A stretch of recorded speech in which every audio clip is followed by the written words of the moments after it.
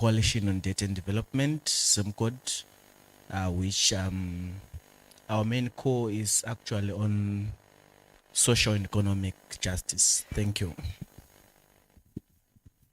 Morning, my name is Ronald Musoke. I'm a journalist based here in Uganda. I report for the Independent magazine, and I have a special interest in illicit financial flows.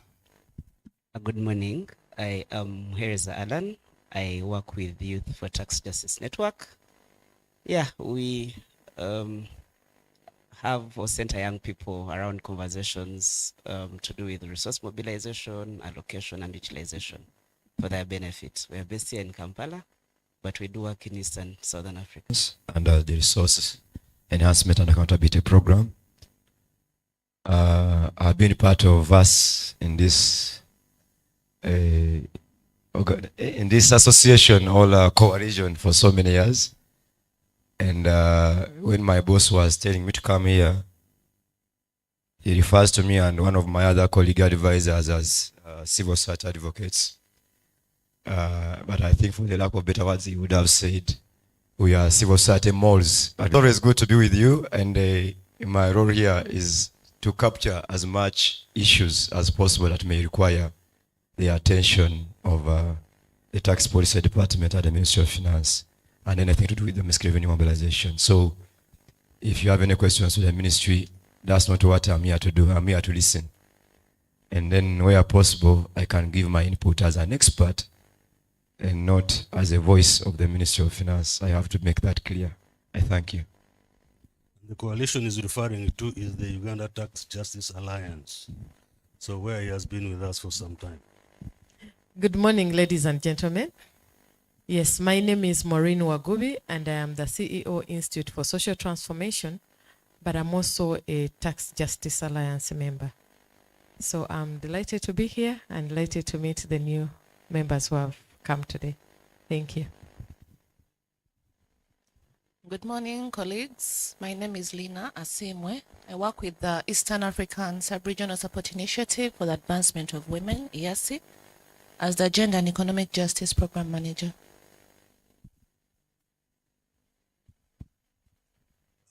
My name's I'm Henry Bazira, and I work with the Water Governance Institute as the Executive Director. I'm a member of the Tax Justice Alliance and many other alliances. I'm also a member of the multi-stakeholder group of the Extractive Industries Transparency Initiative. So I think it's important that I bring that out, especially with the colleagues who are here. Good morning, everyone. My name is Sheila Lake from URA, and particularly from the Anti-Money Laundering unit. Good morning to you all. I'm called Ronald Nyenje Makumbi from Uganda Revenue Authority, specifically from a section in charge of tax expenditure and policy analysis.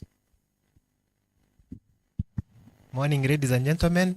I'm Natkunda Kenneth from the Financial Intelligence Authority, specifically from the Directorate of Analysis and Monitoring.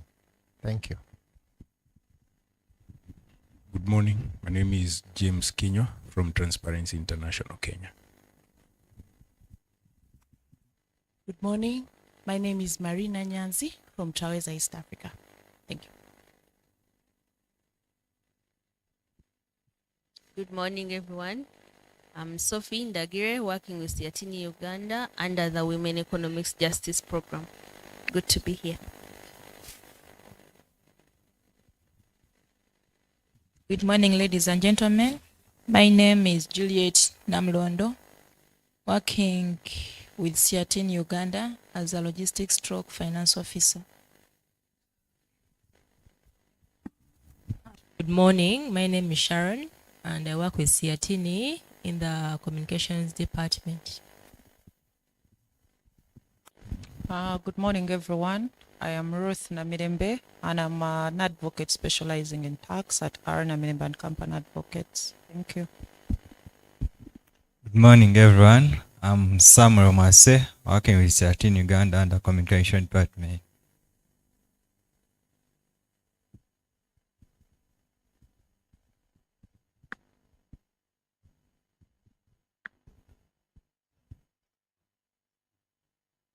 All right, I think now we know each other.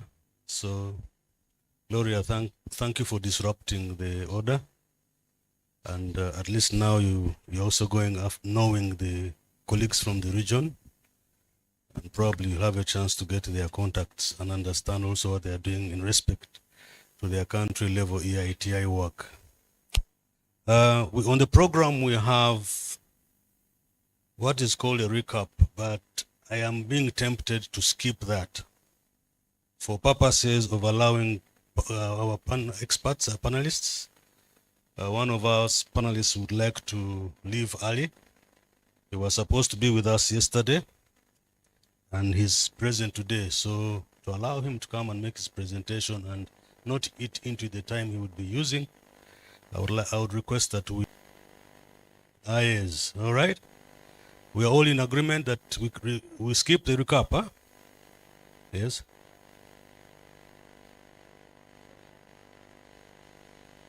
That's the disadvantage of coming on day 2. Because you're asking us to repeat the work of day 2 completely. Right? So what do our members suggest?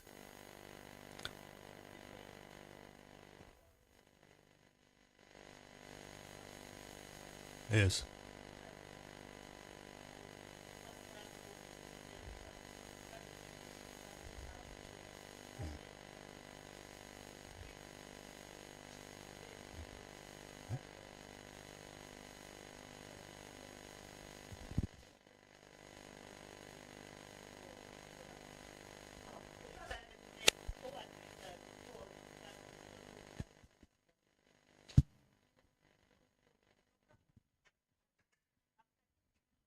You are suggesting, and I don't know the professionalism context of the recap. I don't know what is professional about recapping, considering that we were able to pick up the information yesterday. I think the person going to present has already things that they're going to present, but for purposes of addressing people's interests, let's take about 4 members to give us just 30-second highlights of what happened yesterday. And let's do it for less than 10 minutes. Doctor, I wasn't giving highlights, but I thought we would send you, since you were here the entire day, to give us an overview and we proceed. If the entire team agrees, we go with that. I like participatory work.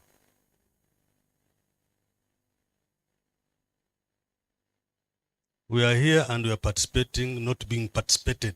We were told we should not be participated.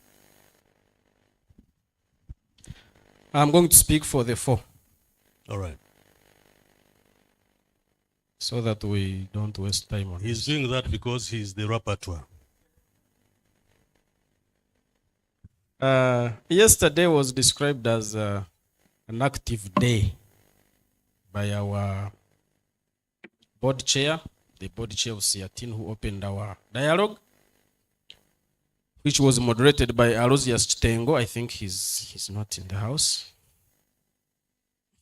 From our welcome remarks, there are 3 most important messages. One is that Siatini convened this meeting together with Diaconia, and together they are involved in research, advocacy, and trade negotiations with the goal of combining efforts with governments to enhance Africa's positioning in global trade-related negotiations.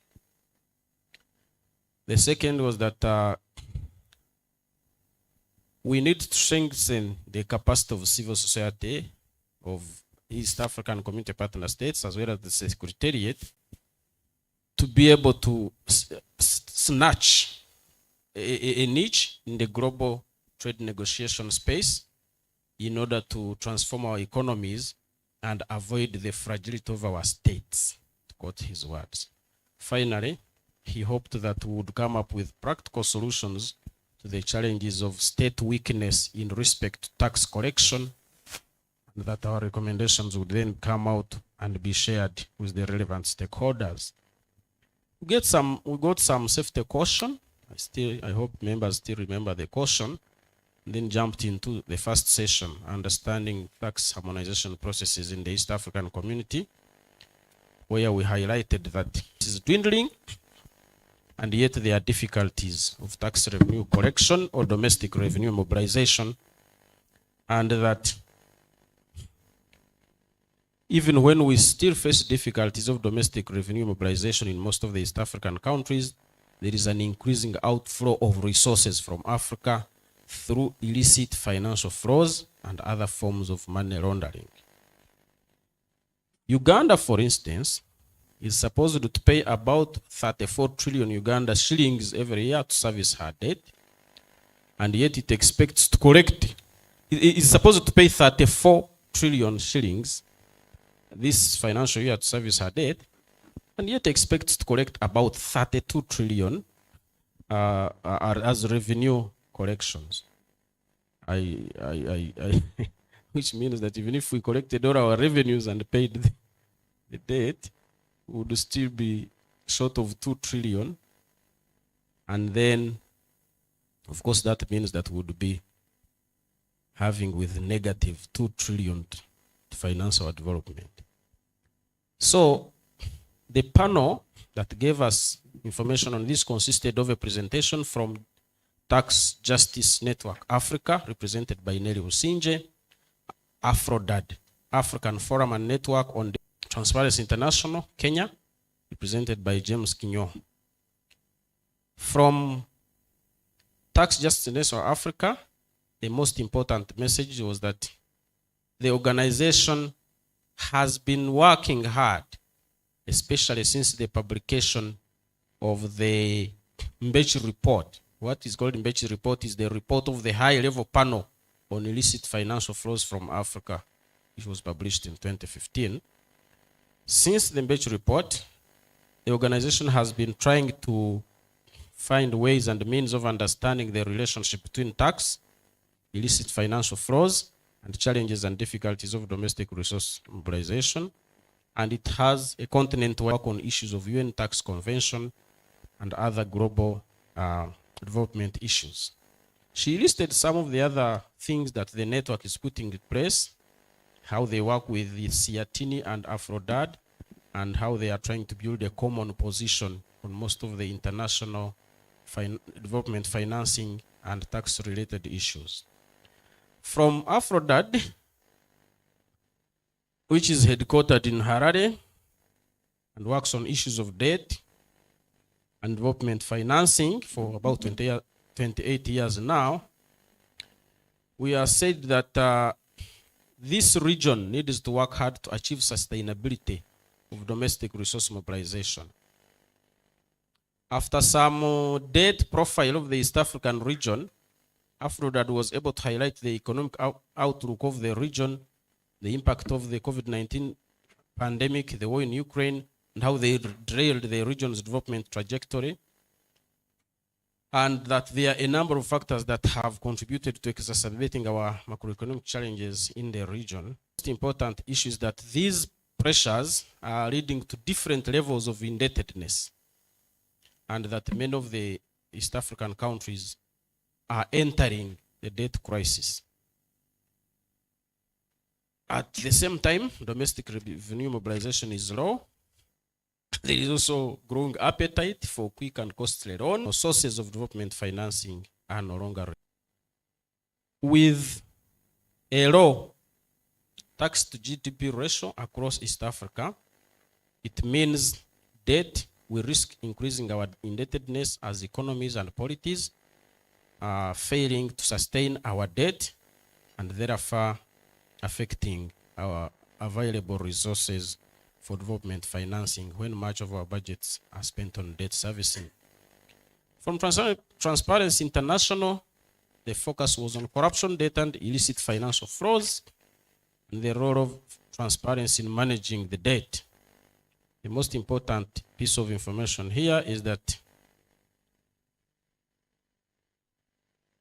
monies, whether those acquired from overseas development assistance or borrowed, or those are generated locally in terms of tax and non-tax revenues, are not utilized efficiently And because of that, there is a lot of public resources wastage. Much of whose information is difficult to access. Because of this, citizens are not aware on what exactly their governments borrow and collect domestically and how they spend these resources, both for development and for debt servicing. Some of the borrowed funds are put into a budget pool without proper or specific budget allocations, which opens windows for spreading and the scattering of these resources in ways that make their traceability difficult. Our reflection contribution from the participants highlighted issues of prioritization, working on debt restructuring processes, and challenges of understanding why solutions, proposals that have been made over the years seem not to get through. The other question was whether there is an East African or African monetary fund of some sort that could, in the long run, cushion the African continent against the pressures and demands of institutions like the Bretton Woods institutions.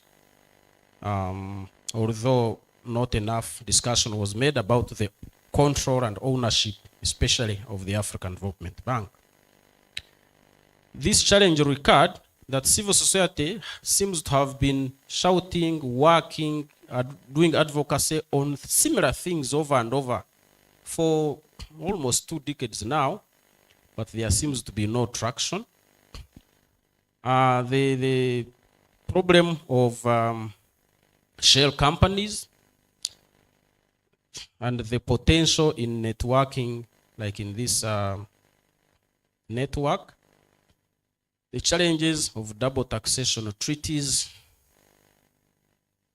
the ability or inability of African negotiators to counter or withstand hidden interests of foreign negotiators when they are coming up with agreements. Someone who may come with a trade agreement or investment agreement when their real interest is in control or access of certain resources, locations, or regions that are important for their strategic and security considerations.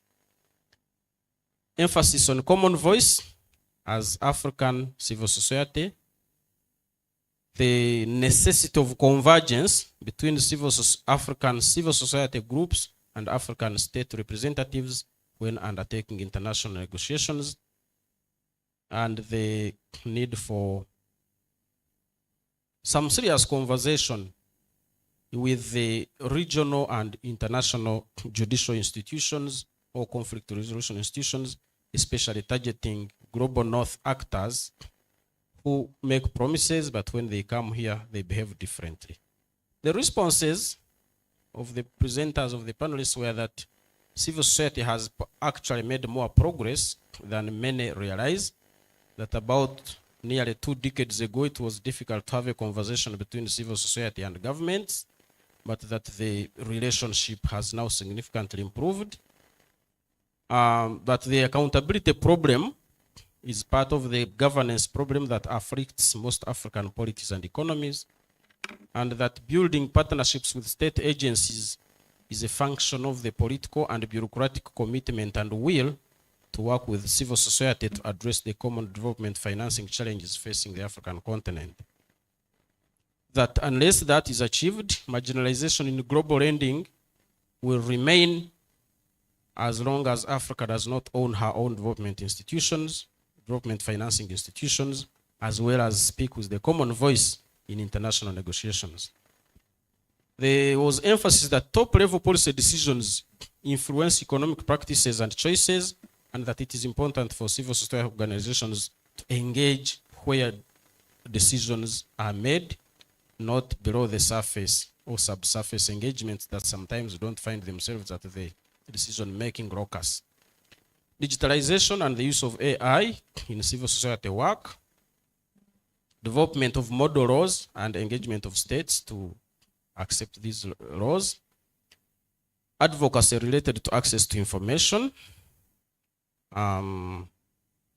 understanding the intra-African fragmentation that afflicts the development of African common voice, and of course, governance problems that prevent African states from working with civil society groups and also among government agencies and institutions to make sure that they strengthen their bargaining power when dealing with external actors.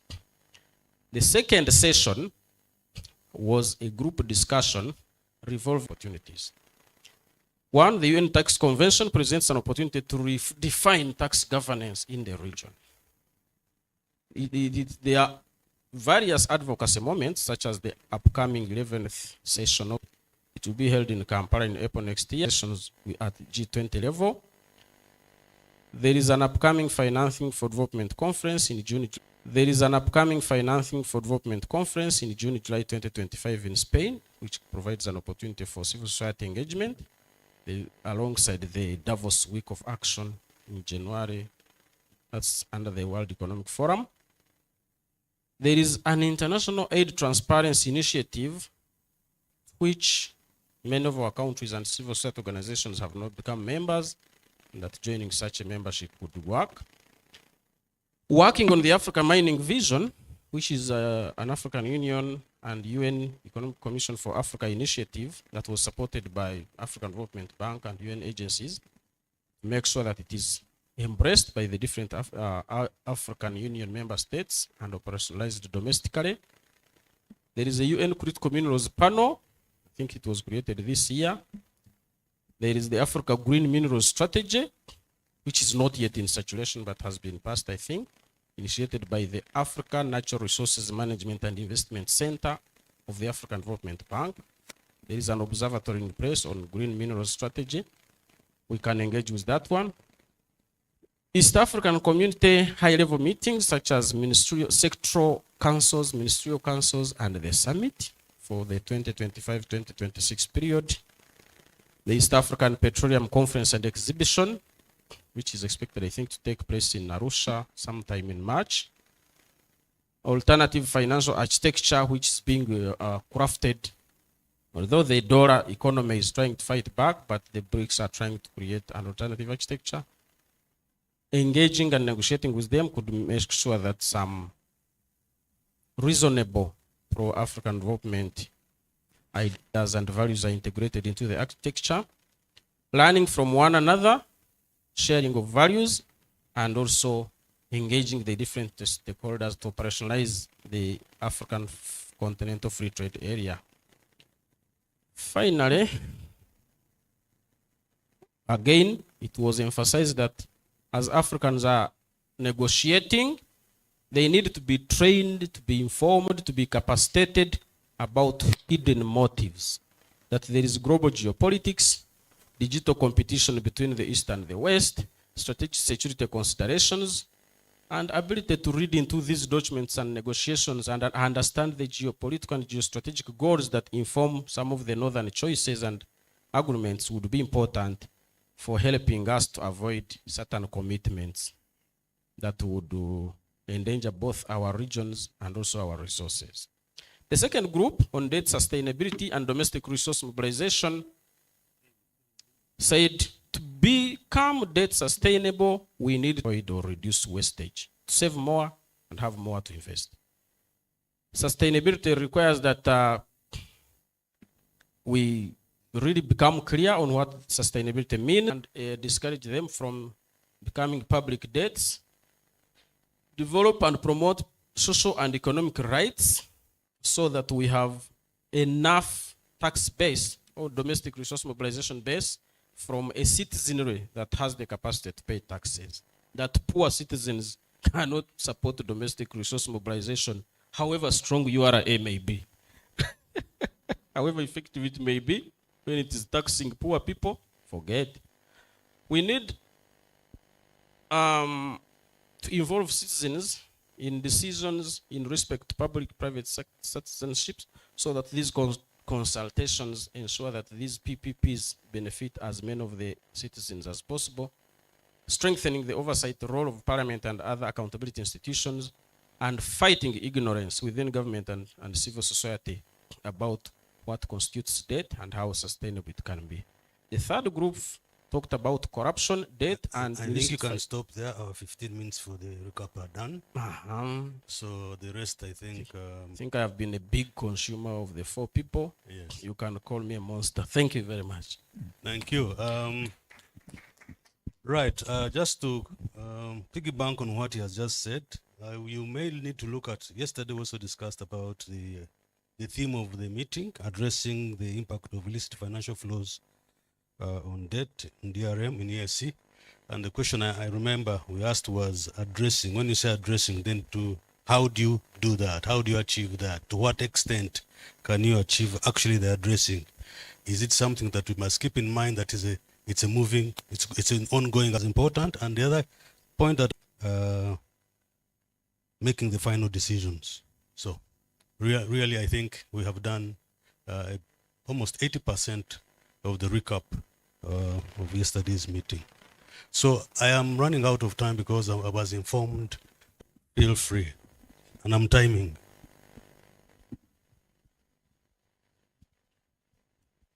You did you share it? Okay, it's there. Right, good.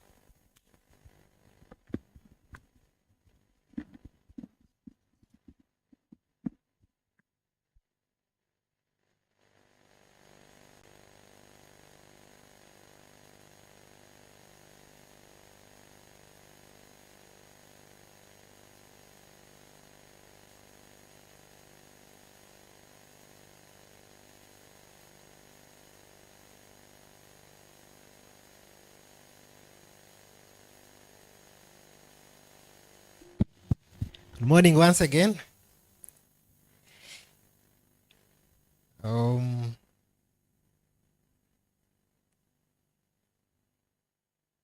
Yeah, I would have used the laptop, but I don't see. I gave him. Did you? Yes, I gave him my. So.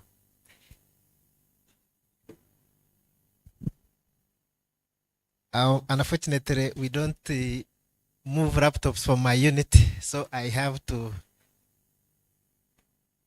Oh, I think so. Okay. But in case it opens, I had given him. I've been given 15 minutes.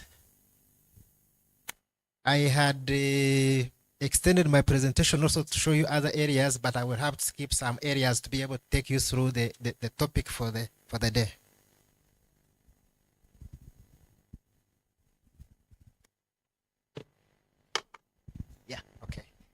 Yes, you've been told I'm Natkunda Kenneth. I come from the Directorate of Analysis and Monitoring, and specifically I head intelligence. This is a brief overview of what I want to take you through. Basically, I know you have already done the first one. You've already gone through IFs. But I want to take you through the nexus between IFs and financial crimes. Take you through the national risk assessment we conducted for Uganda. Then progress made in curbing IFs in Uganda, challenges faced in curbing IFs, way forward for Uganda. Then a brief overview of what we do as an institution. I specifically put it at the end since it was not the main, but I would wish to take you through what we do briefly as an institution. IFs have already been defined, but my interest is to show you the connection between IFs and financial crimes. IFs and financial crimes are deeply intertwined, often functioning as parallel issues that exacerbate Uganda's economic challenges.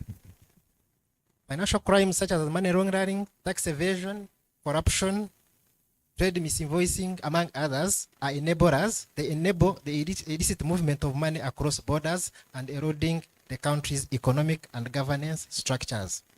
You need to know that once this money has been illicitly obtained, of course, obtaining it illicitly means committing financial crimes, as I have mentioned them. You have gotten your illicit gotten money.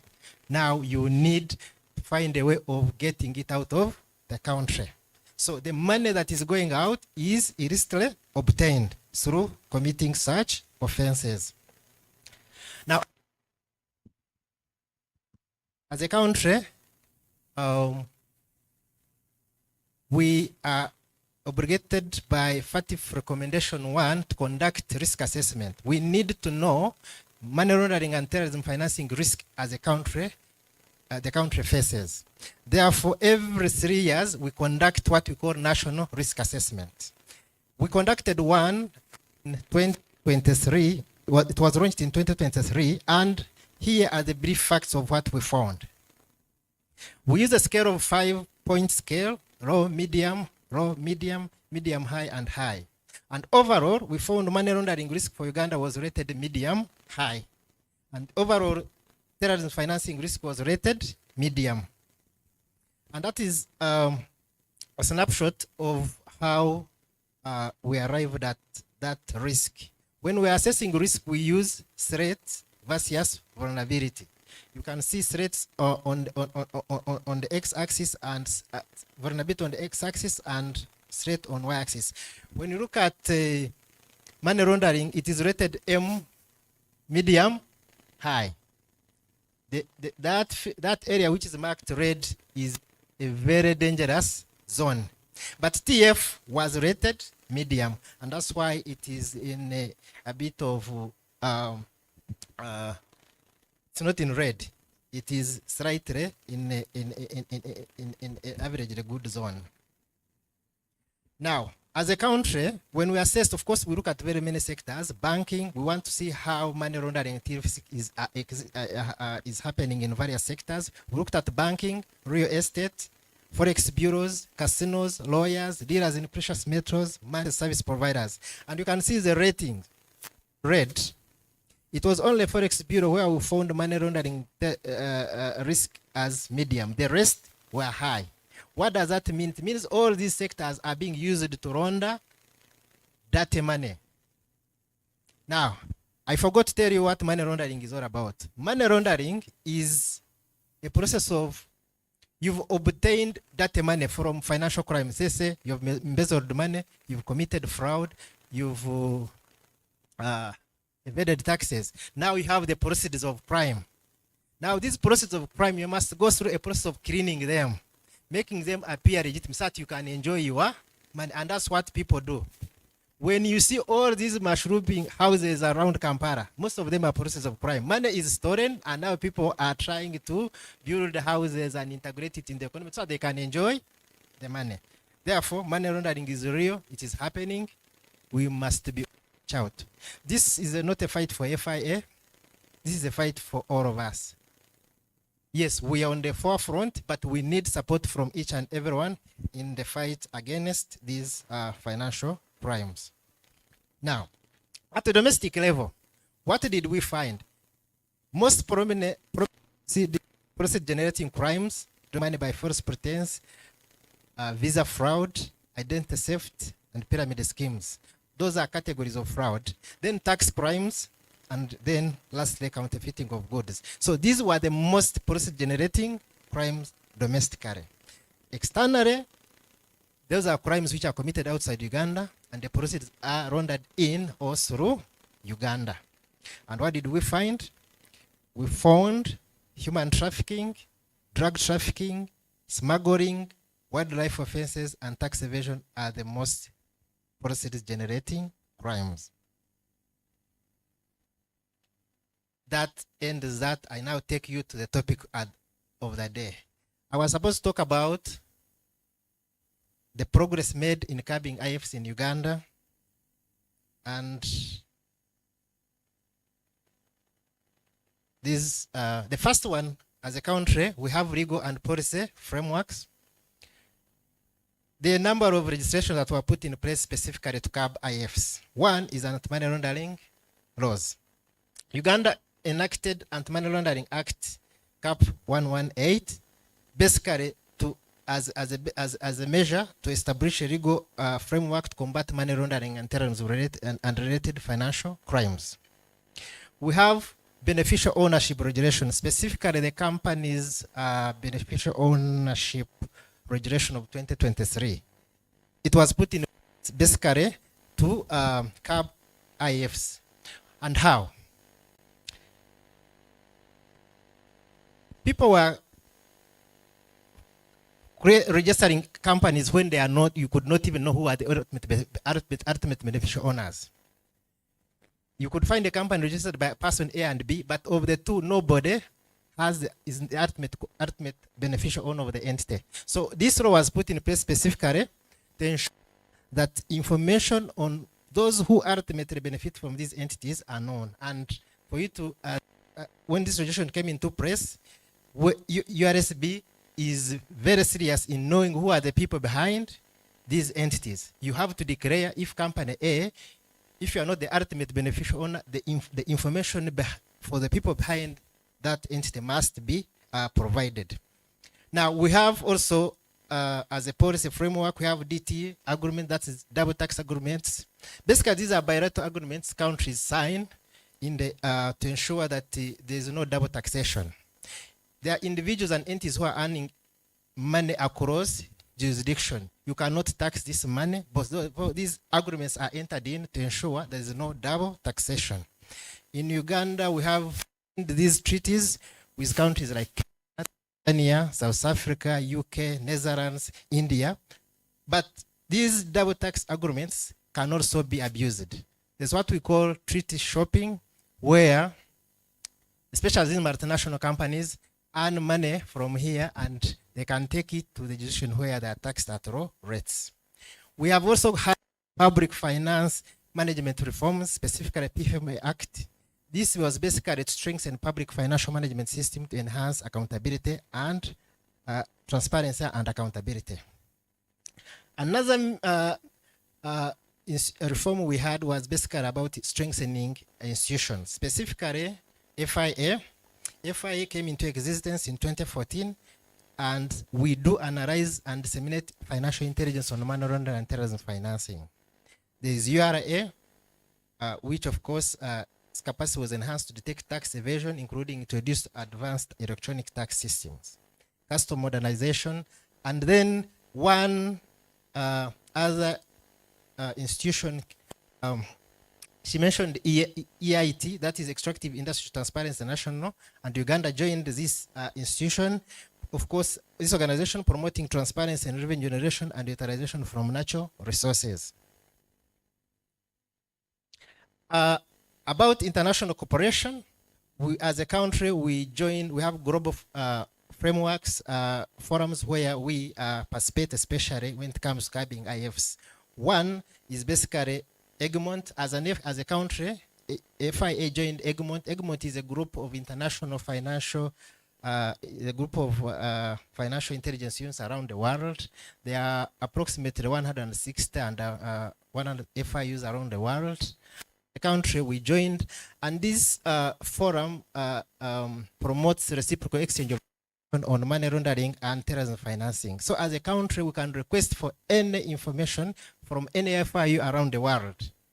Because we know money laundering and terrorism financing are transboundary crimes. They can happen. People can get money from here and take it around the world. So with this forum, we can exchange information with other FIUs around the world and aid investigations here.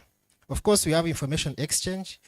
There was implementation of automatic exchange of information, agreements to access data on offshore financial activities, and also global forum and agreements. Of course, these are where we had this active participation in Financial Action Task Force and African Initiative on Tax Transparency. So these are help in curbing IFs in Uganda. Another issue I wanted to look at was basically challenges faced by IFs in Uganda, faced while curbing IFs in Uganda. One, we must appreciate that there is some weak enforcement of legal framework. Financial crimes are ever evolving. Yes, the framework may be robust, but they can get outdated with time because these crimes are ever evolving. And that creates some gaps in some laws we have, especially on armor regulation, beneficial ownership laws due to resource and capacity constraints. Corruption, of course, it is persistent and undermines and IF's efforts across various institutions. Capacity building and resource constraints, yes, some of these institutions, the fight against IFs are under-resourced. FIA, UR, and other key agencies lack adequate funding, personnel, and technology to comprehensively tackle the crime. There's some skills gap. Most of these crimes require some specialized skills, and therefore there's need to train resources in handling some of these issues like transfer pricing, trade-based money laundering, and some other sophisticated, like now money is moving into the crypto, the virtual space. So we need specialized trainings on how we can follow money through the crypto space.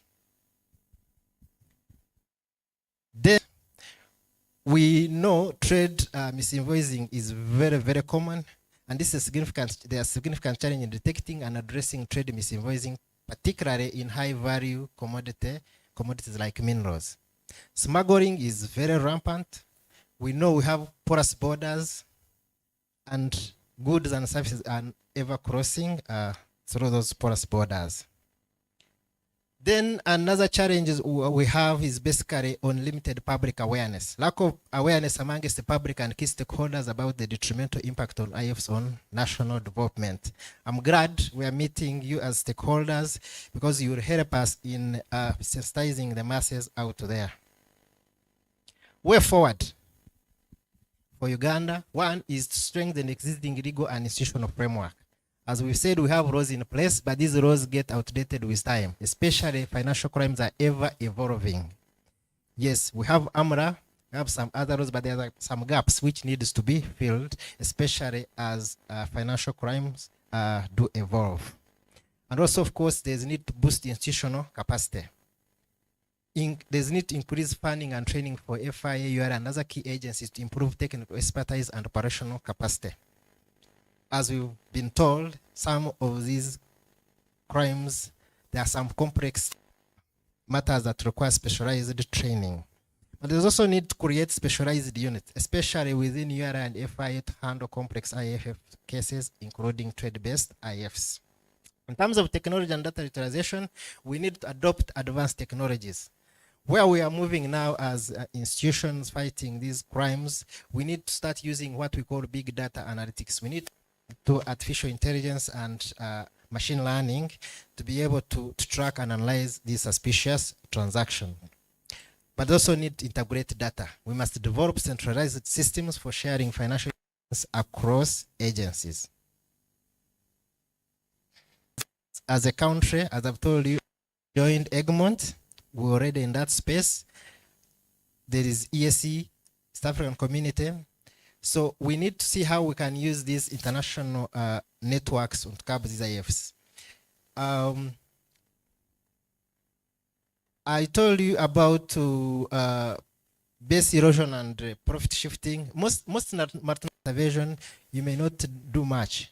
For instance, some entities here and some entities, let's say from South Africa, when you look at the tax rates in South Africa are lower than in Uganda, somebody can earn money here and send it in form of management fees to South Africa. What does that mean? It means is going to benefit from the low tax rates because of the double tax agreement we have with South Africa. And of course, lastly, is about improving transparency and accountability. Public beneficial ownership registry. I told you about the company's beneficial ownership regulation of 2023. It was put in place specifically to make sure that the, entities are not used to launder money. How does it work? When you look at FATF recommendation 24 and 25, one is on legal person, another one is in legal arrangements. What used to happen that people were forming companies where you don't know the ultimate beneficial owners. Now, the people behind it were siphoning money. They were using these entities to siphon money because you could not know who the owners are and where this money is actually coming from. So we came, the law was put in place and it is helping. Now, these beneficial ownership registers are accessed by most agencies.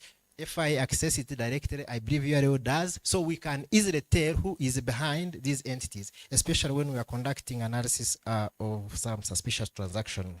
And of course, also enhance contract transparency.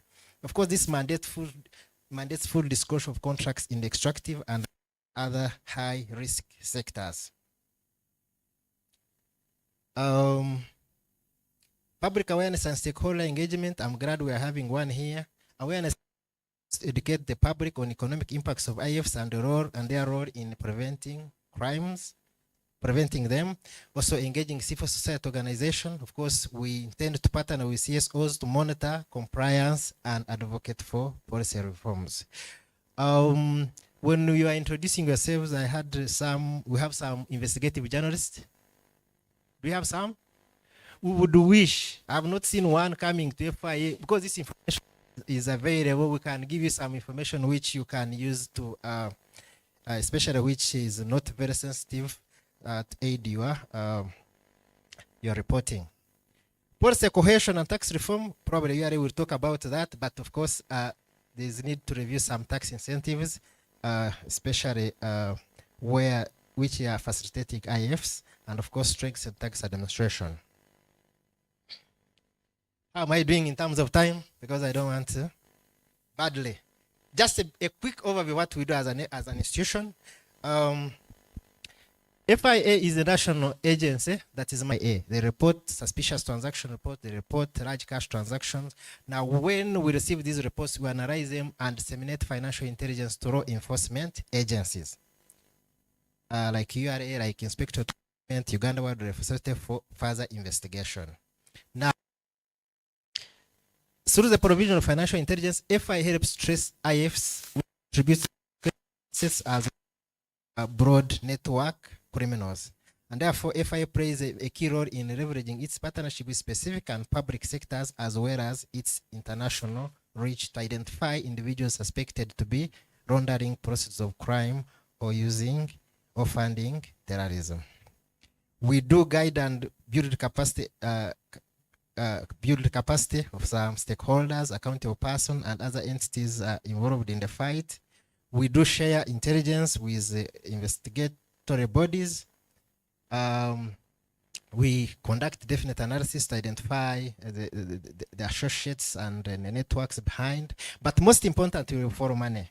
When we are looking into a case, any piece of information can give us a wider spectrum. We can know where the money came from, how was it used, how many people are involved in, and we can know where this money was invested and all that.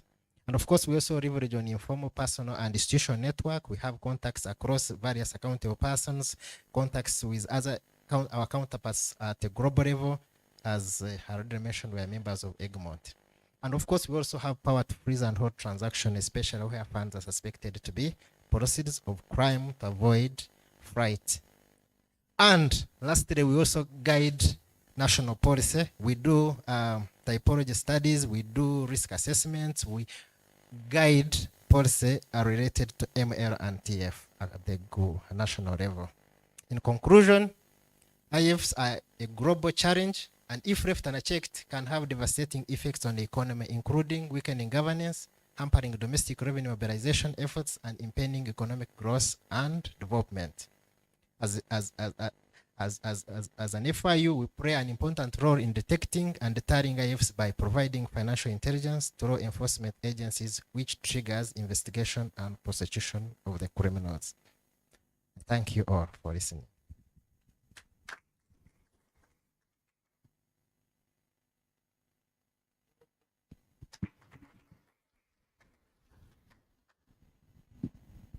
Yeah, you succeeded to do 21 minutes. Yeah, I know our colleagues in government always make very long presentations. Isn't that true? Yeah. So when they engage with the civil society, I think they are beginning to learn to work under pressure, like we always do, to make presentations fast. Yes, thank you so much. If I know that your time is running out fast, so if you can allow us to just ask you a few questions, I'll probably take 3. Including mine. 1, 2, 3. Okay. But I also want ladies. This idea. Natukunda. You can see the number of questions that are coming, and I know after this, after this there will be more which will be coming after as a reflection of these ones. All right. I'll start with the lady here, and just before you come through, I want to take the liberty to use the mic while I still have it, and just ask my 3 questions. Yes. That's good, eh?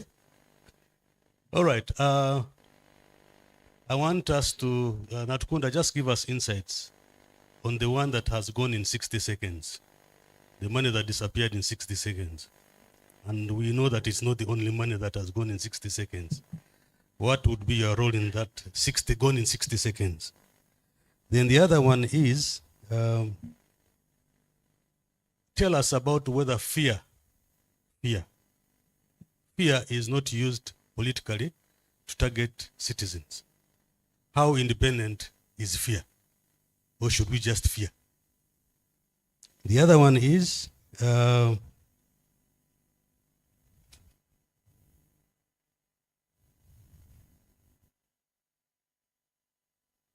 think you can go with those. Then you cannot go. Thanks. Good morning, everyone. My question is just that I saw the lawyers and advocates as a high risk area. So I'm just looking at whether there are laws that now take them as reporting agents and how the confidentiality, lawyer advocate confidentiality has been approached in Kenya, in Uganda.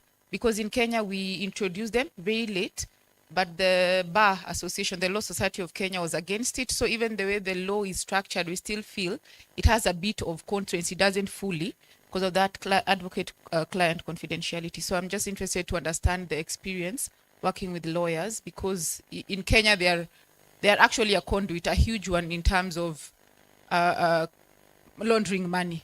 Thank you. I'm using the opportunity of being next to her. Yeah, mine is just an inquiry. You mentioned one of the possible measures being the harmonization at ESC level. I just wanted to know what the progress is in that, in terms of harmonization of tax policies within the region. See that process moving. Thank you.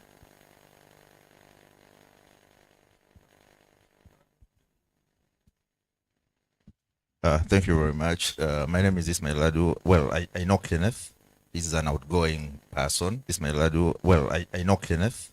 He's an outgoing person.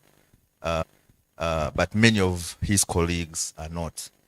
We, and of course, coming from, the communication and media background, it's very frustrating that only having one person in the entire important institution as that, who is kind of understands the collaboration, say, between the media and the aspect of that investigation journalism and how it actually impacts or help their work move forward. And he's the only person who can do that, not even his ED, by the way. Now, a clap for him, eh? Well, absolutely. I hope he will not change. Yes. There's a tendency of, Are you withdrawing the clap? So, but the question is, when I looked at the high risk areas, we did agricultural crops such as coffee. Coffee is one of the best examples, and that's where the risk is moving. And while doing that story, it took us, I think, 8 weeks to get a response from FIA. And eventually, when we got that response, they said we are not aware. But it took us 6 weeks to get that response. So, have you since done some studies to see how this kind like coffee and other high value crops rather? Thank you, Kenneth. Mine are just two. One was I looked at your definition of IFFs, and tax avoidance was nowhere. You emphasized tax evasion, but we know that tax avoidance is also part of one of the biggest aggressive tax planning. That so I don't know if it is deliberate that once we are talking about tax crimes, we leave out, because the other challenge we are talking about was budgeted corruption, legal. We make anti-money laundering laws on one hand, and on the other hand, give loopholes, rules and what that can enable people to aggressively plan, and then we lose and a lot because we know 60% means, and that is basically ideally tax avoidance. So my question is about the narrow definition of IFFs, because when we just go to tax evasion, well, they are not very okay compared to. Then the second one is about, we are talking and concentrating more, and part of the conversation yesterday is that we're concentrating more of prevention, that we want to, but I wanted to understand, or once flows have gone out, or once investigations have been done, are there efforts to say, okay, now we need to recover? Because I think that becomes part of the bigger challenge, because if we say we have all these frameworks, we share all this information, we all do, and then so are there global frameworks through which we can actually have international cooperation around asset recovery? Because it's not enough to prevent IFFs. What in the instance that they happen, do we recover? How do we recover? Are there frameworks? Are there efforts that and if there are, how can we help as civil society? How can we help in this? Because I think it is, like you said, if people are successful with cleaning their money, yet for us we want our money back, how do we tackle that? Thank you very much.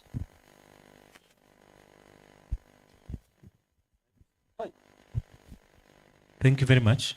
I know you to make a good story, so please make it short. Okay, I heard you say freeze and avoid fright, and I thought you'd give us some of the examples, success or failed stories of say how you've frozen.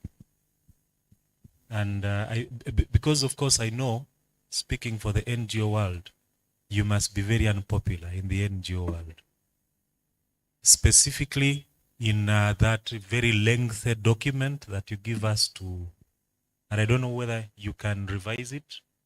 I think that's what is failing NGOs, for instance, to comply in the annual, I think, the annual return that we have to every other year file and say perhaps we are compliant. I also thought, maybe not out of professional courtesy, that the doctors, because I remember I participated in the Uganda Human Organ Transplant Bill, which now is an act. There is a lot of organ trafficking in the health sector. The other is the brokers, the power brokers. Okay, let me talk about the power brokers. And of course also, if, for instance, there are sanctions on certain individuals, very powerful, I am afraid I can't say. How have you, for instance, with your international partners, benefited, say, in making those functions benefit the citizens? Because international players are the ones that have imposed the sanctions or they have frozen. But how does our in-country agency help the citizens from whom such ill-gotten wealth has been robbed of benefit? Thank you. So we have that lady, the gentleman behind, and here, these two here. There are four. Thank you. We know FIA does a lot of research on money laundering and terrorism financing, but I've heard that FIA does not share these reports, maybe for some individual organizations. And if this is not right, how can you access this information of the research you make? Thank you.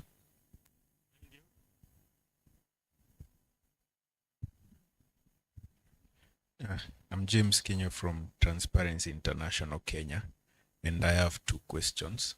You've talked about beneficial ownership in relation, had anything in relation to trust and foundations, and since we know there are also avenues that are used for money laundering and terrorism financing. The other question is, what's your progress so far in matters of prosecution of those found to have committed these crimes? Have you made any prosecution, or how is the process unfolding for you? Yeah, it's right now. Somebody help us with the mic, please. Indicated that there's been progress with automatic exchange of information. I wanted to check the reciprocity, because a lot of times we get the sense that we are signing these things, but more information is living here, going to OECD countries. How much have you managed to get information from OECD countries coming back here when you're looking at trying to avoid tax? The other issues with regards to transfer mispricing or transfer pricing, it emerges as a significant challenge, especially in the mining sector or taxing mineral rents. What is the capacity like here with the extent to which you're able to, navigate the complex transfer mispricing activities, both mining and also the digital, taxing the digital economy? And lastly, with regards to DTAs, you talked about working on tax incentives, but it's sometimes through DTAs that you get the abuse of tax incentives. So I was struggling with how you guys harmonize those two things. Having DTAs as one of the areas where you as an opportunity, but also still complaining about tax incentives. Thank you. Thank you so much. My name is Prime Hezomokama. I'm from Burundi. My question is related to the reporting mechanism on the illicit financial frauds and corruption. In our country, the Burundi Tax Authority has an intelligence services, and when you go to report tax avoidance, they could award you like 3% of what they get from the tax avoidance, and we have realized that really was helping the Burundi Tax Authority to recover many tax avoidance and illicit financial frauds. And I would like to know if you have a similar reporting mechanism, or what have been the success that can inspire other countries to advocate for. Thank you. Thank you, David and Uganda. Thank you for shedding light on some of the activities you're carrying out. I actually feel like we are actually slowing the process of the flow of money, especially if you're not attached to government. We are now entering election period. We know some people are closed off, some NGOs have suffered, and we say they are not politically aligned. So we are using this. I don't know how we are sieving through to see those. I know some of us don't agree with LGBT, and at times we say their finances are frozen and closed. And while we are doing all this, I don't know how we agree what is illegal, what is illicit. Because if someone sends, now we're entering election period, and we'll start hearing some of these things. But let me also say, we have the pirates in Somalia and that sea who are trying to clean their money in East Africa. War-torn areas have a lot of money flowing, especially even South Sudan. We have a lot of Eritreans bringing money here.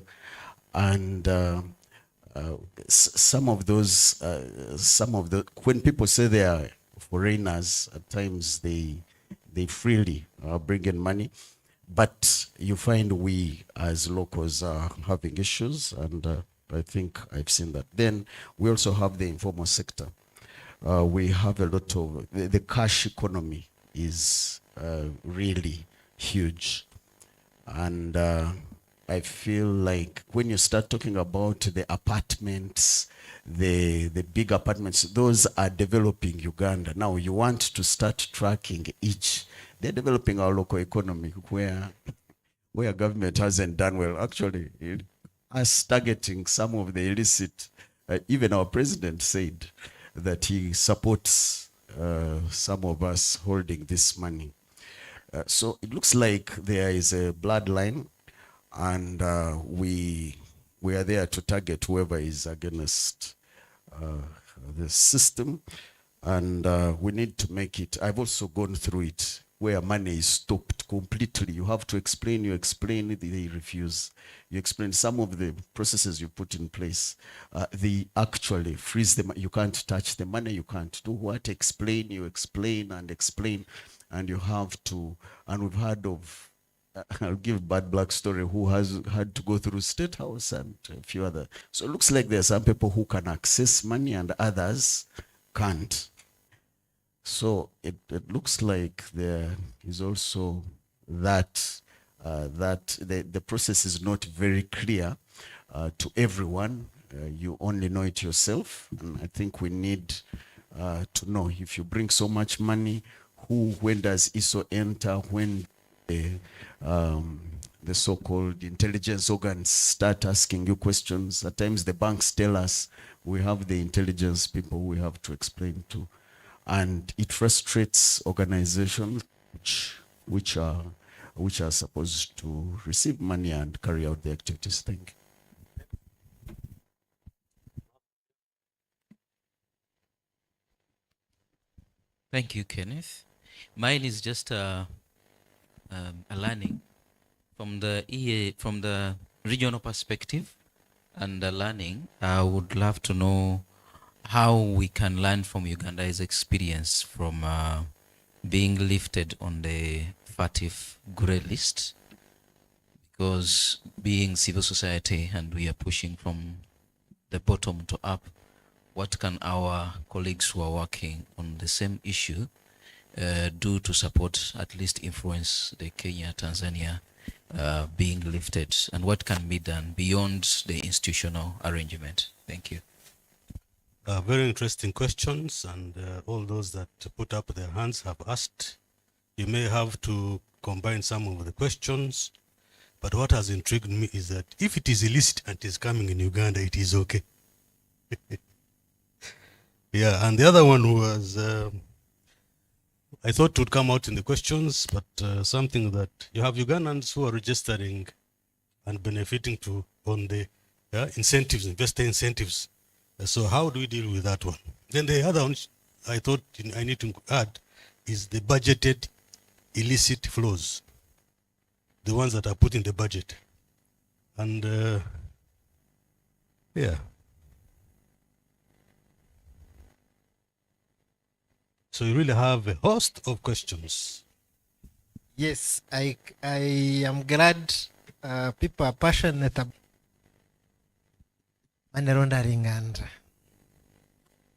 yes, some of course touch. My colleagues from here will respond to some, but I will try to go through most of them. Unfortunately, I did not capture names, but I have the questions. The first one basically was on the insights about the 60, the money that disappeared in 60 seconds. Okay. Just, do we have journalists here?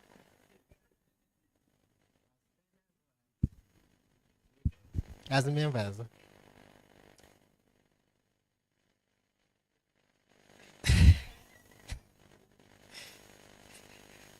Yes, of course, we all read statement from the Deputy Governor, and he gave a clear view of what exactly happened. Investigations are ongoing, so I may not give you brief facts, but what I can tell you as an institution, we participated in helping at an international level to save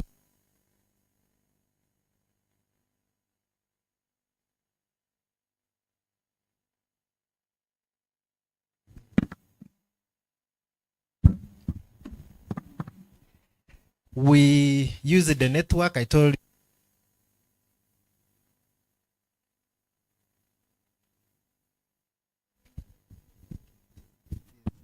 you. Okay. Fraudsters are very sophisticated.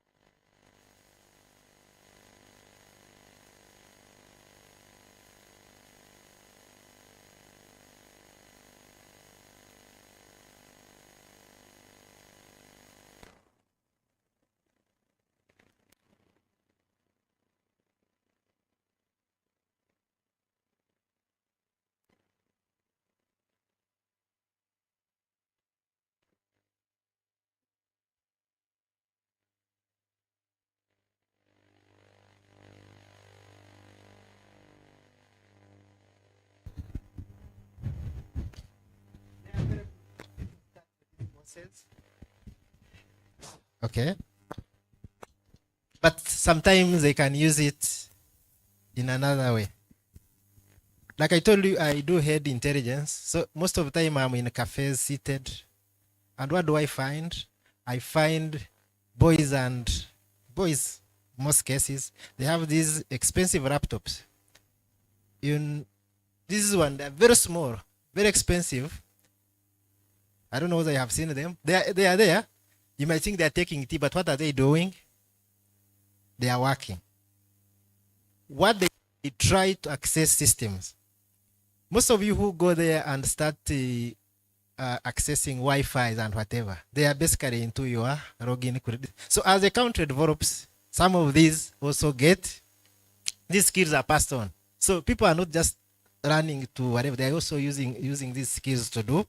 So yes, there were some invisible hands at international level to access these systems. Yes, this fraud took place, but I pray that most of these resources are recovered. But of course, some may not be, because when these guys get this money, they transfer, and there's some jurisdiction which to that.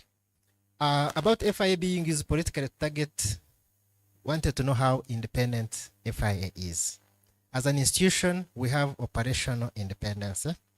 We not influence. Most of the decisions are done objectively, because what we do, we assess, we analyze this information and report accordingly. Yes, we are a government institution, but we have some operational independence in most of the decisions we take. Lawyers and advocates, are they reporting entities? Yes, as per our schedule of accountable persons, lawyers, advocates are there. But of course, we also have the same challenges you have in Kenya.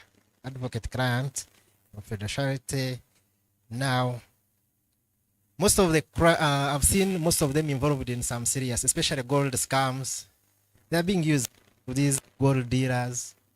Money goes through law firm. We all know, we have seen this. Number of lawyers are involved. We've analyzed them. We have submitted some of these intelligence reports for investigation, and investigations are ongoing. Yes, they use that privilege, but of course, they can be. As reporting entities, they are obliged to report suspicious transaction, but when they engage in such a suspicious transaction, they can be handled accordingly.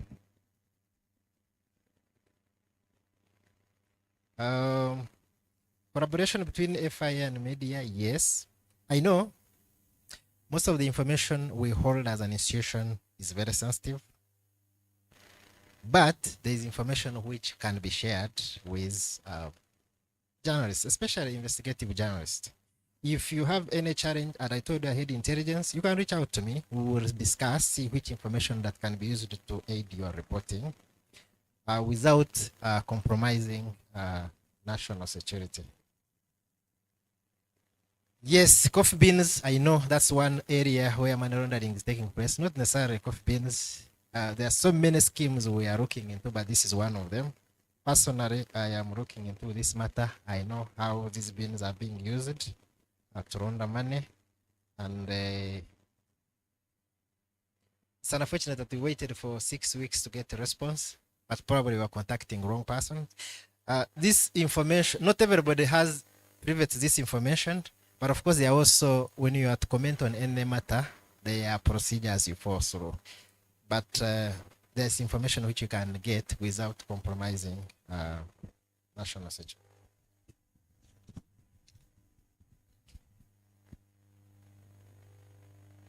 Yes, there are other schemes we are looking into, not necessarily coffee. So when you come around, we will sit and talk.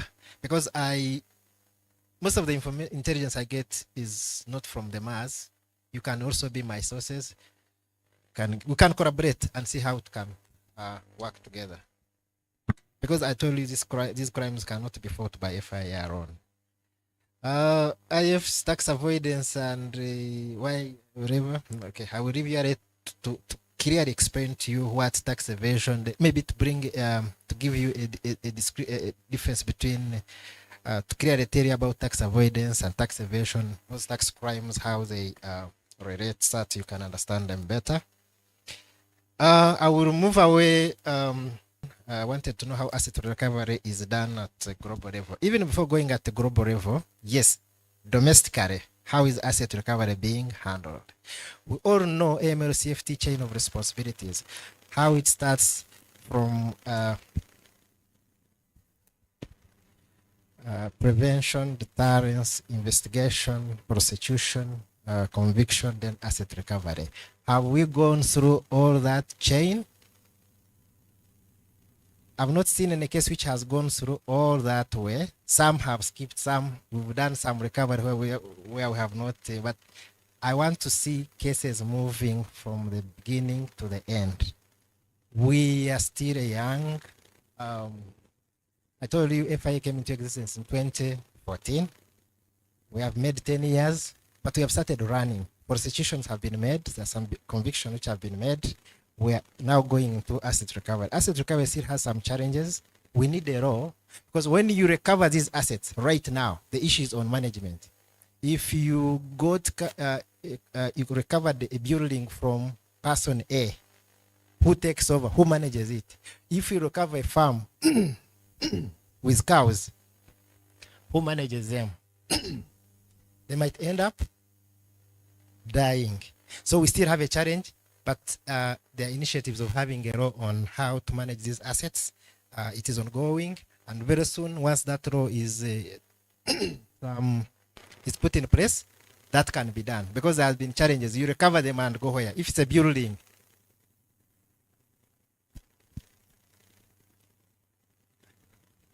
what I know, there have been discussions. I know Inspector of Government was coming up with some write-up. There are some discussions. I can confirm at which level it is, and probably we can interact at a later date in the future to see how you can come in and help. But there are some talks going on currently. At an international level, I've told you, as from the FIA perspective, we are into global networks, Egmont, where we exchange information at reciprocal level. Like when they were recovering some money, especially in this one, which disappeared, somehow we came in and helped at an international level. There are so many agencies involved, but somehow through interacting with our counterparts, they could be able to restrain some money and avoid dispersion.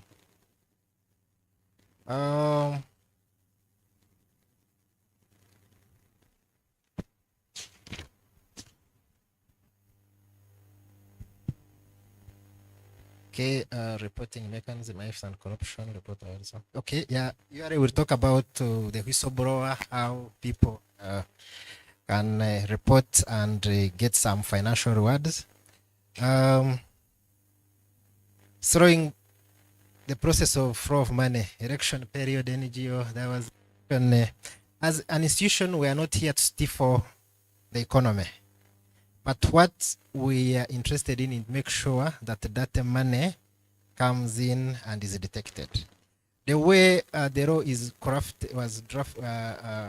put in place, we don't work around. We have gatekeepers. Gatekeepers are accountable persons. Let's take an example of financial institution like banks. Most of you may have approach the bank, you have money you want to deposit, and they're asking you question. Where is the money coming? What is the source of this money? The purpose and all that. Some of you have been asked for to update your KYC, your national ID, and all these measures are put in place for your own good. Now, if money is coming into the financial system, in terms of money laundering, that is the first stage. Placement. You have, once you have stolen money, let's say presumably you have stolen money, it has to be introduced into the financial very difficult at a later stage. Therefore, there are measures put in place to make sure that that money is detected by the gatekeepers. Now, for NGOs, I know some NGOs have suffered before, but we don't target NGOs. What is important that whenever money comes in, we must know where it is coming from and what it is for. Now, where it is coming from here to facilitate. I told you, I do head intelligence. We don't just whatever, we have to follow this money and know what it is for. Where is it coming from and what it is for? If we don't find anything wrong, we let it go. The problem here is that people want to bring in money and to go through without being questioned. Questioning is not a problem, as long as it is proven that your money is clean and you get.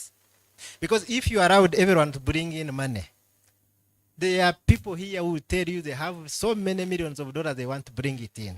But where is it coming from? Who earned it genuinely?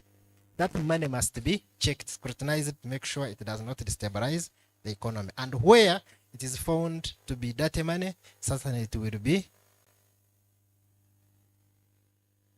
frozen as investigations go on. And if it is proven otherwise, you still get your money. But if it's not, the state can benefit from it. Yes, Uganda's economy is largely cash, and I talked about apartments mushrooming in every corner. You would ask yourself, are those apartments from legitimately earned money, from your salaries, from your loans, or from, okay, what's have sold land? You will run out of excuses. Because if you're telling me you've bought, others bring forged agreements, land sales and whatever, these things can be verified. If you are telling me you've sold land, whatever, this information can be found out. You've told us you've sold 100 cows or whatever. We can find, we vary a cow, you find it at 15 million or 2, because you must justify. So, and when we go to verify, we even find you don't even have an acre of land. So, honestly speaking, we want people to develop, we want the economy to develop, but we should use where there is, we are not against development, but if you allow the dirty money, you would see what would happen. Allow everyone to do whatever. You would see how you can develop, but there are other negative effects that we as a country we can face. Yes, people should develop. We are not against the development. People have money, there's money which is genuine, and they are developing, having apartments, and we have no problem. We know real estate. I told you risk is high. It's high. And that means all eyes are on it. We are trying to bring on board real estate agents as accountable persons, as journalists. That's another how we can regulate this sector, that it is supervised, that they also have obligation to report to FIA.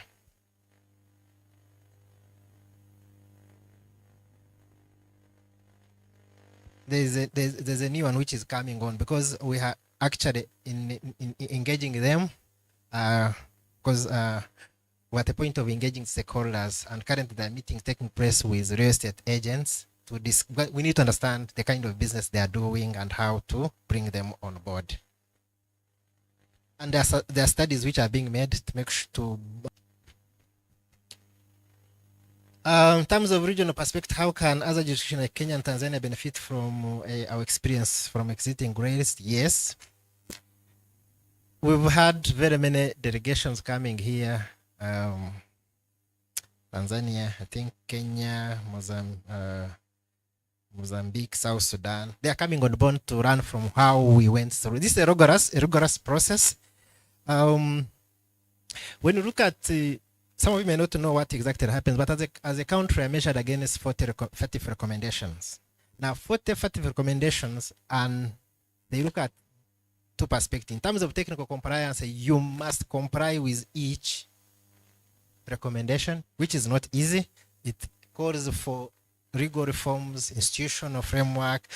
It's a very rigorous process. But they also go into effectiveness. They check effectiveness. Yes, you have put the law in place, but how are you complying? Now we have 11 immediate outcomes, and they are assessed in different criteria. So it is a rigorous process. So countries come here to study what we have gone through. Currently, we are meeting. We are complying with 29 recommendations. We are remaining with 11, but we are making submission for a rating about 4 recommendations. Probably we will be in the range of 32, 33 recommendations very soon. But for immediate outcomes, I can tell you we are non-compliant. We are not meeting any. What does that mean? We still have a lot to do. We are going to go through another mutual evaluation by 2028. So we are doing whatever it takes. So as other jurisdictions are coming in to study from what we did, but we are also preparing our for the next mutual evaluation, where this is a peer review that is done by SMRAG and other international bodies to come and see how we are complying with FATF recommendation. So as journalists, you should be involved in this process. So when you go back to your jurisdictions, engage FIU, your respective FIUs. They should be able to bring you on board. But as a country, this information is available. If you want to know what we did, we can go through and give you some insights on how we, but we are supporting our counterparts to make sure they also exit this gray list. Uganda. Okay, budgeted illicit frauds. I've had this talk about whatever the budgeted illicit frauds. I wish not to comment on this, but yes, there's of course some budgets may not be as the budget estimate may not be as reasonable as they may. They can use them. They can hide some figures behind complex terminologies they use, because what is important is that the budgeting is budgeting, but the issue is at execution. How do you unpack these budgets and spend there so that you account for the money that you've been allocated? Yes, budgets are scrutinized. They go through the whole chain how these budgets are scrutinized. So I don't want to come of spending and say there was some illicit budgeting, because the whole process was undertaken. Therefore, it should have been discovered. If you had unrealistic budget estimates, people should be able to unpack what is involved in what do you intend to do. So once it comes to spending, as long as the problem of government is not spending the money, but it is how well spent. Are you spending it within the laws? And so it is very complex. And that's why if you don't detect it at the beginning, it is going to be very hard. At the point of spending, they have an approved budget and they're spending as per the approved budget. There's no crime at that particular point. So what is important is to ensure that the process of budgeting is done properly, scrutinized, to make sure resources are allocated appropriately. Clap.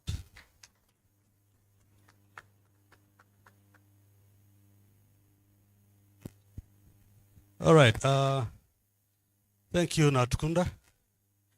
I know we have stretched you really hard, but I think even the questions that you have, even those that you avoided, are food for thought for you. And that is something that we shall continue to interrogate ourselves over. I think I would suggest that we break for tea or coffee. Then we can take on the second presenters.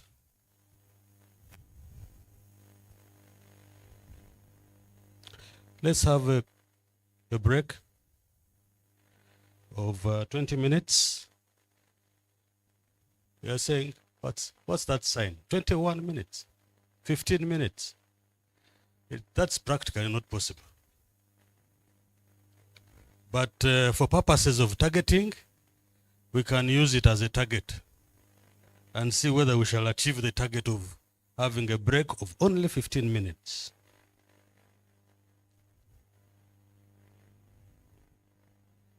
Otherwise, I would have suggested that we grab our tea, put it on our working desks, and we continue. But I know that some people want to stretch their bodies. Yeah, and also address health hazards. I just have another safety guidance. One of the promotions that we have been doing at Water Governance Institute, you get off your covering here, the plastic one, you fold it and you pack it inside here. The reason is we want that small piece of paper to go with the bottle. It looks very small, but cumulatively it adds up to a big mass.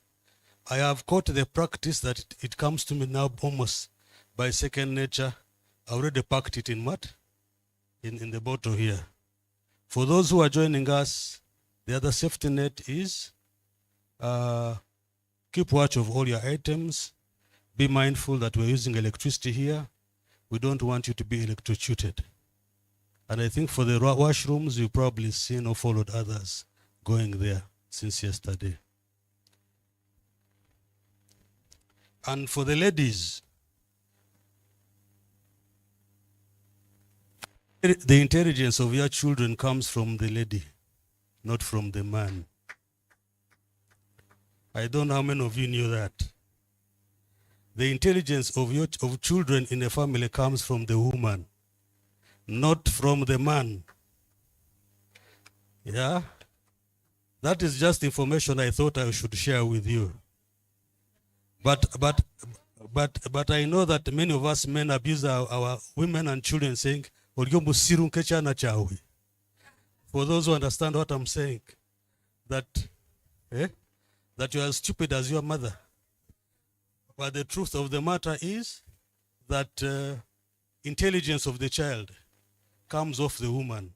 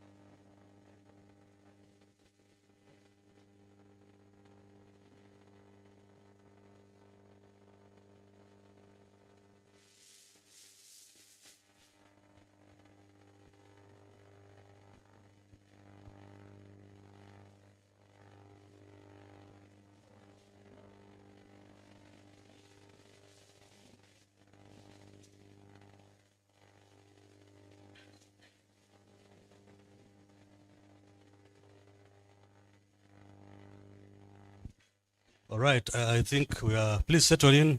Mr. Rusoke, please, let's have one meeting. I would like to invite Mr. Nyenje Ronald from URA to come and make a presentation. And I would like to combine his presentation with other presentation from URA, which will be done by Sheila Lacour. So you can decide who starts first. But I would like to also request you respond to questions that came during the last presentation made by FIA. I know there are some things that came up during that session, please, that you would want to respond to.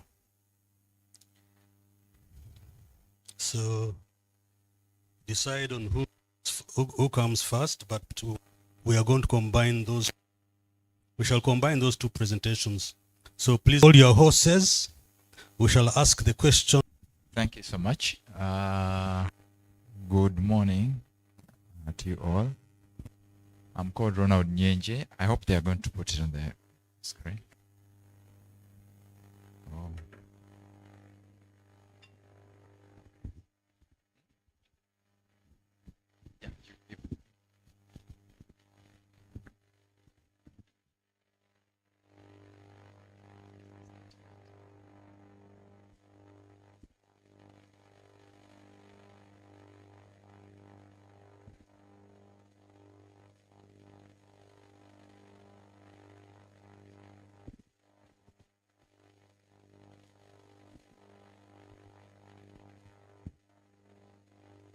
So we are going to look at the role of sector in DR, that is domestic mobilization and impact of tax expenditures. I work with Uganda Revenue Authority. At Uganda Revenue Authority, we are taking steps to handle some of these challenges that are coming on board. And one of the issues is, of course, to do with illicit financial flows. I have my tax investigations department and the people who are dealing with the illicit financial flows. I'm coming from a department called Strategy and Risk Management.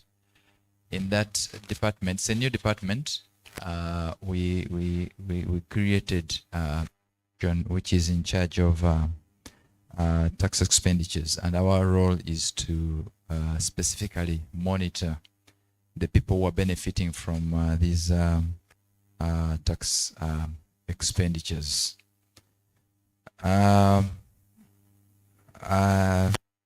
second slide, where we have the outline. There are 4 areas that we're going to look at in this discussion. But before we get into that, 2 questions that were not answered by our colleague. Let me request Sheila to talk about the 2 issues.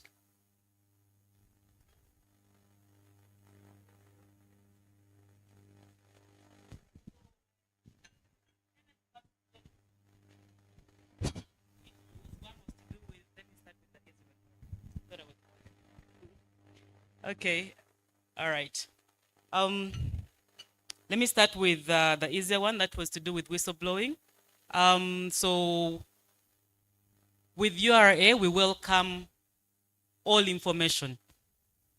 Now, when it comes to the rewards that you probably would expect, previously, people were getting too much money from URA in regards to the information that they were giving us, and the information would end up actually not even amounting to anything. So it was put into the laws. That's the Tax Procedures Code Act.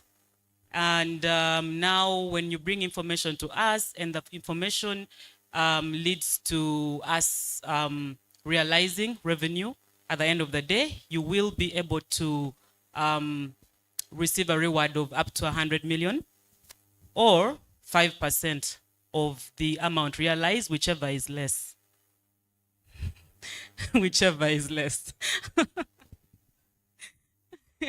Yes, because at the end of the day, the money has to go into, the government coffers for the public sector, putting the hospitals, the roads and all that.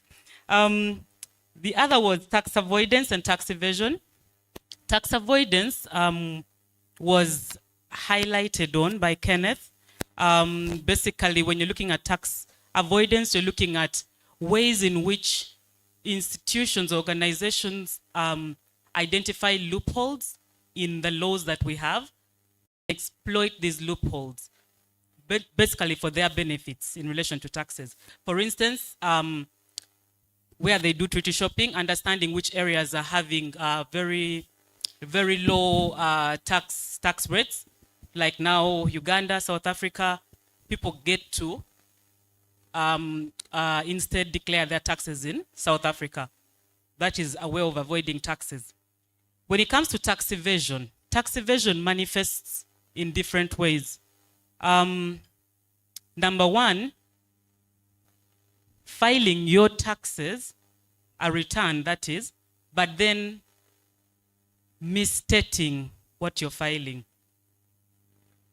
Now, what happens is many times, especially to do with VAT, that's value added tax, you find that the transactions that keep moving in between different organizations, the purchasers and suppliers, either people do not declare, some people do not declare what they have actually sold or bought, or others end up declaring, now like we have IFRIS, now they declare and they bundle it up into final consumers.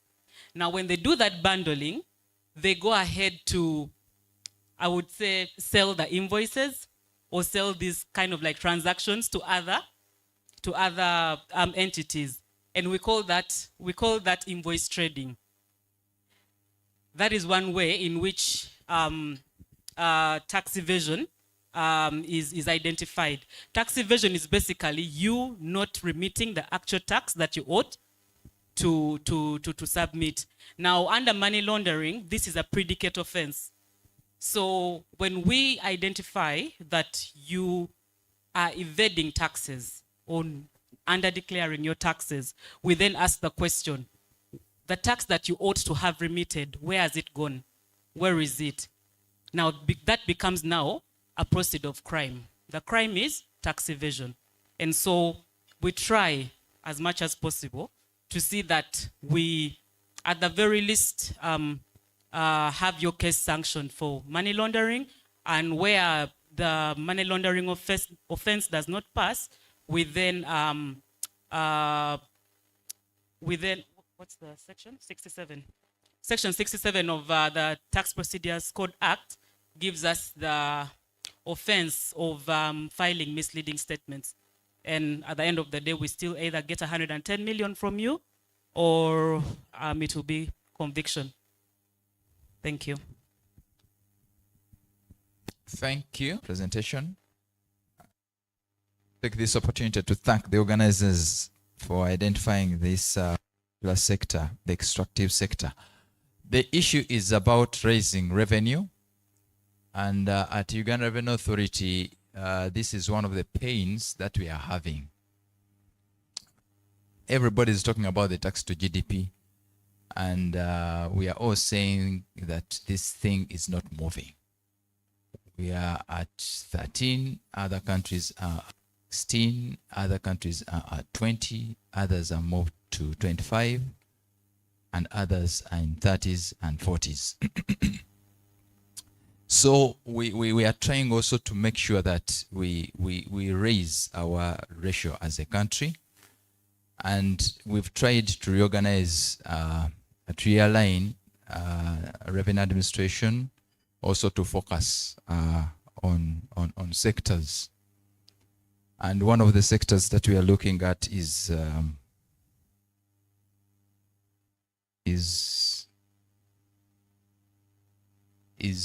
extractive sector.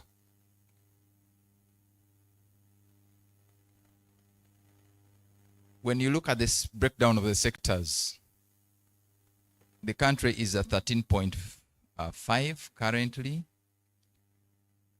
About 4 sectors are generating 10 percentage points. We have around 23 sectors, broad sectors. But of the 23, out of the 13.5, about 4 sectors are giving us the 10 percentage points. That's too low. So we are saying we have all these sectors. Why don't we take some steps? They also generate additional revenue. And one of the sectors that we are looking at is the extra sector. When you move to the domestic revenue mobilization strategy, one of the sectors, and I think it's the only sector that we have that was identified, was the extractive sector. So having a discussion about this sector is something which is very critical. We have the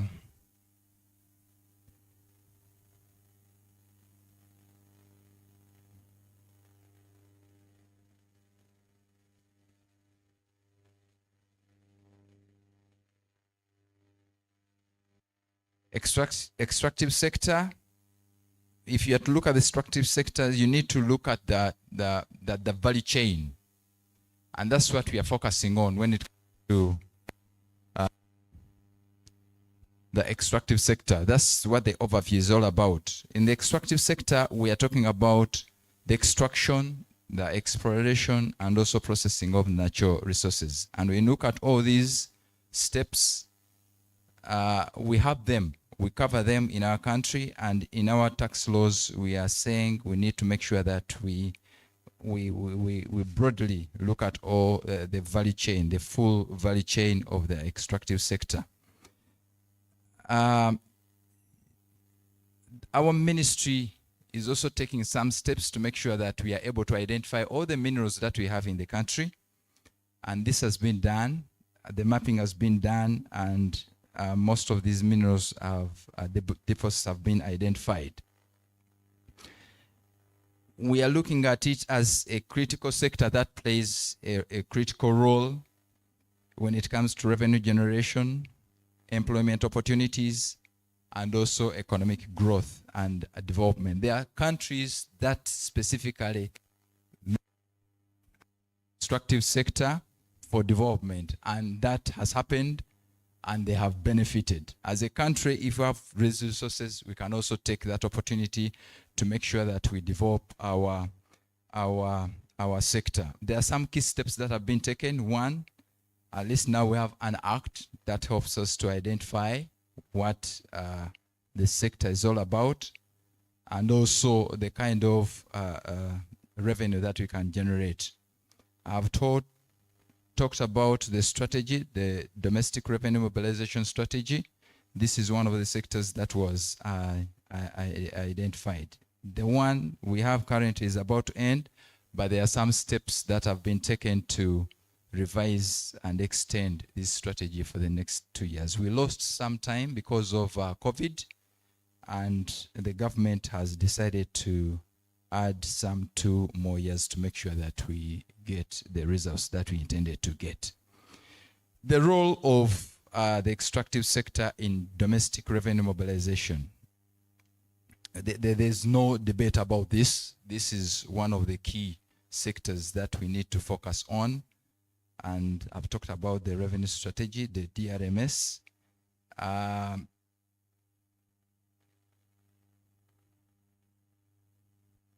Right now, there are so many people who are involved in this sector, and therefore, as Uganda Revenue Authority and also as the country, plus our policymakers are really focusing on this to make sure that we get revenue out of it.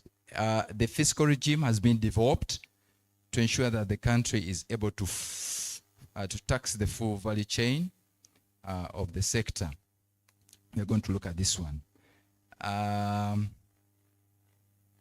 But the critical issue, again, this is part of the strategy, is to make sure that the resource revenues do not crowd out the non-resource revenues. Some countries have suffered because they didn't have a proper fiscal regime, and because of the resource revenues, they didn't get time, or they didn't give enough focus on developing the non-resource revenue. But as a country, as Uganda, we are taking steps to ensure that both we are able to manage the resource revenues and also the non-resource revenues, because at one point the resource revenues are going to our resources, our natural resources are not permanent, so we have to make sure that the non-resource side of the revenue system is also working. Once we are able to exhaust the resource revenues, then we can continue managing these other non-resource revenues well, and that is part of the strategy. Other countries are also taking some steps, especially the oil countries, especially in the Middle East. They've started also developing their non-revenue resources. We have the legal framework. If you are to manage your revenues in this sector, you have to make sure that you start with the legal framework. The Income Tax Act, we have some clauses which take care of the extractive sector, the Value Added Tax Act, the East African Community Customs Act, stamp duty. We have it, the mining, and we adequately get revenue that we need from the sector. Some of the key features that we have in the fiscal regime structure, realities, that's a given. Our government is also participating now in this to ensure that we are able to benefit from the revenue side. Profit sharing agreements have been signed. Licenses are being given out, and we are making sure that we get also revenue out of that. Taxes applicable in the mining sector. We have the income tax. We have withholding tax. We have pay as you earn. We are getting VAT and also customs duties. Our fiscal regime has been designed to ensure that all these, we are able to collect revenue using these tax handles. Realities, these are the non-tax revenues. We are getting good revenue out of that. The fees and also the annual, what they call the annual mineral rents. These are part of the Mining and Minerals Act. Now, this is the revenue so far that we have collected. Focusing on this sector is really helping us. We are still in the initial stages of the sector, but when you look at the revenue that is coming out, it's really significant. It's really some good revenue. In the last financial 4 years, at least we have collected 3.5 trillion. That's good money. And I want to be honest with you, that's the beginning. We are just preparing the sector to make sure that it's able to deliver the revenue. But if we can be able to get that amount, then it means that the potential is really good. Last year, 23-24, we collected 1.1 trillion from the income tax, local excise duty, pay as you earn, value added tax, withholding tax, and other fees. Now, let's talk about the tax expenditures in the extractive sector. The role, we've looked at the role, two key issues. First, make sure that you design the regime, the fiscal regime, to make, because that's the starting point of any tax system. The tax rules must be in place to make sure that you are able to get the revenue. Then two, organize the administration to make sure that you are able to get the revenue. Internally at Uganda Revenue Authority, we have reorganized ourselves to focus on sector. Currently, we have a sector division in charge of extractive sector. Those are the guys who are tracking, identifying, tracking all the businesses, all the players in this sector to ensure that we are able to collect that we need. I've given you the numbers. The numbers are growing, and we are still in the initial stage of reorganizing this sector, but you can see that actually the revenue is coming through.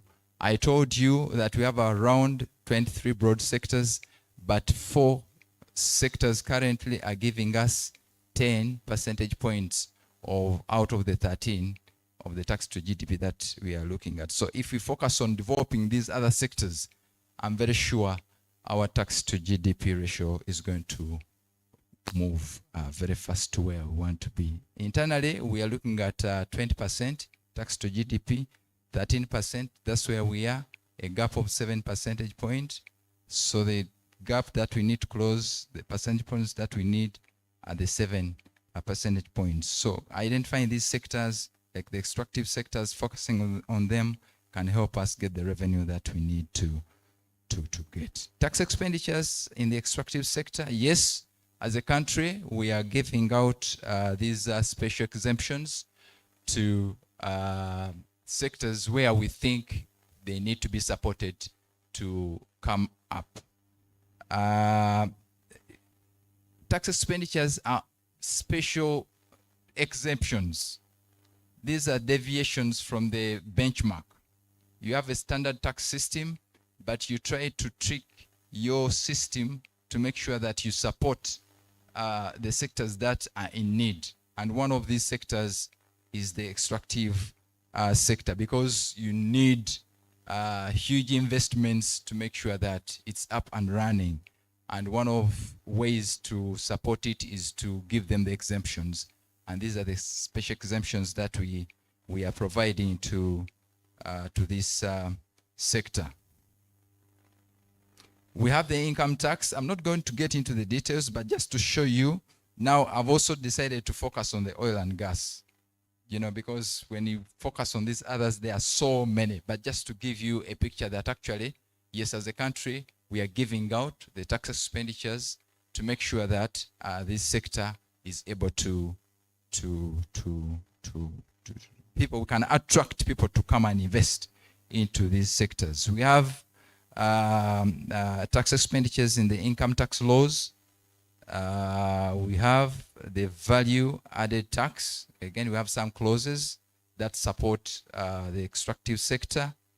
When we come to the import duty, the incentives have been provided to make sure that we are able to get the equipment into our country and support the sector. The upstream sector players, that's what they are benefiting from. Then we have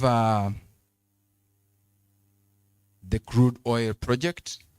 Again, we decided as a country to specifically provide incentives to them to make sure that they are able to also put up the infrastructure that we need to make sure that we are able to extract our oil and also transport it to where it's supposed to go. Yes, we have these incentives in the income tax. We have them again in the value added tax and also the stamp duty. We are saying we can exempt you from paying the stamp duty. Then, of course, the refinery project, that's another area where we need huge investments. And we are saying to lower the costs, let us provide exemptions to the players that are involved. Again, when you move to our Income Tax Act, you'll be able to find the clauses that support the project. When you go to the VAT Act, you'll be able to find clauses that support this project. Again, when you move to the Stamp Duty Act, you'll be able to also to find some clauses that specifically support the refinery project. And also the import duty, that is the East African community, which can be able to find clauses that support this project, specifically this project. Impact of tax expenditures in the extractive sector. One of the issues that we are looking at now is the benefits. Previously, we've been talking about tax expenditures, but the focus has been so much on the revenue foregone, revenue foregone, revenue foregone, revenue foregone. All stakeholders are interested in revenue foregone. But we are saying we also need to start looking at the benefits. That's one of the roles that we are playing at Uganda Revenue Authority to engage. We have identified people benefiting from these tax expenditures, and we are engaging them. We've tried to come up with a roadmap. We've also tried to come up with a framework of how we are going to identify to the country so that we can be able to balance. Yes, we are losing revenue, but there are these benefits that we are getting from these exemptions we are giving out to these different sectors.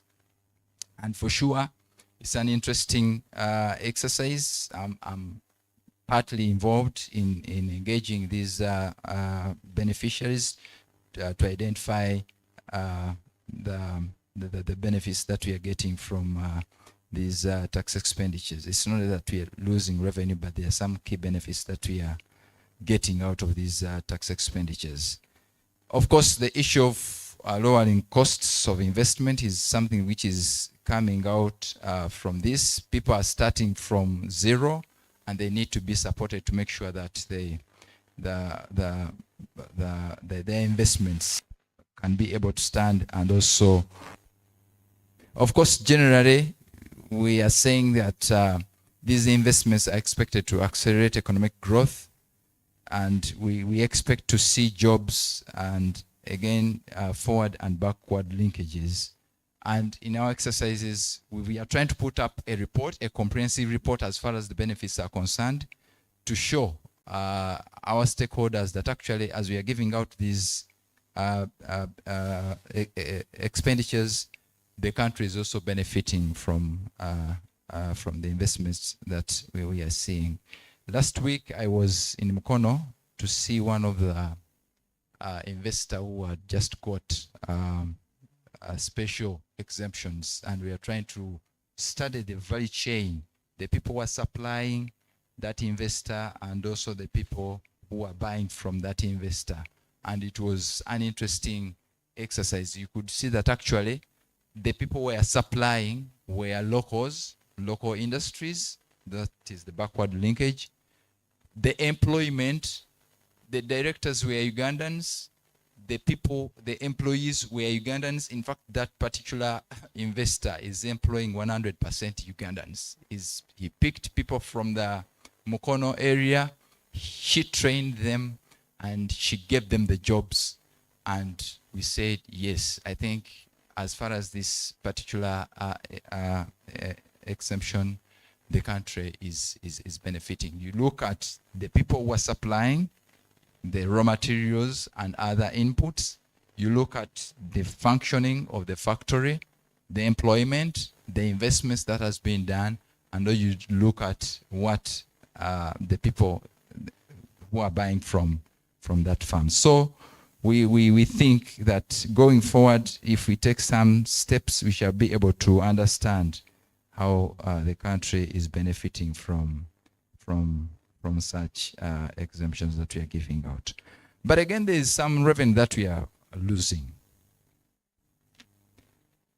These reports are public when it comes to revenue foregone. They are on the Minister of Finance's website. But for this particular session, we picked out the revenue that we are foregoing as a result of the exemptions that we are giving to the extractive sector. And when you look at the figures, last year, 23-24, we forego around 166 billion. 166 billion, that's what we lost. It's not even losing, but foregoing, because we are intentionally giving out these exemptions. But when you look at the benefits in the initial stages, we are foregoing 166 billion, but we are getting 1.1 trillion. That is 23-24. That's 1 year. We think that the costs, crudely, we are still ahead. We are not really losing. The loss is not net as a result of these expenditures that we are giving out. Thank you so much.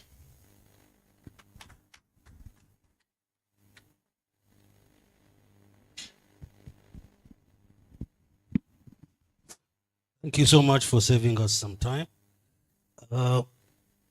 Together with a colleague, I think we can now have, I'm taking a presentation, Nicole, so I want to do them both, then we can have, just keep your questions, they'll come after the two presentations.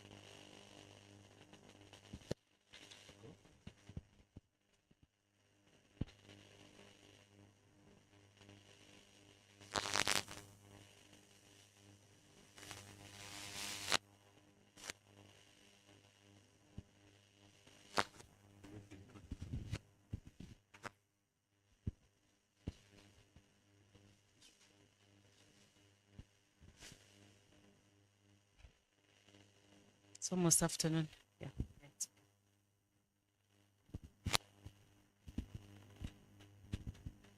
My name is Sheila Lake, and the presentation that I had prepared was already discussed by FIA. So I'm just going to focus basically on what URA is doing, and yes, thank you. What you're doing to curb illicit financial flows, and then the key challenges that we're facing.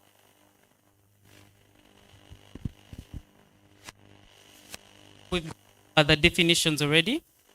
The efforts to combat illicit financial flows. Currently, we are looking at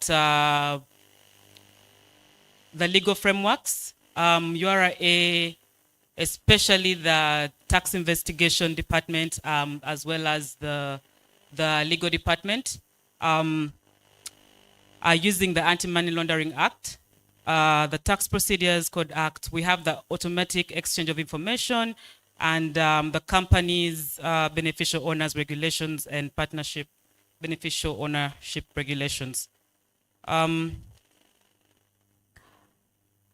So that's on the legal frameworks. Fostering national and international cooperation. We are working closely with Tax Investigators Without Borders. We are working with the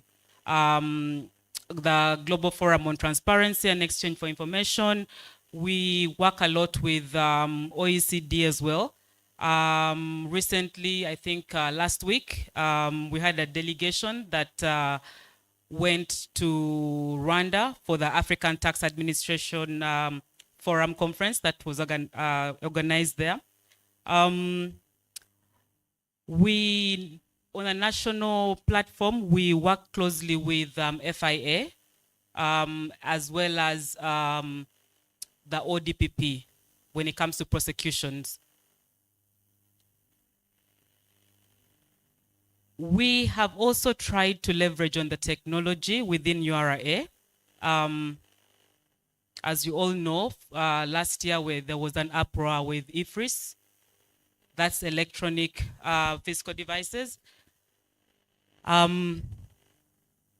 This is just basically to create transparency in the transactions that happen between suppliers and purchasers, to basically help us as URA trace the value-added tax, and eventually, of course, the income tax aspect of it. We also have the NII, that is the non-intrusive technology that we at the customs points use to basically identify goods that are at risk of being smuggled in or out of Uganda. So that picture there is just to show you this is what the technology was able to identify. So the blur is the truck, you know, the way the truck comes in. Now when you use the technology, you're able to actually see that there are goods that have been hidden within there.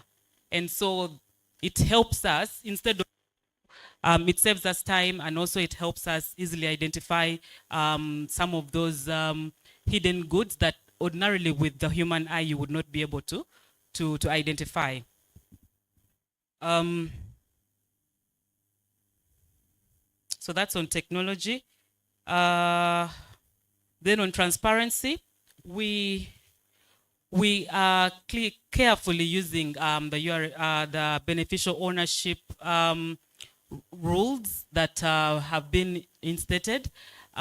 Previously, we had issues whereby our tax register, we are still in the cleaning process, tax register, you find that companies that have closed and liquidated are still existing within our system, and we are counting those as part of our tax base. So imagine you're counting in your register, say 1 million taxpayers, But out of the 1 million, you realize that 30% were already closed companies. So we are now in the process of cleaning up our and the Beneficial Ownership Act came in, I would say, in a timely period. We also have the PPDA right now that requires that for every contract or bidding that you're going to do, you need to declare.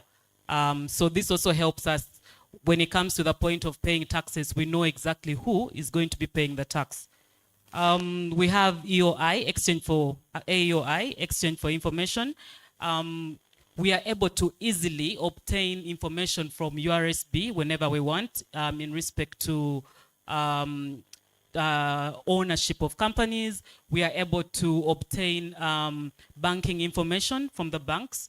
We are able to as well write outside of Uganda to receive information concerning parties in respect to investigations that we're doing. The countries that we of course frequent a lot, we have of course the EAC, but also we've been able to write and obtain information from China, from Turkey, from Mauritius, yeah, and Denmark.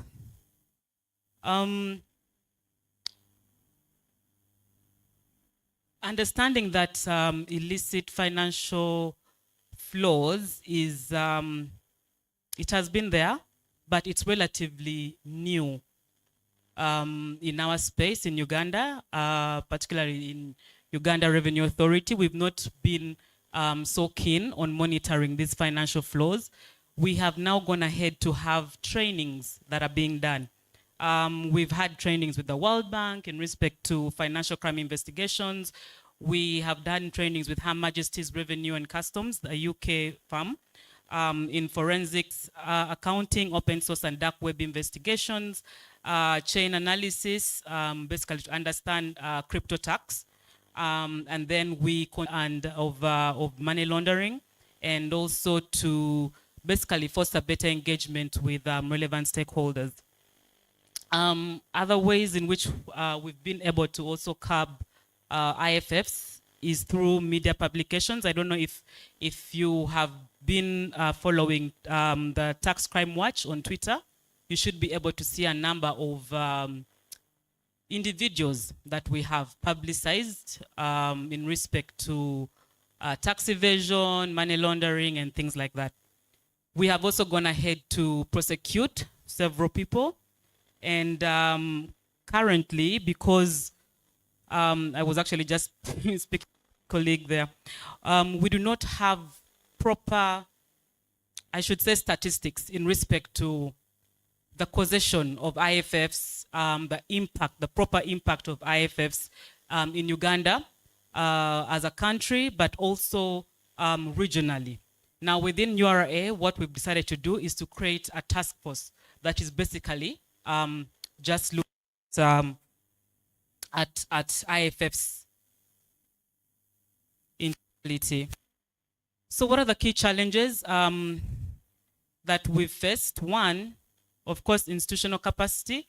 URA currently, one, human resource. We need more people to be able to efficiently tackle the issue of IFFs, but also when it comes to technology, I do not believe we are where we need to be, because you find like instances of like the crypto tax, the blockchain analysis, big data analysis. We are not at a point where we are able to do that as yet.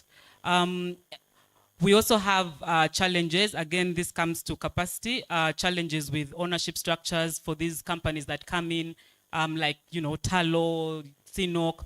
These guys, they multi-layer their companies in terms of structure. So by the time you actually are able to trace or find out, say, the beneficial owners of such companies, one, either you've given up or it is so hidden that you may never actually be able to recover any asset from them. So, and looking at, you know, our capacity again, we are unable to. I don't know if Kenneth talked about it, but we are at a place right now whereby we do not have any law in place in respect to asset recoveries. Then we have lax enforcement of laws. Now in Uganda, we are very good at developing laws, beautiful laws, wonderful laws. But when it comes to actually implementing these laws, we always find loopholes and gaps. So where you find that, for instance, a law that is supposed to apply uniformly to us all, because I know someone in that area, the law is going to be lenient to me. And that is where the issues of, governance issues come in, the briberies, the corruption and whatnot. So until we actually, as government and institutions, start strictly enforcing laws, I don't think we'll be able to curb IFFs. Especially, we've had instances within URA whereby you are prosecuting, or you're at the point of going to prosecute someone and government comes in, you're stopped. Limited public awareness. Within our context, as CSOs and the authorities, we understand perhaps IFFs, but out there people do not know what IFFs are. So even where someone would be willing to actually whistleblow, they are not aware how they manifest, how it's being used as a channel to basically limit public, to basically limit revenue mobilization. And then this was already mentioned by, I think, someone from that side, in respect to the informal economy, that Uganda has a big section of our economy currently, the traders, guys who are operating sole proprietor shops. You cannot easily identify them. You cannot easily collect taxes from them because our systems do not show, do not easily show and identify them. So they are missing in the tax base. Another challenge that I didn't put here is to do with inaccuracy in our database. So even with us having the Beneficial Ownership Act in place, when you actually go there, you're going to find that Sheila, I have registered a company as Sheila, but with an ID that doesn't belong to me. The members or the shareholders are indicating that company, and actually they have no clue that they are actually owners of that company as well. So because we as Uganda, we have failed to integrate systems in such a way that when I register for an ID, because I'm registering with, they ask us to obtain all these things from our parents and whatnot, and input it in there. So now that trail of information ought to actually end up from the NERA systems to the URSB system to the URA system, something that is currently not being done. So that lack of integration and the lack of checks or monitoring of the accuracy of information that is actually put there ends up being a challenge, because at the end of the day, you find that you are chasing wind. You're chasing after a company that does not actually have ownership. Yes, there's a name, but the person doesn't exist. Thank you.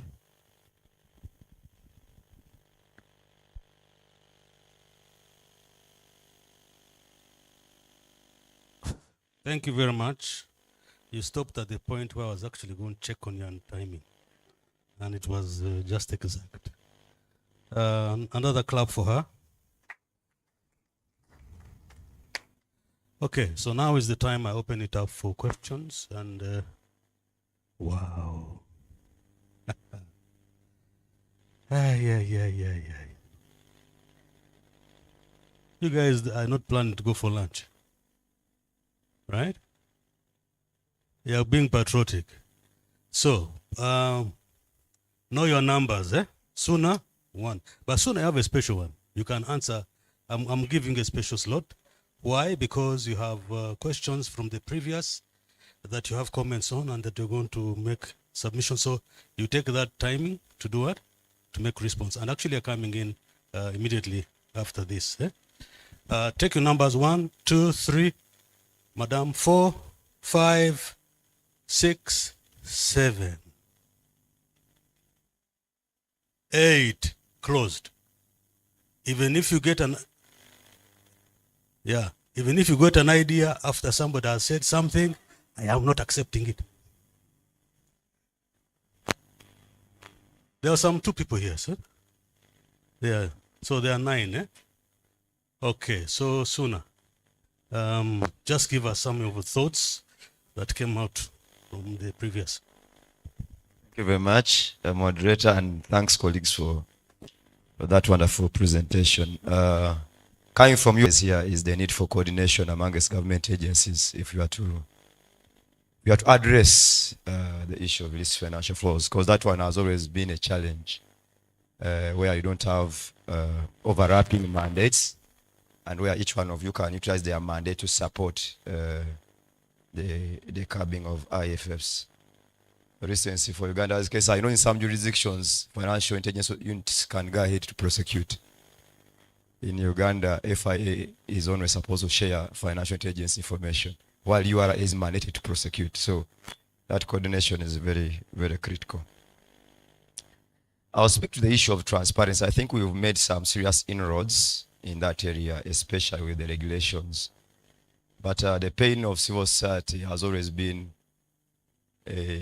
when you call them public beneficial ownership registers. What is the threshold for public? What's the definition of public? Because Financial Intelligence Authority and URA may access those registers. But the ultimate transparency would mean that those registers are actually public. They are accessible by the general public to scrutinize who the true owners are. So I think that's where we should be moving to, so that when an investigative journalist wishes to obtain information regarding true ownership of a given company, they no longer need to write to FIA and wait for 8 weeks to obtain a response, which response is saying we may not be able to assist you with this information. So in ultimate transparency, that's what we would wish to attain. Where the registers are first of all available, we can discuss the accuracy of the information later, but they are available, but they're also available for the public. I think that's what we should look at. The issues of having no law in place regarding recovery of stolen assets, all money obtained, all investments from criminal proceeds is very urgent. I think we need to enact law in that aspect. But also from our checks and balances, I think Nigeria has experienced this. Sana Abacha's investments were frozen in Europe, and the government requested that those assets be auctioned and the money is brought back to Nigeria to benefit Nigeria. But Nigeria was not ready for that money. In other words, they didn't know what to use that money for and how to use it. So DG, when it comes to addressing matters of illicit financial flows, it may become a issue. Who was saying that there is a lengthy form of the URSB return to fill that information to show that these guys are what? Compliant. But isn't it stifling their flourishing? So those contradictions, the country has to do some trade-offs. And that is very true, Mr. Rusoki. Do we wish to see development fueled by dirty money? Or we want to clean up the financial system and hamper the growth of the real estate sector? That's a trade-off that the government has to obtain. Okay? If customs are interested in simplifying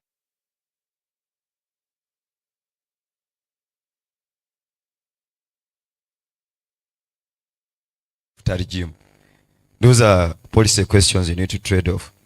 Access to financial services, universal access to financial services, SDG 8.10. But you want to make the financial system sane by encouraging identification so that the sources of these remittances is well known. Isn't this a policy contradiction? Again, it's a trade-off. What does the country need? Cheaper remittances. You know, Uganda gets so much money from remittances abroad. Do you just want the money to just come in and by not establishing its source? Another thing that I need to remind us, especially when it comes to politicization of this financial flows dialogue, is the issue of the people we call politically exposed individuals. Politically exposed individuals no longer want to transact electronically. They prefer to have their bullion in their houses. What is the capacity of us to trace those guys if they are receiving cash in bullion vans? Public access to information is very critical. It's an SDG 16.10. It's very critical to include inclusiveness in decision making and the rest. But I remember last year I got a message from my bank, Standard Chartered, and they were telling me that they will require my tax identification and update of my records. And some people are not happy about that. They even wanted to petition government against secrecy laws. Some banks had to send apologies that information was actually not needed. They were like, if URA wants to interrogate Robert sooner, they can do it on a case-by-case basis. But we are looking at transparency and discussing automatic exchange of information across jurisdictions on companies. How about individuals? So there are those contradictions. SDG requires access to information, but we need some secrecy guides. The advocacy versus client declaration of information and censorship of data and protection.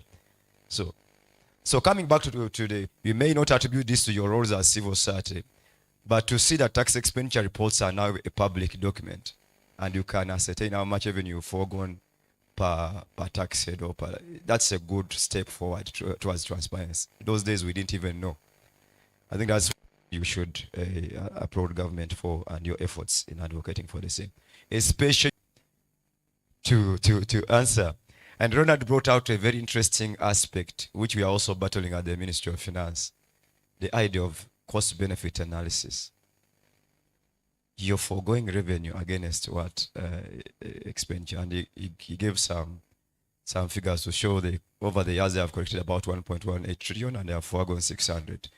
That's a trade-off. But some benefits are not even easily quantifiable, but they are there. And some losses are also not easy to quantify. They are externalities, they are human rights. All those are there. Benefit. In terms of quantifying the revenues and benefit, it would be nice to disaggregate oil revenues vis-a-vis other extractives. I recently saw a presentation from the Ministry of Energy, and it made me feel even everywhere you step in Uganda, there is a mineral. It was amazing when they put that map, especially the northern part of this country. Looks, you can step on a mineral anytime. Amazing. But if you disaggregate that data on revenue and you pick out only that is being obtained from mining alone, it may surprise you. It is lower than what is being obtained or estimated to be obtained from petroleum. There is need for that disaggregation to understand, because the minerals sector is part of the ATMs, agriculture, tourism, minerals and mining, and then science and technology, which are a focus for the 100-fold growth strategy that the ministry is implementing. So, but I want to alert that also the ministry is looking at revising the fiscal regime for the mining sector alone, because they don't believe they are getting as much revenue as they are supposed to get, especially when it comes to artisanal miners. The informality in artisanal mining is very serious and prevents the potential revenue that we would be getting. I thought there would be a mention of double taxation agreements when we are discussing this, because in most countries that are resource rich, much of the malpractice or tax abuse is happening through double taxation agreements. And I think some countries have gone ahead to terminate some of those non-mutually beneficial double taxation agreements. Uganda is now negotiating Netherlands double taxation agreement, and I'm aware that Mauritius has faced so many terminations across the globe regarding tax taxation agreement, tax abuses. at policy level is in economics we call it the domino effect, that I want to do this because my neighbor has done it. Kenya has a Nairobi IFC, International Financial Center. Kigali has created one. This is for you, Tax Investigations Department. These centers are meant to facilitate doing business. Again, takes me back to the trade-offs. They are meant to facilitate business, ease of doing business, that I don't need to take 6 weeks to register a business. I don't need to take so many days to transact, to get my money cleared from one bank to another. But they are also promoting what we call business secrecy, that I can hold 100 companies in one building, they are on a computer, and none of you people will get that information. So what are we interested in as a country? Because it has been created that side, and you know, I think it's now about 75% of our financial sector is dominated by foreign banks. So if those foreign banks are holding an international financial center and we don't have one here, what's the likelihood that we'll be here? Again, it takes me back to FIA's presentation.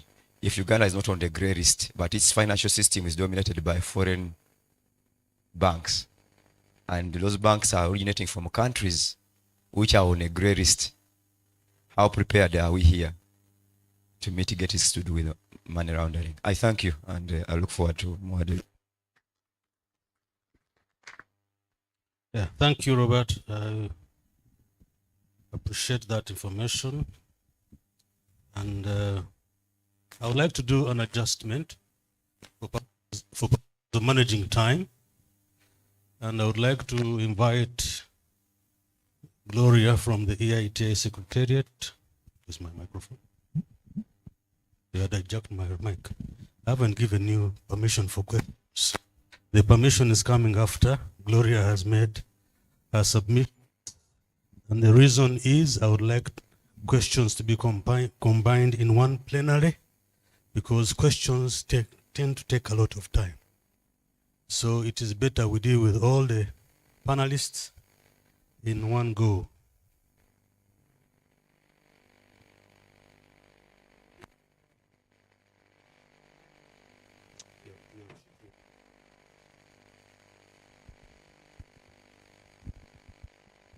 So help us bring the screen, the projection, the presentation on screen.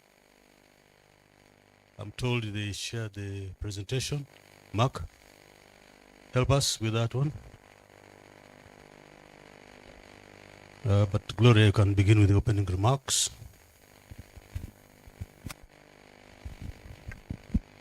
Good afternoon. I think animated enough and not sleepy, so even though I'm the last presentation before lunch, I think the discussions are good and people are engaged, so we won't worry about people dozing off.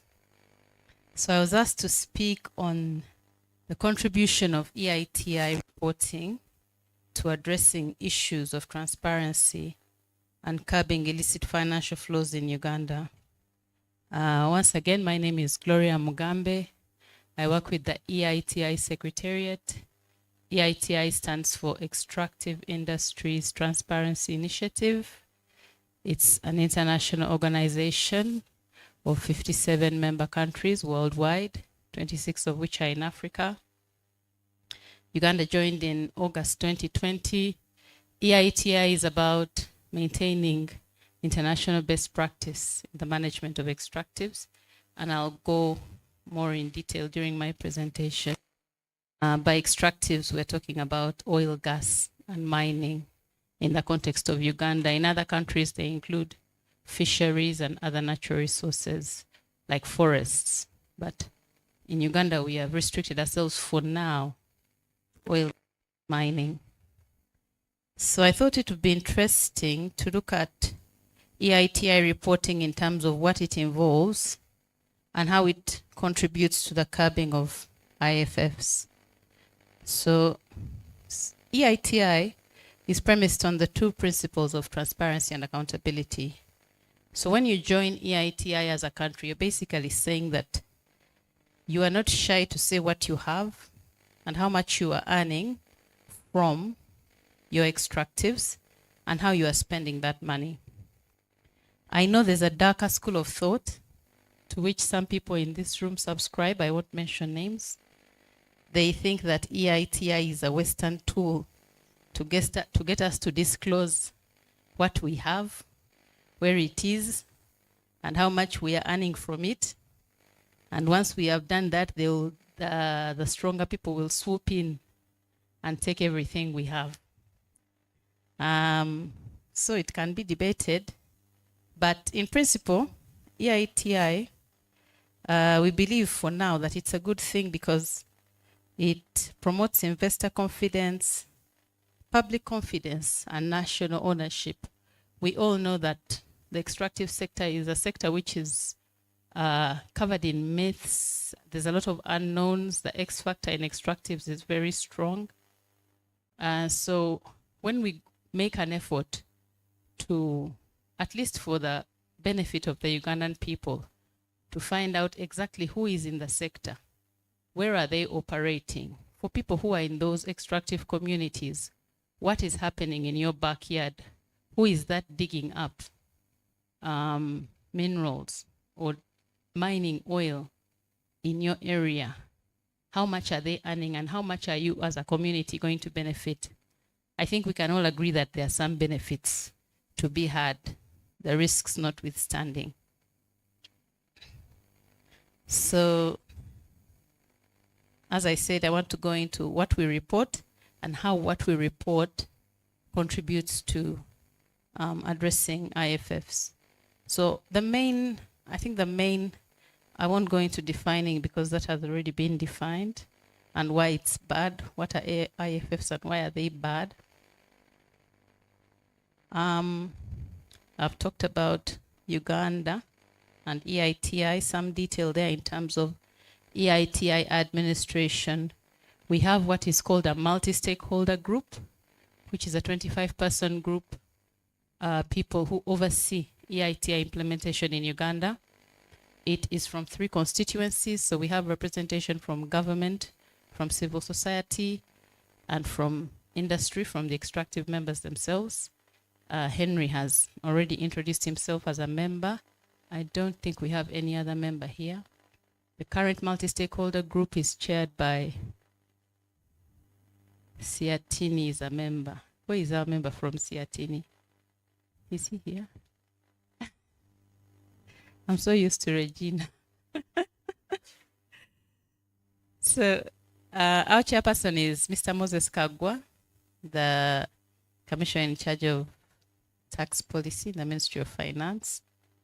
So as an EITI member, we are required to disclose information on the sector in line with the requirements that are documented in the standard. The standard set of criteria that sets out how we must report under each component of the value chain. And my next slide shows you the value chain. So you have the natural resource. So we report on the legal and regulatory framework in the context of contracts and licenses. We report on production, revenue allocation, social and economic spending by the companies in the communities where they are active. And we also report on the ultimate public benefit of the extractive. So I had mentioned the standard. There are 7 reporting requirements that we must report against as shown in the value chain. So the second requirement, which is the one on the legal and the institutional framework, including the allocation of contracts and licenses, is where we report on beneficial ownership. Now, beneficial ownership reporting is key in the fight against illicit financial flows. So what is beneficial ownership? A beneficial owner is the living, breathing human being who ultimately profits from the company's activities. So we've had interesting contributions from URA. Sheila has, mentioned some of the challenges that they face in tracking some of these beneficial owners. And in the end, because it's a curtain behind a curtain behind a curtain, and when you pull the last curtain, no one there. So it's like you're chasing a ghost. Who is the ultimate owner? So as EITI, it is our job to report on the beneficial owners of all companies that are operating in the extractive sector in Uganda. I remember, I think 1 year ago, Ronald wrote an article on beneficial ownership titled, "Can a beneficial ownership register work in Uganda?" So that's like the $1 million question. We have made the law, we have put it into place, but will it really work? And we've had some not so optimistic opinions on whether it can work or not, given I think our current political economy. But nevertheless, the journey of 1,000 miles begins with one step. And I think we have managed to make some progress in EITI in uncovering the layers behind beneficial ownership reporting. So as a member of EITI, we must comply with the standard. And the standard says that countries must report.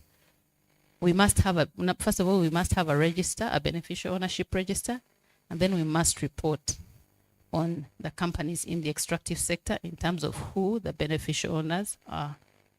And this law actually went into place even before, or this requirement was enacted by EITI even before Uganda became a member of EITI in January 2020. So when we joined in August 2020, we found this requirement already there. So the time we published our first report, we did not have any record of BO for the companies, including for any company, including those operating in the extractive sector. We've had some discussions on the financial action. Is it called the Financial Action Task Force? FATF. We say FATF. We don't know what FATF stands for. So when Uganda was on the grey list, it actually helped speed up the BO regulation and putting the building blocks in place for ensuring that we operationalize BO requirements. And we were part of those discussions. So all those laws were enacted, others were amended. People remember the time when Parliament sat and passed about 7 laws at the same time, just to make sure that Uganda gets off the grey list. But as Sheila has said, we're very good at passing laws, but the problem comes when we need to enforce them and make sure that people are complying. However, as an optimist, I believe that at least once the laws are in place, we have the basis of ensuring that we can follow up and operationalize. So following these reforms, URSB, the Uganda Registration Services Bureau, as the institution that is mandated to collect and manage company information, was empowered to collect this information from companies. You will recall that they sent out, they put out, I think, a notice in the newspapers and said, by this date, everybody should have started giving us their BO information. And indeed, they have compiled some BO information, a significant amount, I should say. But the challenge, of course, is that it is not readily available to the public. It is available to the public for a fee. For a fee. A minimum fee of 25,000 Uganda shillings. What is that in dollars? Like $6, $5? So if you really, really want to know who the beneficial owner is, you can sacrifice that money.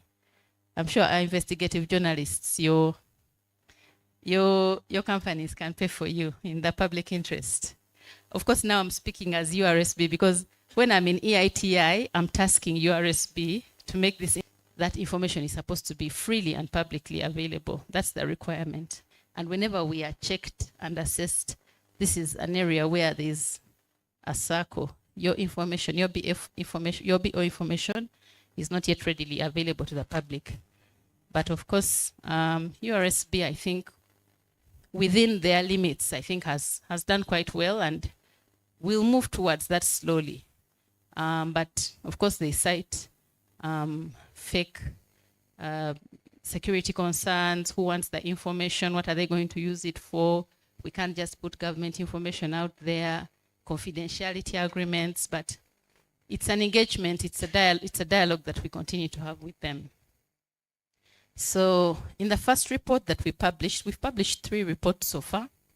Our first report was published in June 2022, and it covered the reporting period 1920. And that is the list of information that was required from companies. So just to bring the example of a beneficial owner home, and Sheila discussed this, I think she gave us some good examples. The difference between a legal owner and a beneficial owner. The legal owner, when you company registry, is the person who is listed as having shares in that company. But we know many times that people who are listed as legal owners are not really the beneficial owner of the company. And that is why companies are asked that, yes, these are the legal owners, but we would like to know are these the actual beneficial owners? And if they are not, who is the beneficial owner? So whereas I think a beneficial owner may not even be a legal owner. You can be legal and you're not beneficial, but my compliance guru, Edwin, is here and he can add to the discussion, because I also sometimes mix up the two, and the lines get blurred between the legal ownership and the beneficial ownership. Is the legal ownership a prerequisite for beneficial ownership?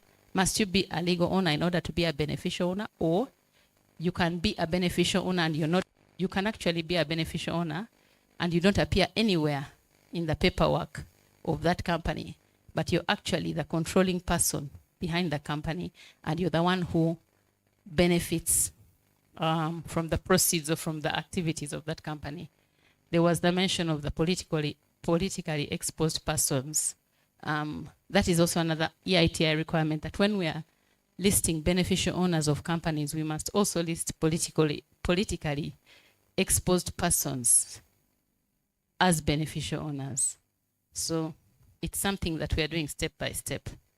So after we asked that information from the companies that were in the scope in our first report, we only scoped the oil and gas companies because we had not yet got a good handle on the mining companies. We were not able to get enough information on them. And for the oil and gas companies, if you look at our report, annexes, I think it's 4 and 5, where we talk about the legal owner and the beneficial owner. We did list beneficial for the companies that provided that information. Of course, there are some companies that didn't give, and publicly listed companies like Total and Sinuk do not have beneficial owners because they're on their exchanges. But for the other companies, we were able to list for those who gave us. And for those who didn't give us, it's a follow-on dialogue where we go back and say, we asked you for this information and you did not give it to us. So from the first report, the recommendation was that we need to develop a roadmap for the disclosure of BO information for companies in oil, gas, and mining. And those were the responsible institutions identified. That was the time when there was no register, there was no list of any BO owners of companies. So in our second report, we asked for the same information. We widened the scope. We included some mining companies, and we did get some information back.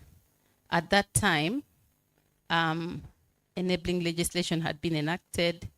URSB had issued the request for BO information, and the Mines and Minerals Act introduced BO disclosure requirements for companies applying for a mineral rights license. So when you apply for a license to mine, you must also provide BO information. And the Act states that the minister shall promptly publish and maintain all BO information of mineral rights licenses or permit holders in publicly accessible format on its website. So my colleagues are investigative journalists. That's some work for you, because I don't think that information is there. So you can go with the act in your hand to the minister and say, Madam, we were looking for this information, which on the website, but we don't seem to see it. Is there somewhere elsewhere we should look? Or because it's the law, that's what it's supposed to be in place.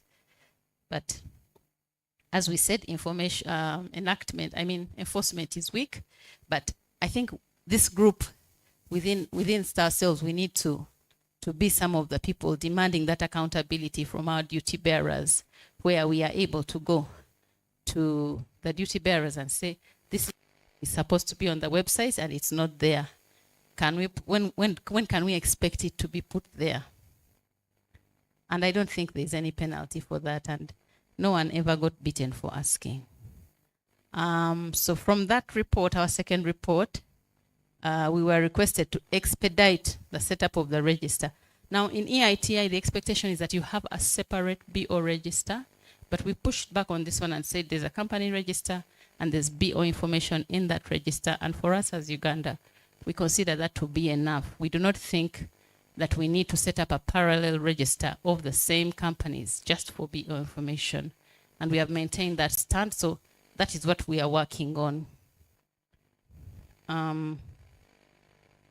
The third report, again, we asked for the same information from more companies. So as we increase our scope, our reporting scope, we increase the number of companies which we are looking at closely in terms of how much revenues they brought in, where did they produce, where are they located, who are the beneficial owners. And the recommendation, this report, this is our latest report, it came out in October this year. And from that report, the feedback we got was that the multi-stakeholder group needs to agree how comprehensive should the BO data be.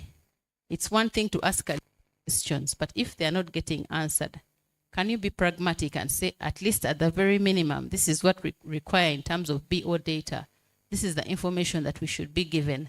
And we will be satisfied as the multi-stakeholder group that from this information, we are able to ascertain who the beneficial owners of the company are. But there was also an addition that we need to specify politically exposed persons within the BO data. So apart from beneficial ownership, other ways in which EITI reporting curbs illicit financial flows, there's the issue of contracts transparency. We've talked a lot about transfer pricing, double taxation. There was one, tax avoidance as an IFF.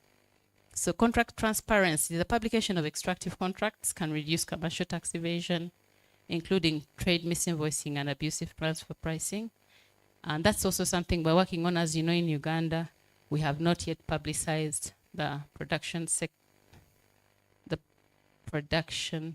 sharing agreements in the oil and gas sector. This is work in progress. We believe that the publication of these reports would be a good thing in the fight against illicit financial flows, because once contracts are open to public scrutiny, external peer review can support countries to ensure that they get the best deal. Even within the EITI fraternity, we can learn from each other and contribute to an improvement in negotiated contract terms. So we continue to push for publication of contracts, and yeah, we are hopeful. Like I say, without hope, people perish. So we must maintain our hope, otherwise we'll never get anything done.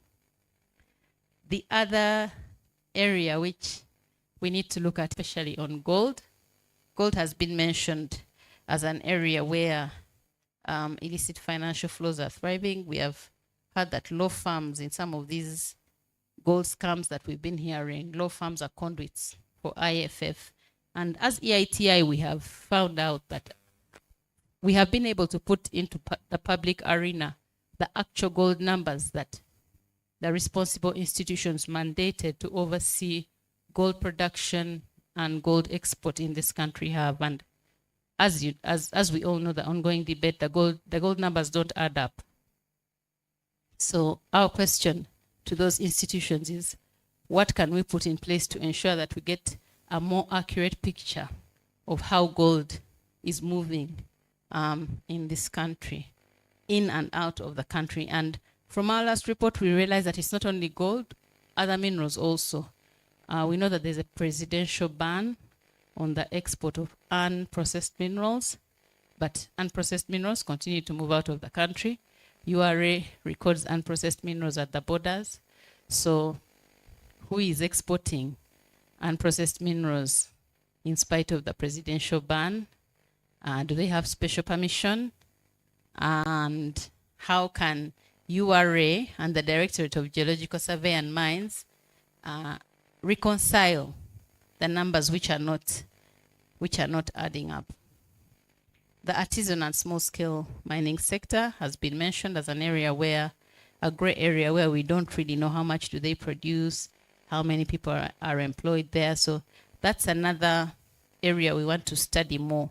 And we believe that looking at it more closely will give us a better picture and help the institutions that are mandated with their oversight to tighten the loopholes and ensure that government gets, first of all, its due, the due revenue, the revenue that is due from it, from this sector, and then also the oversight of this sector is also better managed.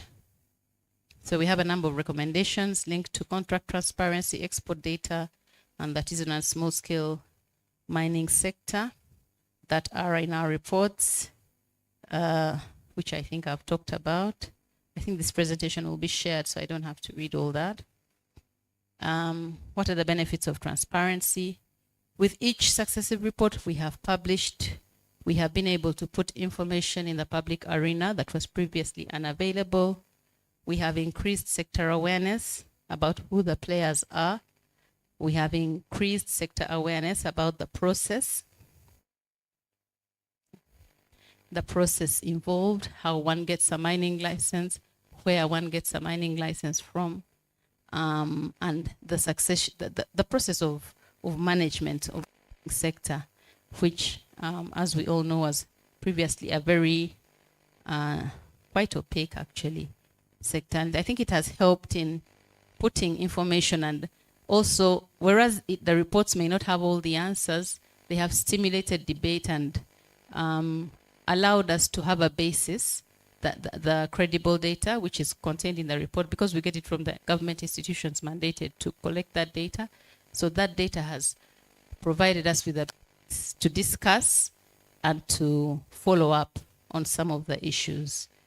EITI is premised on data, disclosure, dissemination, and debate, which is somehow what we are doing now. With the data that we have produced, we are able to provide a basis for debate and discussion, and we believe that this leads to improved awareness and ownership, and also contributes to policy formation. So I think I'll stop there. Thank you for listening. That's our website, and our reports can be found on that website.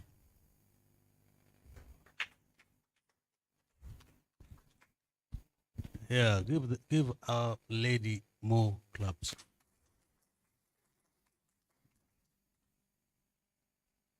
Yeah, she's our inspiration at the EITI. She checks us even when we are making mistakes. She toes us into line. Yes. And I like her for accepting controversy even where it exists. And we are glad to be part of that team.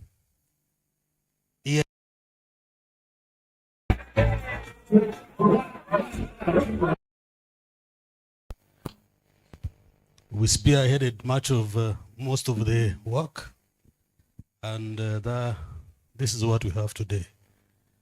I know we are some of those who question, actually I'm one of those who questions why we expose ourselves when our others in the neighborhood are not doing the same. Not because I don't believe in the EITI, but I think there are advantages and disadvantages. And we need to begin to ask ourselves to actually interrogate what are those advantages that we are getting out of the EITI.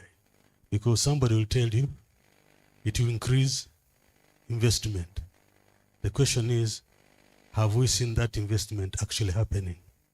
Or it is actually going to places where people who are not on the EITI, and so benefits go to the other people who are not even on the EITI. So I thought those are things we need to interrogate ourselves as we engage in this work.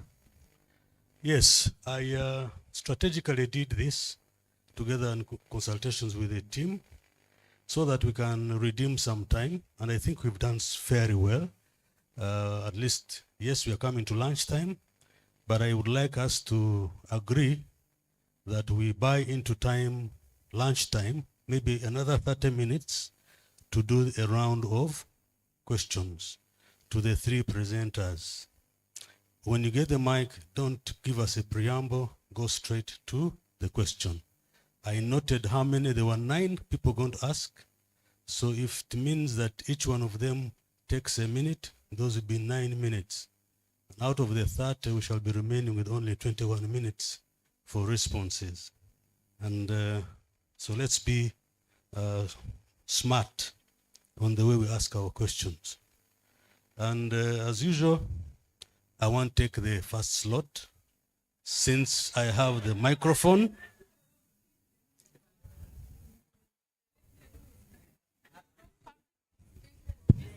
I have the microphone, and I'm the moderator. I can choose to say no questions. It is okay. In Africa, they overthrow leaders.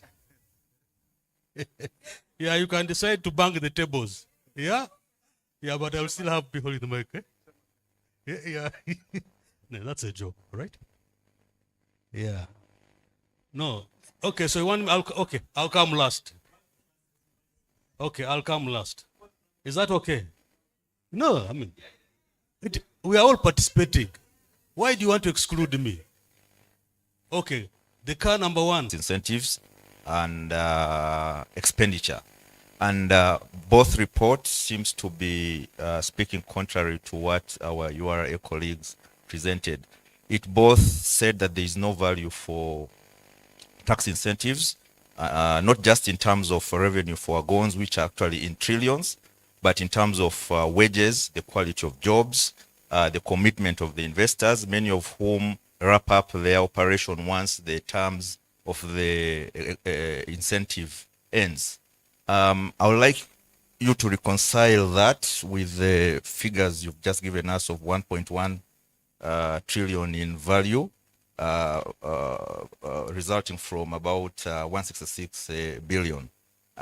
Is yours the most recent figure, say the last 6 months or something? Just a clarification on that. Then finally, is to what extent is our expenditure, our tax expenditure, aligns with the rest of the East African countries before we, you know, in quotes, go into arms race for investments?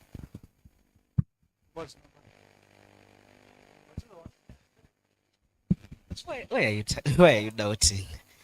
Thank you very much. I think for me, Suna answered most of the things I had, so I still have just 2. And this goes to, I think, Ronald, who said that the extractive sector is the most promising, but also that's where we are seeing the most incentives going.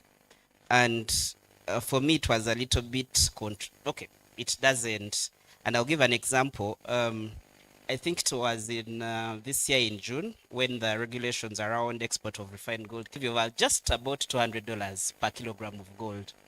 Now, I've just checked right now that gold, a kilogram right now at the market value is $86,000 US dollars, around $86,612, and we are charging just $200. Yes, I'm just saying that for a sector like this, and I know we said the figures are contested and what, but from a revenue collection perspective, how would you have allowed this to happen? Because we see even simple things like cigarettes, alcohol, common things, the rate at which they are taxed is way higher.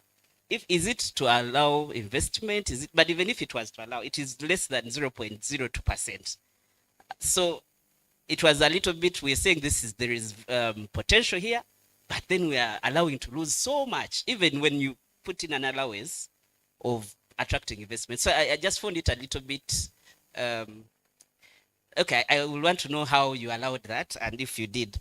Maybe lastly, it is a question around asset recovery. I think Suna responded to that, but my question is, are there countries that was around asset recovery that maybe if we were to say we wanted to benchmark, and want to bring back, how do we, so that for us, if it's an issue of advocacy, we do that. If it's an issue of research, we do that. But are there countries that have asset recovery laws that we could benchmark from? Thank you.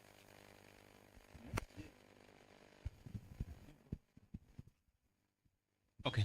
My question goes to my namesake as well, Ronald.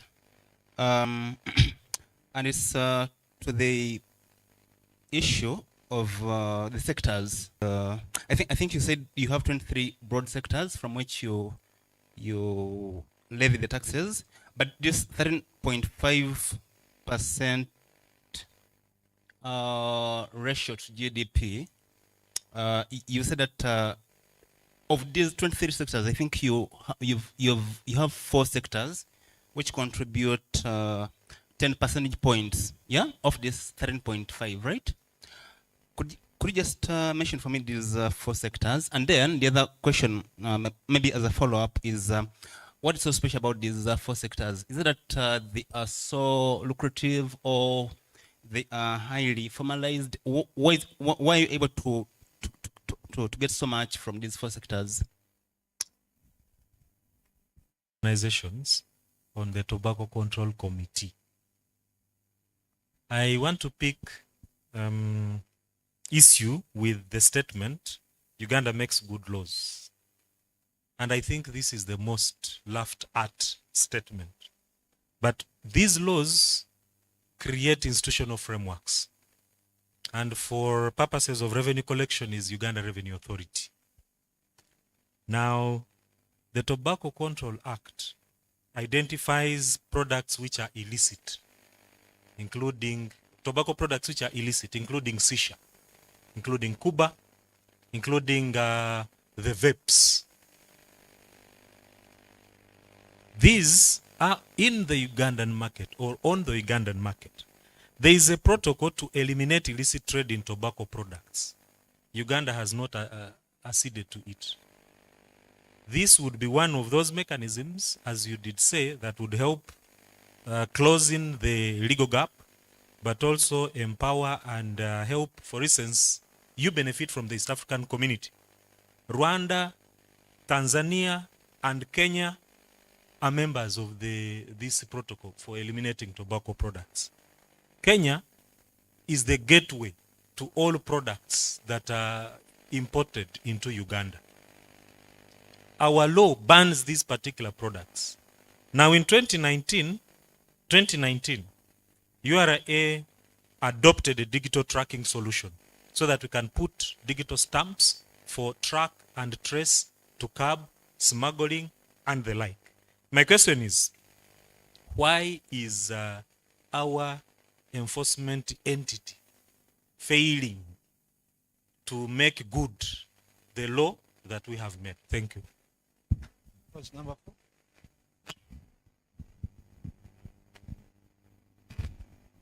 Thank you. Mine goes to URA. And the first question is, do you have a long-term plan to reduce dependence on tax exemptions in the extractive sector?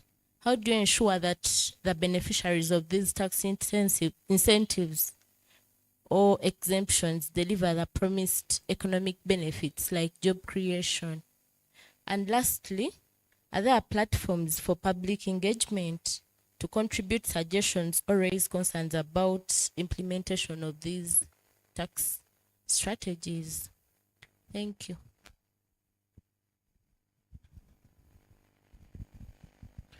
Yeah, my question, one, I have two. The first one is that, sorry, okay. You're saying that you lose revenue by extending tax expenditure. Are there any loopholes that are in existence that you are aware of that you may need to curb so as to help with tax avoidance and evasion in the extractive sector? And the other question is on beneficial ownership. what other measures what measures are there set in place to help companies comply with declaration of their true beneficial owners? Have you deregistered any companies or debarred any? What are the debarment periods? And have you integrated all these information with other government entities to avoid delays in access to this information? Because like in Kenya, we are trying to make efforts to link it with the public procurement information portal.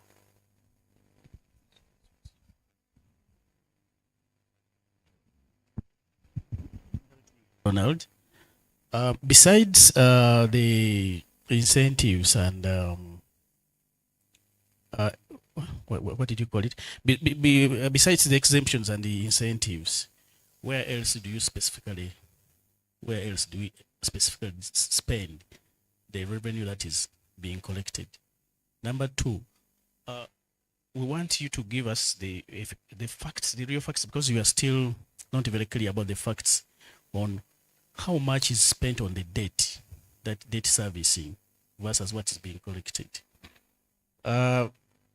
Thirdly, at the subnational level, we want to know, first of all, these districts are still having issues with the money that is they collect from their districts, the local whatever money they collect, which is sent to the pool.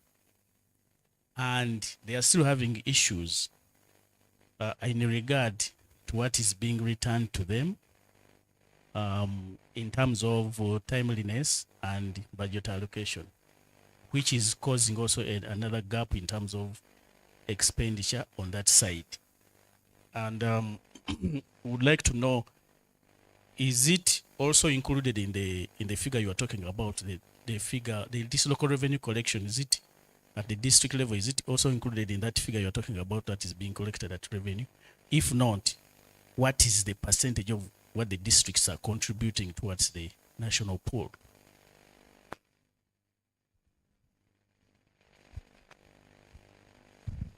Thanks. I'm Okwaro from Asefis. My question was around tax expenditures. One thing that when we were reviewing the tax expenditures framework for Kenya, one of the major problems we identified was the fact that there was a lot of discretion with the minister or other cabinet secretary on decisions on the framework, who makes the decision or who gets those incentives, because the political economy around it means it can be abused when there's a specific individual or institution that is doing it. The second component of my question is regard to equity of tax expenditures. Again, our analysis in Kenya, we were looking at several issues when we were analyzing the tax expenditures framework, and one thing we noted that there can be a lot of inequality. And the question I wanted to ask here is with regards to comparing ASM and the large-scale miners with regards to the tax expenditures that you're giving.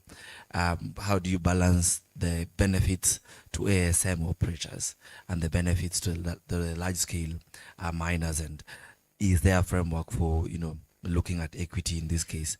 I know you talked about doing some analysis on cost and benefits. You can already see that there were some contestations around the numbers you're indicating about what Uganda is benefiting vis-a-vis what you're giving away. So my last question to you is there an actual framework for doing rigorous analysis of tax expenditures to look at some of those things like the one Robert was saying, things that you can actually not even quantify, things like human rights and other things that in the end are costs that you may not quantify when you're saying you lost 166 billion?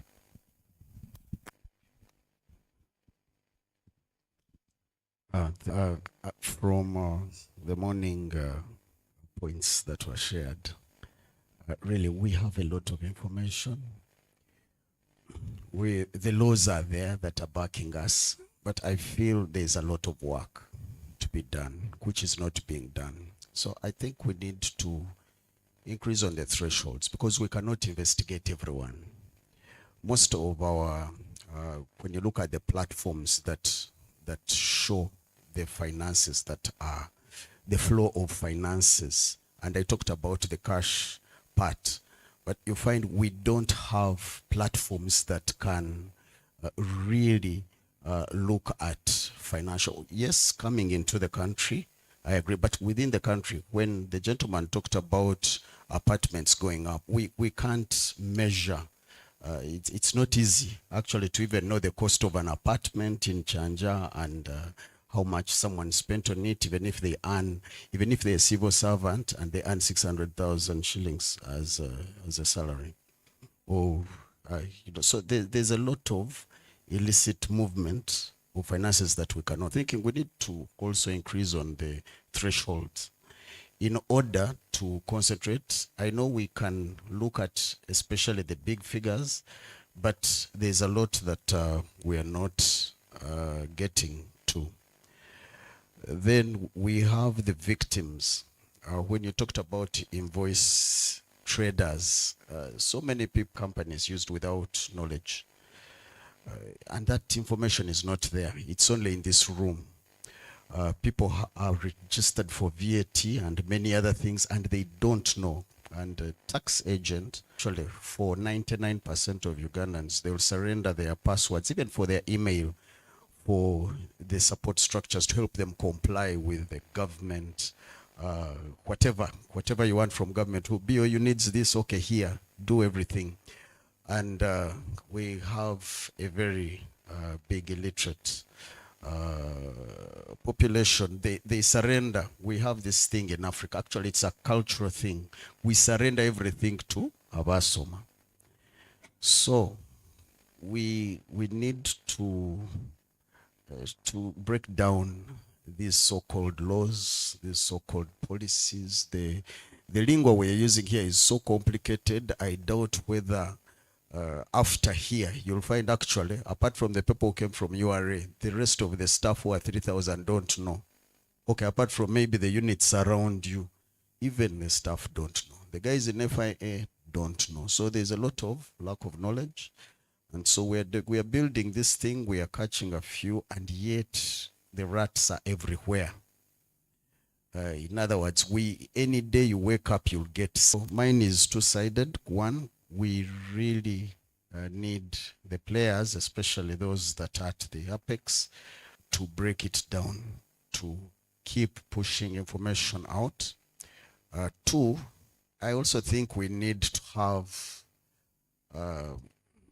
as we discuss these flows, we need to have leniency because we are starting and most of our economy is backward. It does not have the kind of complexity that is in this room. We have a lot of man hours here. We have been here for 20 years. Some of us have just come, and I'm trying to get into the whole thing. But the point is, it's complex. But does every player, can every player be able to play their part? Can someone know that can my not a grandmother, can my uncle who is 70, 60 know that I shouldn't give out my password, I shouldn't give out this, I shouldn't just entrust anyone with this, because it's happening. And I've seen you arrest people who have just gone just to say someone used my company. Right now, your unit first arrests. Told them, no, you prepare yourself, go and. But when you reach and you say someone used, they're like, no, it was your password, your email. So we have a lot of victims. And of course, here we're supposed to be supporting and ensuring that such people get... okay, actually, let me jump. If you push them to the next level of litigation and so on, you know our legal system. 80% of the cases are still, and URA has a record of winning 90% of the cases. In other words, you're not going to fight URA. So, yes, we are winning, but there's a big problem, and we also need to address some of these issues. Yes, I know because of the FIA side of things, I'm going to talk to Natkuna and we look at, because he feels the system is seamless, it's flowing, just follow through. But that's not the case. And I believe, let me also say this, in this economy of Uganda, for our neighbors, I don't know how it is, but there's no employee who can build a house and do everything just from their salary. And I think it's world over. I visited a few economies, people are complaining they can't take care of their basics, meaning that economies are not doing well, and we're coming hard on some of these flows and some of the things, some of the small, simple, small scale industries and things that people can do to have their, what we call, they call them what?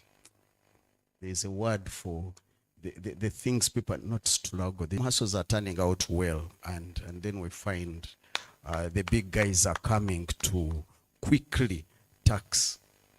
And yet we need some economy, money to move within the economy in order to grow the economy and reach a level where it is sustainable, it's keeping the people, it's keeping the community, and then it is taxed. Thank you. Henry, I just have a question. Mark, I wanted to bring my panelists forward, for purposes also of the photogenics of the meeting. So I would like to invite Gloria, the two URA colleagues. Is our Suna? Please join them here. And you have then him. Aloysius to answer the question. This will go directly to URA. Countries are beginning to trade under the African Continental Free Trade Agreement. Uganda only has 3 DTAs. But beyond us just having 3 DTAs, 2019 from UBOS indicated that the level of informal trade in Uganda reaches, Uganda loses around 518 million US dollars. So under this framework, how prepared are we as URA? One, to curb on that, but also to strengthen our systems so that whereas this framework may be something good as it is being projected, how prepared are we to curb that illegal trade and also enhance tax compliancy, given the fact that when it comes to the exchange of information, only 29 countries are part of that. The dispute mechanism, dispute resolution mechanism is not defined. We don't have any laws or frameworks that allow recovery of taxes from other jurisdictions. So how prepared are we as a country to streamline that?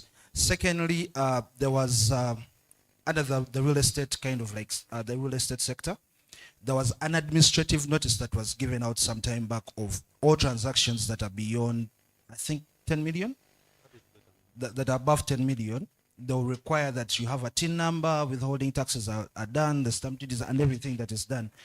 But this, I don't know how effective this has been because much of the sector, much of the transactions in the sector are informal. And unfortunately, the person from FIA said it is an area that is a little bit like, but how are we prepared to curb the illicit money that goes through the sector? Because at least when they were selling a car some time back, a report was that that money could have gone through those measures. So how prepared are we? Then for Gloria, why is it that the different tax rates for processed minerals other than gold? Was it a deliberate thing? Like, could you give us some insight? Why isn't it that these things are not necessarily harmonized? If they are to be harmonized, would we solve the issues that we are facing where like levies on gold that have been assessed and the money that is supposed to be collected are not matching? Could that maybe perhaps solve some of the issues that we are having? Lastly, can you give us an insight on the decommissioning policy of Uganda? Because most of the mining areas are filled in by artisanal miners. Once they leave the mining area, we don't know what happens. And yet we are considering the climate-related issues that may come through mining. Thank you. Aloysius.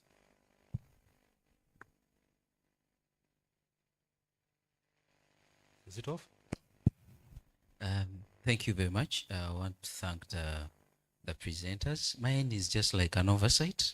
One is on the, I think we in the dialogue where we have been engaging especially Uganda Revenue Authority, have tried to, at least we're saying that we can access data in every corner, provided they have that authority. But when you hear most of the time when they talk about the informal sector, they don't have that data. And when you ask them, do you really align your data with the KCCA or the local government? Currently, we have the integrated revenue administrative system and the grave that are documenting at least each and every person who is doing business in the urban authorities. So you find that even there was a time when we were clearing some of our businesses, and they said you should have a tax clearance from URA to be given a trading license. So to me, we can start from corporate income tax. Then you're supposed to pay presumptive tax because you are doing a small business. But if you don't have that information, then you should work hand in hand with the urban authorities like KCCA and look at who are the people who have not paid this, and how can you issue a trading license without this person clearing and giving a tax clearance. Lastly, it is on the, maybe it is on the EITI, and I was looking at it when I was with that observation of now the president indicated that we are not supposed to export minerals without value addition. And my question is to you, URA, what is the role of URA in supporting on that? Can you clear when you know there is a standing requirement, and for you go ahead and clear that person to take out the raw materials? Maybe you can share with us the issue behind that, so that we can, even civil society, we can on that. Thank you. I chose to be the last one, but I'm feeling shy to ask questions because I am sympathizing colleagues with the number of questions they have asked. But just allow me to submit some few things. There is a formula which I saw in the, I think, Mining Act for income tax calculation for mining companies. And I wanted to share with you. It says 70 minus in bracket 1,500 over X, then also divided by 100, where X is the ratio of the taxable income. I don't know how that eventually calculates into. So I think that speaks to what Mark is talking about.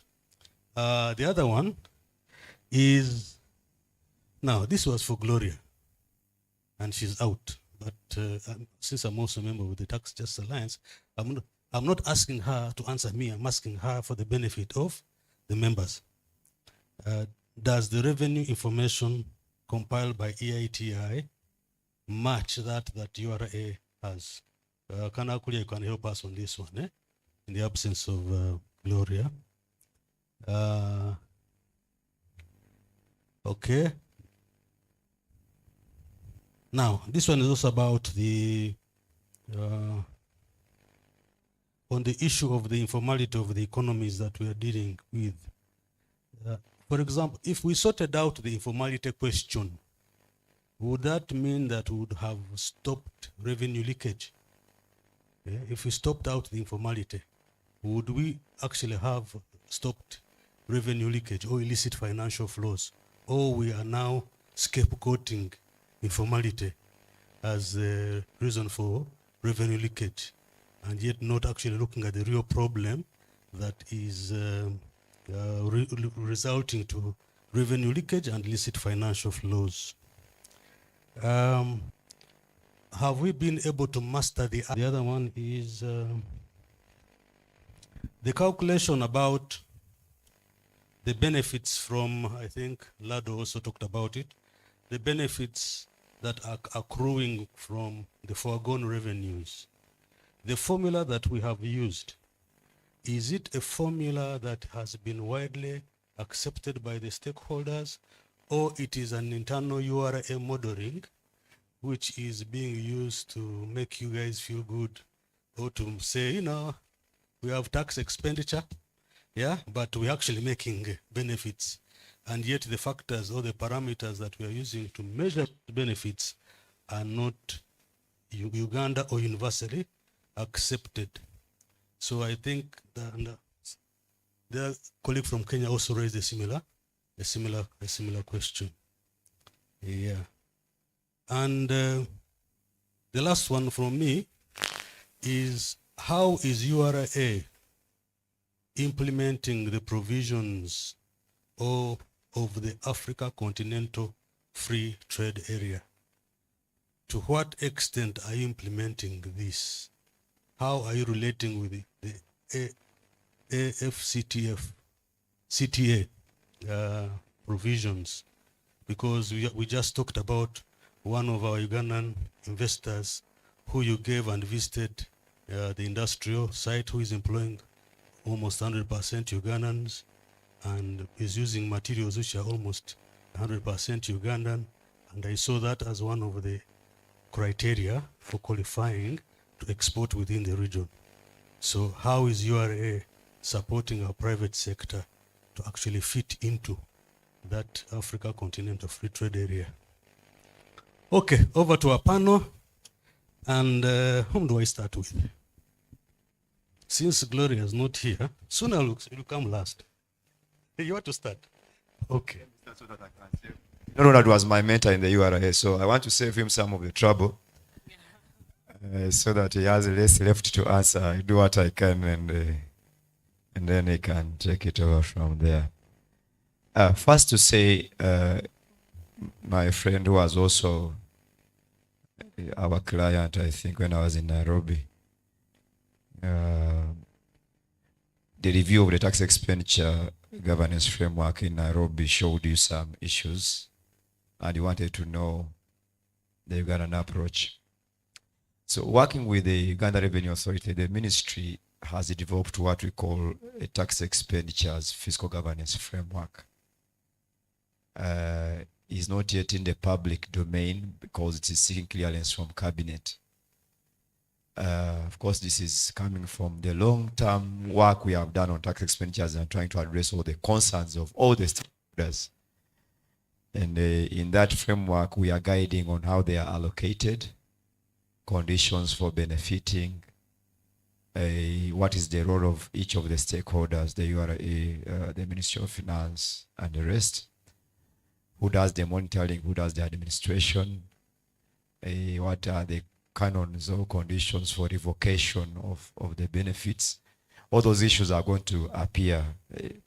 Frequency of reporting, etc.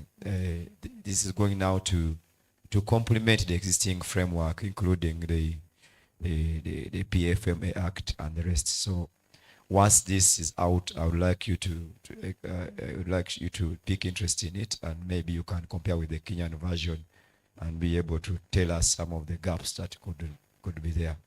But we are in touch with the URA on the same. We've developed this one together.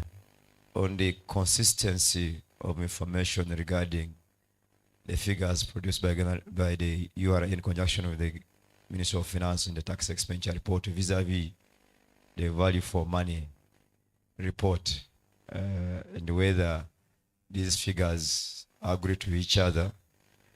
I have the value for money report, but what I know in statistics is that the methodology used to measure gives you the result. So depending on the indicators that the value for money report used vis-a-vis what we use in our tax expenditures report may create some inconsistencies in the actual data.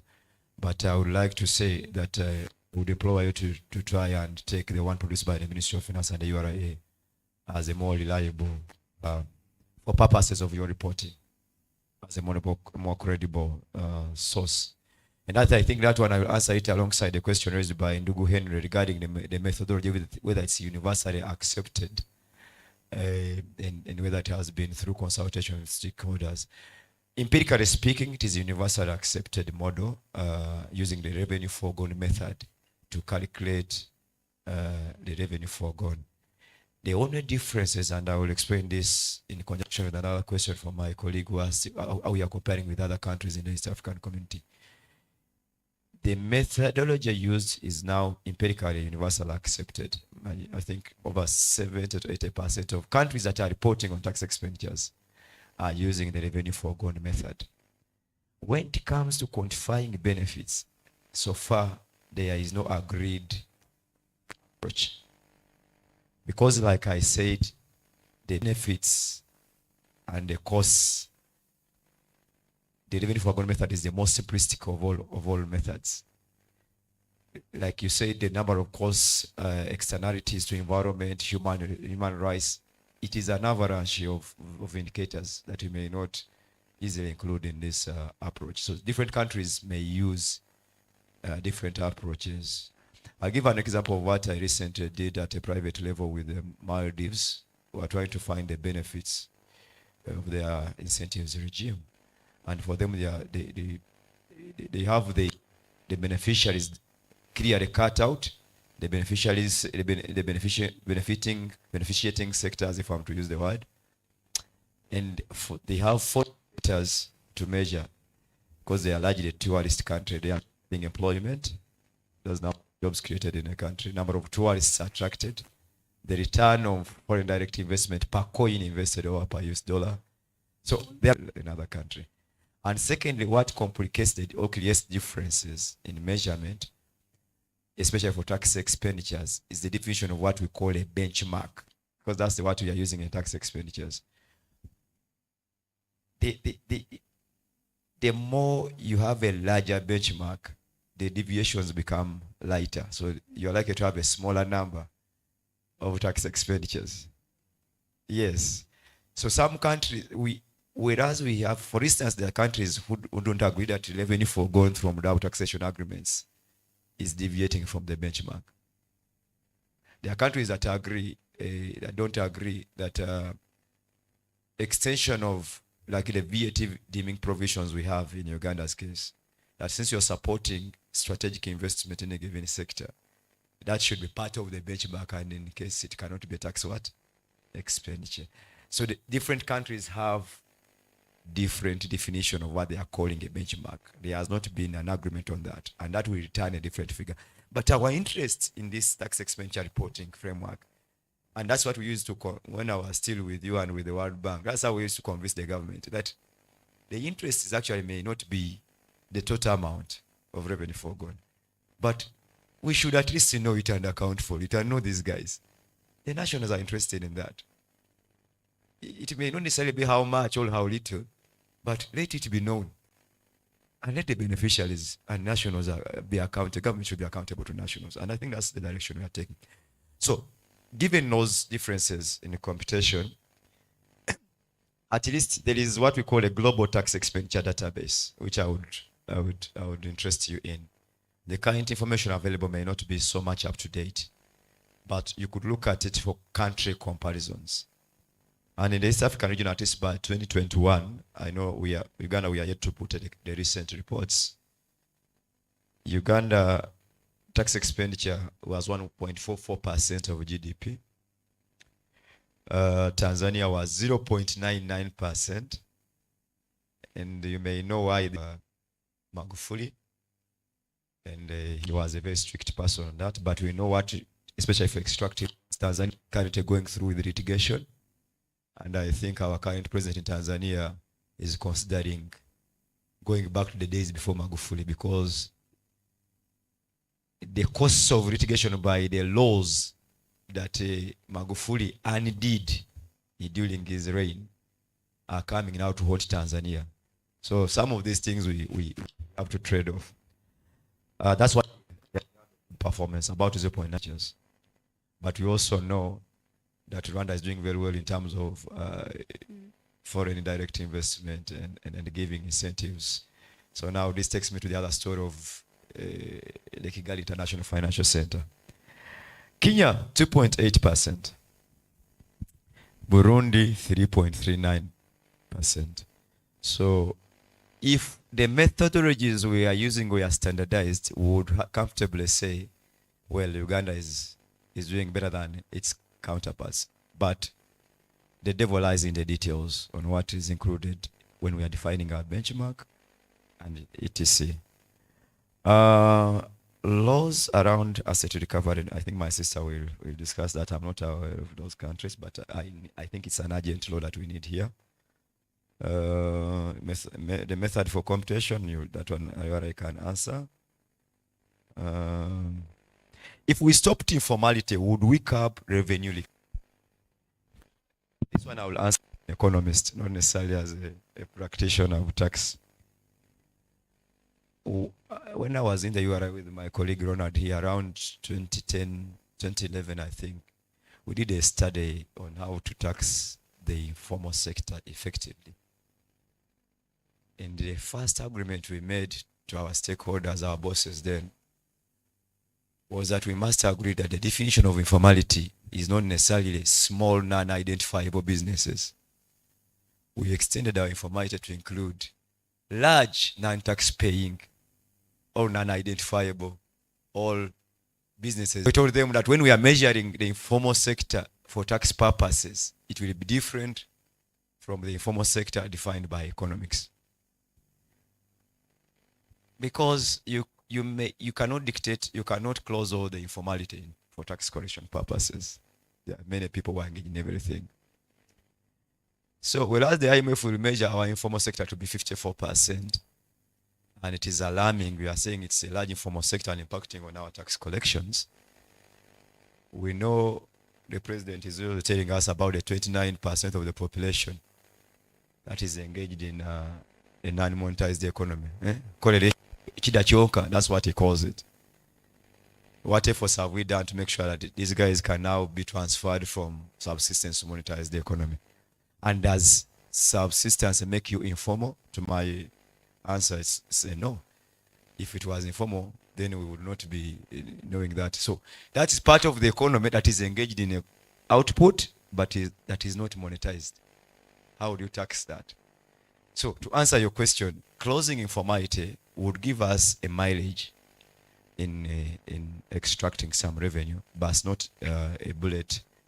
It's not a silver bullet to our tax collections. You may have a large informal sector, but if the formal sector is monetized and it is contributing to revenue that it's supposed to contribute, revenue that it is supposed to contribute, like what is mechanism to identify it, we would go in a right direction. I thank you, and I can call my colleagues to answer the questions.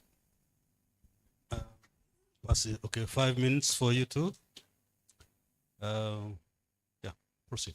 Okay. So in respect to the asset recovery laws, we have had Ugandan law reform, for instance, try to formulate some laws in regards to asset recovery, but where that stopped, I'm not sure. However, if you look at it from the angle of the continent, we have the Common Africa position on asset recovery, and I think that would be a very good start for us to benchmark from, and then see how we can have it incorporated within Ugandan laws. On the bit of the enforcement entity failure, custom enforcement entities failure to manage tobacco prohibitions, we have a lot of and you may call them excuses, but basically we have challenges when it comes to governance. Corruption and bribery comes in there. We have, the issues of porous borders, whereby there is no proper management happening there. So some of these prohibited goods get to go through. We have issues whereby the smuggling or the crime that is being committed is quite syndicated, it's sophisticated. So the teams that are on ground may not be able to identify, and that's how you end up seeing some of these banned goods in the market. So that's the reason why our enforcement may not be performing as expected. When it comes to beneficial ownership and URA's role in ensuring that some of these people are deregistered from the URSB register. Now, we do not have control over how URSB does its activities. What we do as URA, we deregister these people from our tax register within URA, and then we write a memo to URSB and request them to actually go ahead and deactivate. Now, there are challenges. We've seen over and over again that whenever we try to do a search, these companies are still very active within the URSB register. So I would now, there's no one from URSB. Gloria, yep. Yeah, so we need to actually now follow up with URSB on that. So this other one was actually answered on. So how prepared are we for implementation of some of these international frameworks that we are sent or signed to? I would say baby steps. Right now, we are at a point where we are doing, we are receiving knowledge. So it starts from identifying, one, the challenges that we have, and I think that is what we are doing. We are realizing the challenges that we have when it comes to IFFs. We've obtained the knowledge, and I guess the next steps now is obtaining or understanding our loophole or gaps or areas whereby, you know, we now go deep down and obtain statistics to basically understand that, okay, when you come to trade-based money laundering, this is exactly how they're doing it, and those are the places now that we try and tweak. Without that, we won't be able to actually meet up to international standards. Thank you. Thank you. Sheila, somebody raised a question, I think, on the revenue collected vis-a-vis the revenue foregone. You see, it's about wow. And as far as that area is concerned, we are getting more organized. I told you that at URA, we are trying to organize ourselves along the sector lines. And that particular sector, extractive sector, we have a division. A division is headed by an assistant commissioner. That's not a small thing. It's headed by an assistant commissioner, and that is done as far as that sector is concerned. And maybe that's why we are now seeing more numbers coming through to appreciate and understand the potential that we have in that sector. On the issue of the revenue foregone, my brother, as soon as explained, we've gone through a clear process of how we can do this work as far as documenting the revenue foregone is concerned, with support from some of these international organizations. That's why we are more stable when it comes to reporting on revenue foregone. Somebody raised on the issue of the gold, prices, and also what we are charging. Our sector is really in the infancy stages, I should say so. But I want also to point out that we're also trying to deal with the politics involved. Yes, you want to be more technical, but there are some politicians, again, who are also interested in this this sector. So we are, you know, trying to take what she called baby steps. Giving it a focus is very critical, and I'm very sure at one point we are going to be there, because there are countries which are wholly depending on the extractive sector to finance the development. With the resources that we have here, I think we can be there. Somebody raised a question on the sectors that are highly contributing to GDP. We have wholesale and retail trade. We have manufacturing. We have information and communication, financial and insurance activities, and also public administration. Those are the key sectors which are really contributing to this. But as I have told you, we are taking a sector baseline to make sure that we are able to collect revenue. Because when you look at the GDP, tax to GDP, there are two critical variables. You have the tax and also the GDP. The GDP ideally is our tax base. That's the thing. So you need to make sure that you are in control of your tax base if you are to do a good job. And the best way to do that, first make sure that you map it out very well. And that's the direction that we are taking. So I'm very sure if we do it very well, our tax to GDP ratio is going to move from the 13 to the 20 that we are looking at. Measures to help companies to declare the true owners. That's a tough one.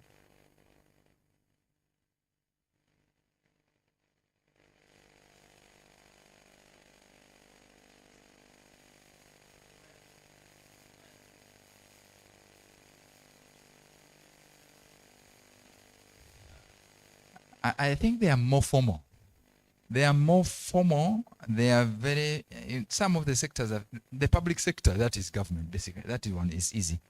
The financial sector, you have, again, few players. They are very big, but few players. When you move to the manufacturing, you in most cases, you need to be formal. Most of the manufacturing entities are formal. I know we have informal manufacturing in the country, but at least most of the big manufacturing entities are known. Which other? Let me just check. Retail, and that is trading. That is also customs. You know, that one is also easy to really identify and be able to manage. Yes, but as I have told you, we are trying to understand this, because we need to get to a point where you can also match your tax base and also the existing tax structure. That's how you can be able to understand that actually the two are matching and you are able to get the revenue that you want to get. Let me just give you an example. As you try to understand these sectors, I also try to engage some of the players. Small, they may not be so big. I went to a saloon. We have presumptive tax for saloons. It is basically on the business. But I wanted also to understand these people who are employed in these saloons. How are they earning? There's a way they are earning. But the guy told me, I tried 2-3 guys. He told me that the minimum the guy can earn in a month is 600,000. But I want to assure you that it is so difficult to tax that guy as pay as you earn.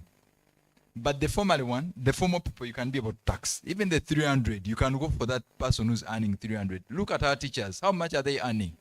But we are taxing them.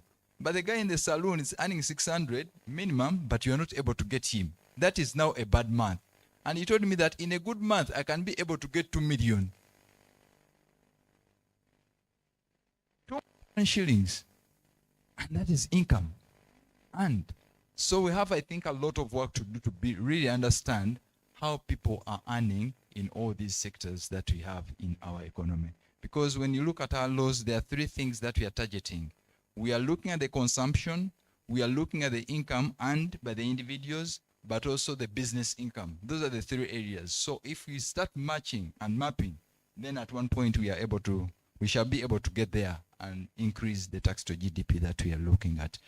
Our economies, especially in the developing countries, are completely different from the economies of the developed world. But our tax systems seems to mirror the tax systems of the developed world.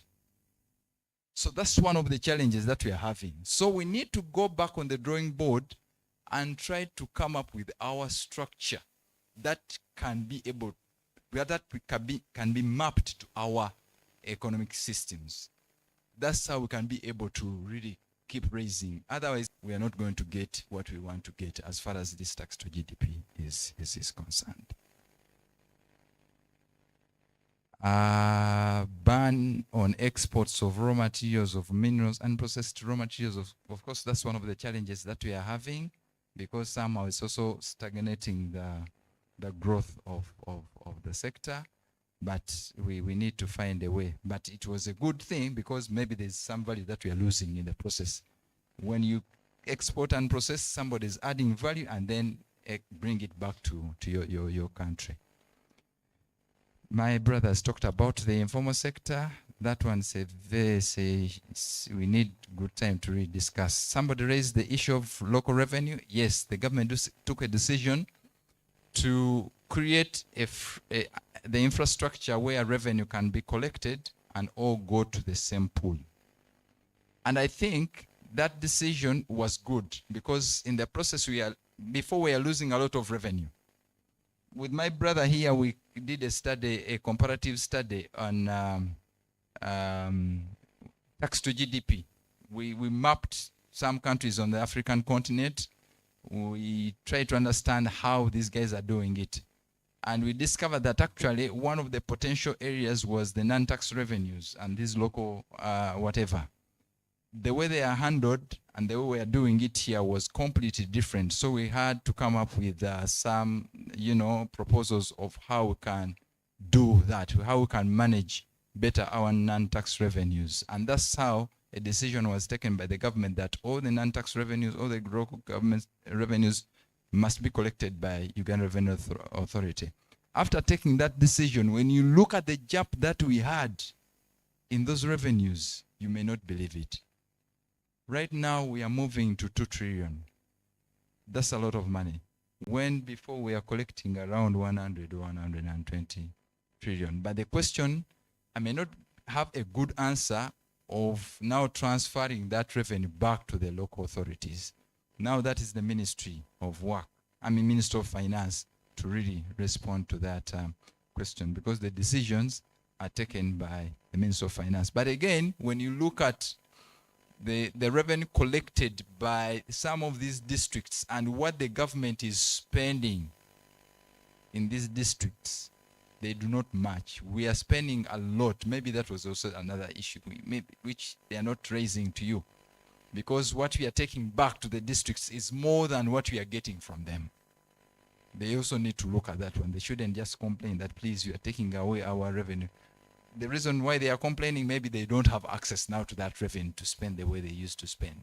But what the government is taking back to the districts is more than what we are getting from these guys. Thank you.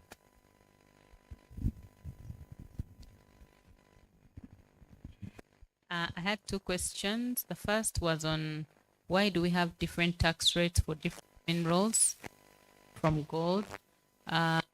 Is something that was put in the law, the new mining and minerals law. We don't have anyone here from DGSM to explain to us why this was done, but I can try and consult and come back to you on that one. But what I know is that the royalty on a mineral mine is assessed at the mine by the mining inspector. And the challenge that we have is because few mining inspectors, many times we only take the word of the company that is mining to say this is how much I mine, because we do not have enough mineral inspectors to go around. There's also the issue of being compromised. Sometimes they may be compromised and they may under-declare. But it is true that they are different. So the only mineral which does not have, which is not taxed at source or at production is gold. And the perceived solution for the gold, to be able to tap into the income or the revenue that gold was bringing in was the $200, which was described earlier, and the enforcement of that has also not been very good. The second question was on the decommissioning policy of Uganda. I leave that to my colleague Edwin to answer.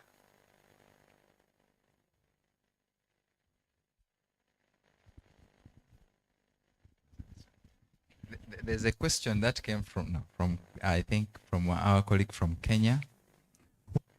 Who makes the decisions on who gets the incentives?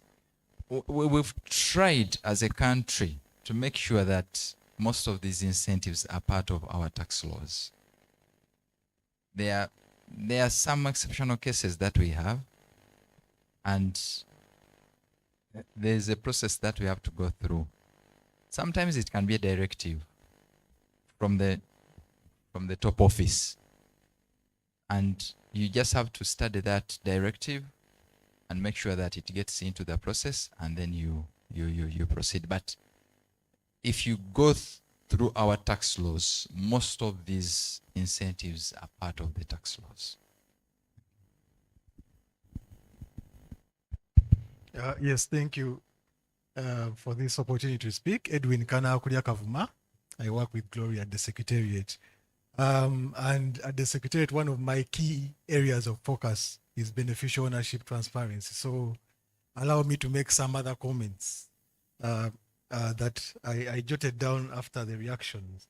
And James, you asked about are there measures to ensure compliance? And our colleague from here mentioned, the requirement that it is now mandatory and you can be deregistered. But apart from that, the law also prescribes a penalty of $136 daily from the day you start defaulting. For example, if you filed your last return 6 months ago, and then in those returns you didn't declare the BO, and then it is realized, then they will penalize the company $136 per day. Even officials who are responsible for doing that can also suffer the same fine. So it's quite, if you calculate 6 months, 100, it's quite heavy. So they are hoping that will help ensure compliance. And also to talk about, so specifically for that, their system is integrated with NIRA. So at least for Ugandan BOs, they are able to, the system is able to identify if you have a different NIN or person you gave NIRA and then here you're submitting a different, the system is able to identify that. There was a question on export of minerals. There's a ban, but through the reporting process, we are seeing some exports of raw minerals. And I'd like to refer to the report directly. And I encourage all of us, this is a public report, the UGEITI report. If you just put in your Google search, you just put UGEITI report, it will take you to our website and then you can download the report from there. According to URA, the reason why there are some exports is because some people are being given exemption. So how they get that special permission to export, maybe the issue of politics might come in there, but that was the reason that, and one company I remember was dealing with iron ore. The reason was that they had a running contract, I think with Kenya, to be, so they got that special exemption. Then whether, you asked whether the figures of URA are the same as, now the issue of the reporting period comes in. Remember, we have a specific reporting period. So the latest report is 2021, 2022. And the figures they are quoting today could be from a different, but I'm sure the lawyer talked about, Paul asked that, or made a statement that, especially ASMs, the sites they leave, they just leave them without any, restoration and what. And the challenge that we have had from NEMA and DGSM is that because that sector has not been formal, there was no way they are going to regulate and make sure that these people actually are supported. But now the new law requires formalization and it's calling for formalization. So they hope that regulation, and then we see Annex 11, we have pictorial evidence of a decommissioned site, exploration site, which we have pictures of when the exploration was happening and how the site looks like now. So at least there are laws regarding restoration and decommissioning, but the challenge was the largely informal nature of the ASM sector. Thank you. Thank you very much. And we have hit our target of 2 o'clock past lunch. And please give a round of applause for our team. And the panel is dismissed thereof. Yes. It is decommissioned, right? And for the story about asset recovery, as we stand, the United Nations Coalition Against Corruption, which we are Water Governance Institute is a member, has an asset recovery provision. If you go and read the chapter 5 of the provisions provide a mechanism for asset recovery of corruption, assets stolen from corruption. But what we are missing as a country is we have not associated with the framework. It's already given mandate to us to recover assets. The thing that we need to work on under that framework is to reduce the cost of recovery, because our colleagues are using that as a means to make money for themselves. A large proportion of their stolen money is retained. Secondly, the framework for return of the assets has not also been very clear. They are using it as a financing mechanism. So as we discuss issues of financing mechanism, we need also to discuss finances that are being recovered through assets that have been stolen from countries. Thank you very much for accepting me to be the moderator of this session from morning and afternoon session. It was exciting for me to be here. You can also clap for me.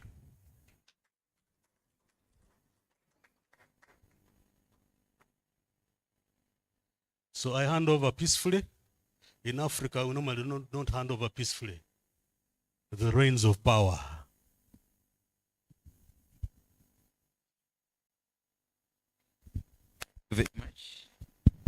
Thank you very much, Henry, for the work done since morning. Can we? Thank you. As he has indicated, we have one session for the day, and we will be having one presentation, and that session will be moderated by Mr. And maybe if we can handle our time well, we'll be in position to finish as early as possible, and then we meet tomorrow. So what we will do, we'll communicate what we have to do tomorrow after that session. So you are welcome for lunch. We can use 1 hour so that we can come back at exactly 3 to kickstart our presentation. If you can look at the presentation, which we have to have, is a presentation on analysis of the tax and tax planning and how it facilitates IFFs.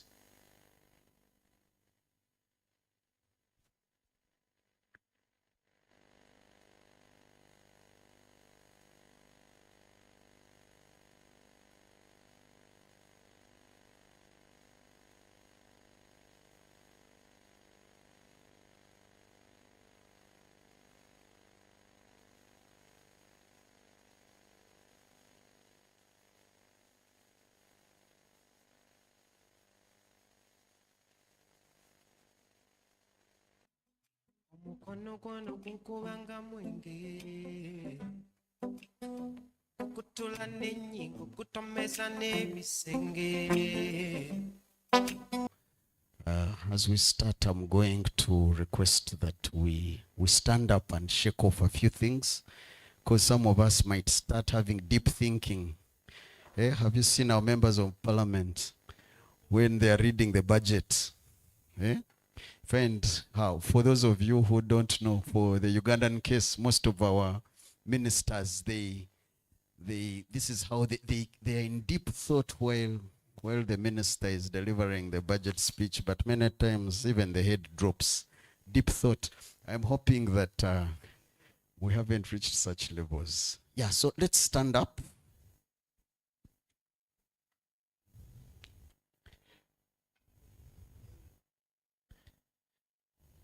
Okay. Very easy. We would like that circulation. Okay. So, for starters, let us give a hand to the people that gave us lunch. Yes. Was it a good lunch?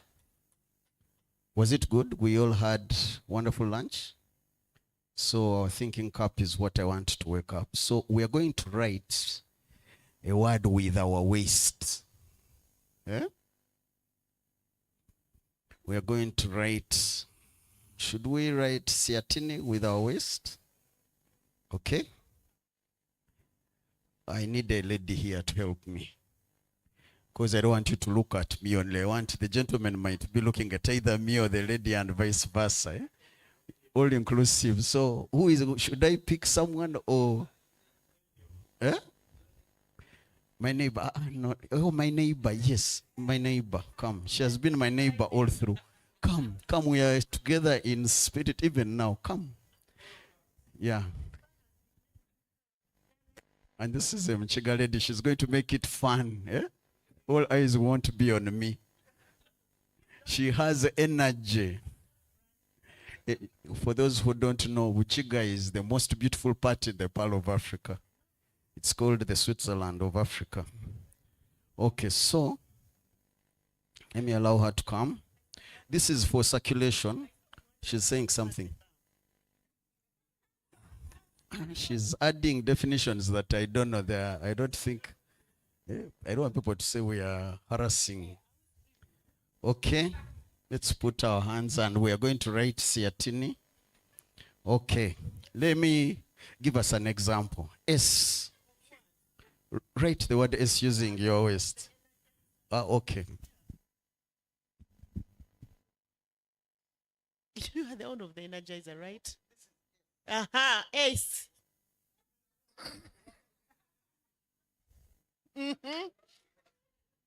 What is E? Do E. It's now your turn. E. All right. Okay, let's start. We've had the examples, eh? So now we are ready, steady, go. S.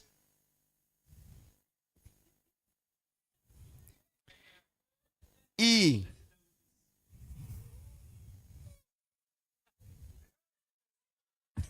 A.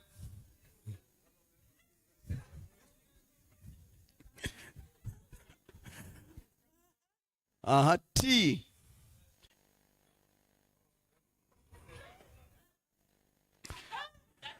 I.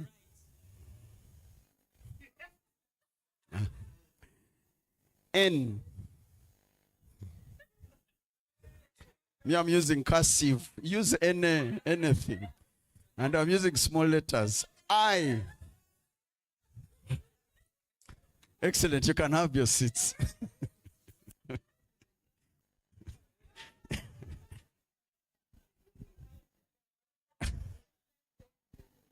Oh, and let's clap for my partner today here.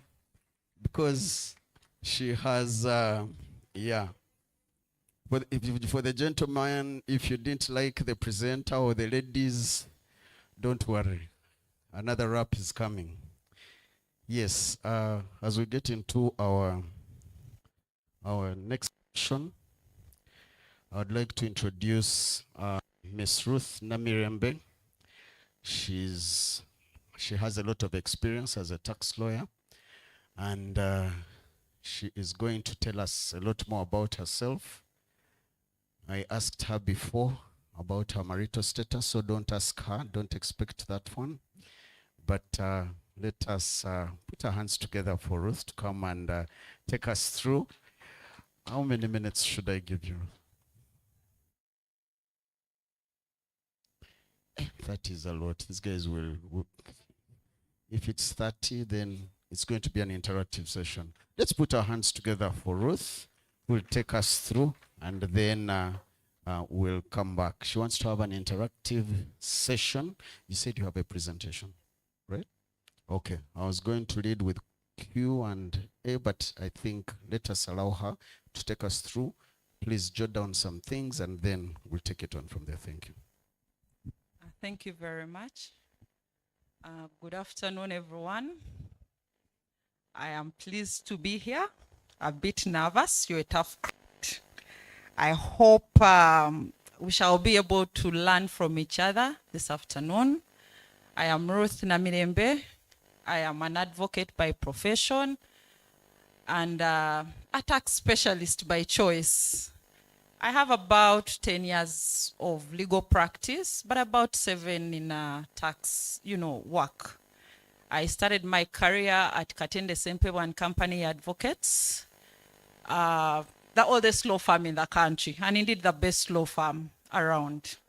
Yeah, they made me who I am. More is appreciative of, mentoring me to be what I've turned out to be. I moved to PKF, Uganda, where I got where I cut my tax teeth. I left as a manager tax. I was there for about 5 years. Left in 2019 with lots of hopes and dreams, and always that COVID would happen. So COVID happened when I had just opened a farm with a couple of friends. I know people at URA have come across people called Ken tax consultants. Those are my colleagues. I think the winds of COVID blew us in different directions.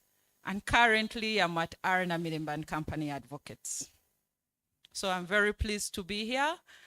And I hope my target this afternoon is to give my perspective of, and I hope I'll be able to achieve that. When the topic was presented to me, I felt that maybe we are overly obsessed about illicit financial outflows, and we are not paying attention to legal outflows. So my presentation basically looked at 2 recommendations from the financial, the words are escaping my head. But I looked at 2 major recommendations on how to curb illicit financial outflows, and tried to look at the tax laws in Uganda. 1, has Uganda followed through with those recommendations? Have we domesticated those recommendations in our tax laws? And if we have they really helped us mobilize revenue, or are they actually assisting these people from whom we copy and paste to take out whatever monies they earn from here? I also intend to maybe question us about our obsession with a foreign tax legal framework. Isn't it possible for us to come up with local solutions that are suited to our tax environment, to our economic realities? If we have a huge informal sector, must we really follow through with the IFRICs when you have an or when you have a population that's not educated, that is not exposed to IT, that probably finds compliance very expensive? Can't we come up with a local solution? Can't we come up with presumptive taxes that are actually feasible, other than the 100 and the 200 and the 300? Can't we think outside the box for actually what are our realities in Uganda? And I hope that throughout my presentation, I'll be able to present that. And I would also wish to have an interactive session, because it's more of a question, me querying what we've done so far, whether it has achieved, and if someone has information, more information than I do have. I'm a practice person, so I don't get a lot of opportunity to read as much the rest of you that side, but I have knowledge on the practicality of what is in our tax laws. So I intend to share that, and we see how we get a middle ground between my practicalities and your policy statements. Thank you very much. So, of course, the theme of our being here is the impact of illicit financial flows on domestic resource mobilization in the East African community. And I chose to do a case study of the tax laws in Uganda, because that is what I'm really familiar with. And I know that from the time we started out here, we're on the second slide, please. From the time we started out, so many definitions have been given of what amounts to IFFs. And I choose to give it again because I made some few bullet points on what I exactly understood. And I say that IFFs are illegal according to the Global Financial Integrity. It says that it's illegal movements of money or capital from one country to another. And it classifies such flows as illicit if the funds crossing borders are illegally earned, transferred, or utilized. If the flow breaks a law at any point, it is illicit.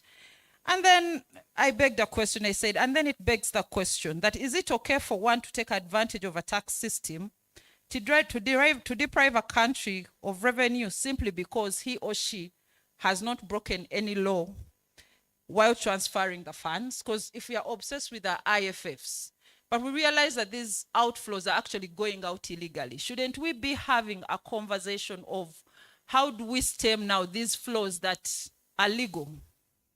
Two, to what extent is tax planning considered dangerous towards a country's efforts to mobilize local revenues? And shouldn't the discussion be more focused on how best to close the loopholes in the tax laws to minimize the tax planning opportunities? Or should the actual discussion be on how well a poor country is equipped to effectively operationalize these beautiful laws? You realize that, and I give a nod to Uganda, that I think we have one of the most well thought out legal framework tax-wise. You realize that when you do a bit of reading and a bit of digging, our tax laws are perfect. And if you find someone who actually understands them, they are easy to explain to the layman. The only problem we have is that very few people actually understand what they are doing, the tax agents. Very few tax agents understand what they are doing. But if you come across a tax agent who actually understands what the law is, they can actually sit down a taxpayer, explain to them what they are supposed to pay, and this taxpayer actually understands what taxes they are supposed to pay. So we have beautiful laws. We shouldn't beat ourselves up, but however, with these beautiful laws, how well are they applicable to our scenarios? How well are these beautiful laws enabling us to mobilize revenue, local revenue? And we're on the third slide. I don't know how I can signal to them to move on to the next slide.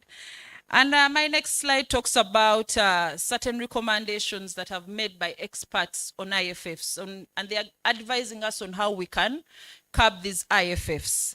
And they gave two recommendations, and I'm going to break down these recommendations because that's what my presentation is about. The first recommendation they've given is that one way for poor countries to collect more revenue is to close the so-called policy gap.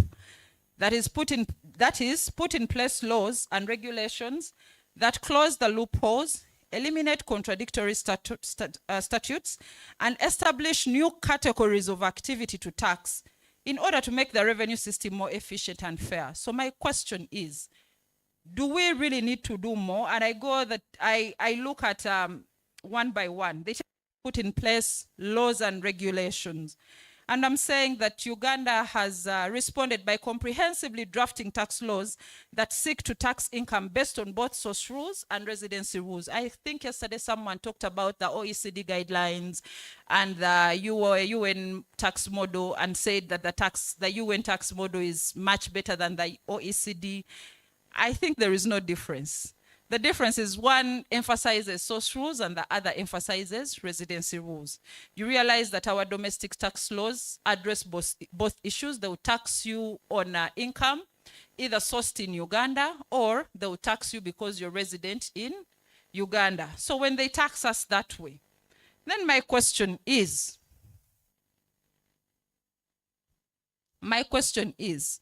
how well, and if someone has an answer, you're free to put up your hand and guide me and say, you know what, maybe Ruth, here you're overthinking these things.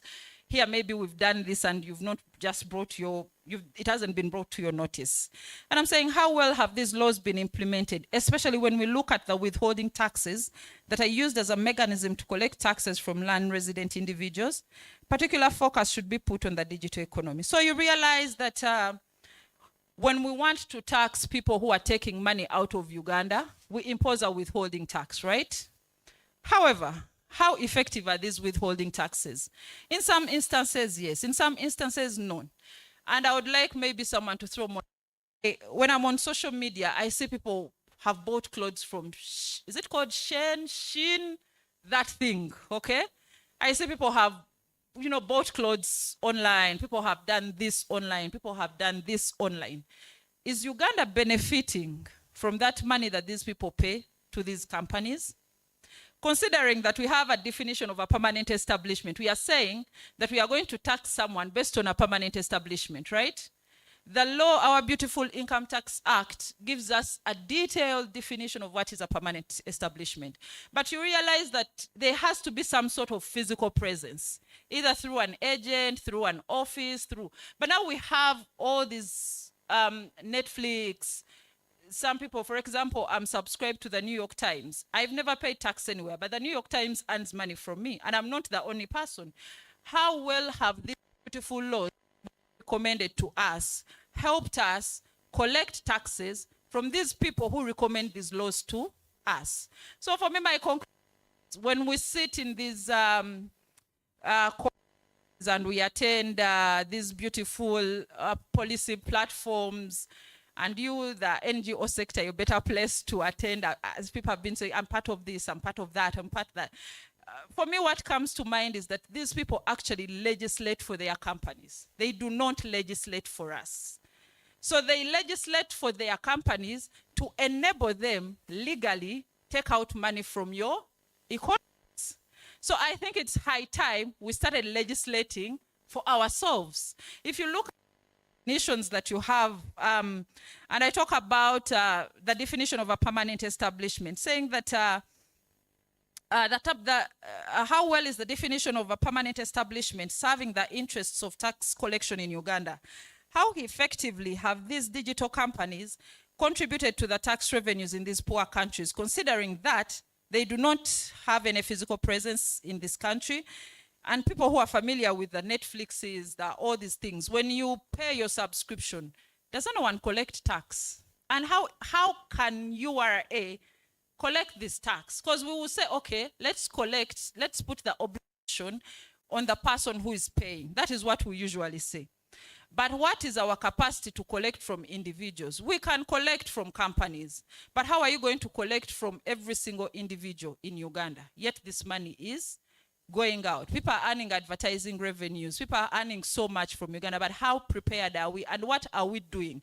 So as we are talking about IFFs and how they can be controlled, we should also pay attention to our legal frameworks that are drafted by those people that enable them to legally take out capital from our economies.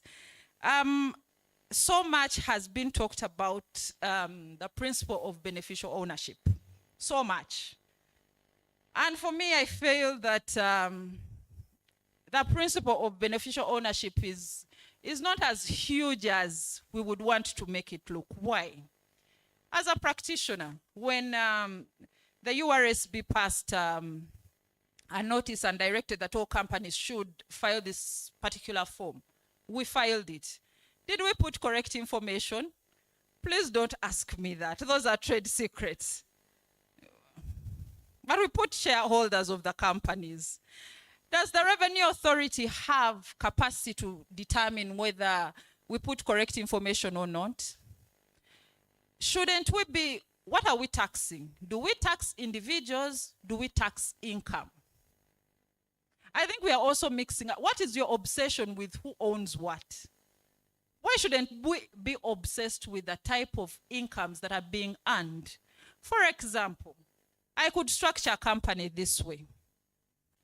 I'm not saying I've done it, but I'm saying I could structure a company this way. I would want to do business.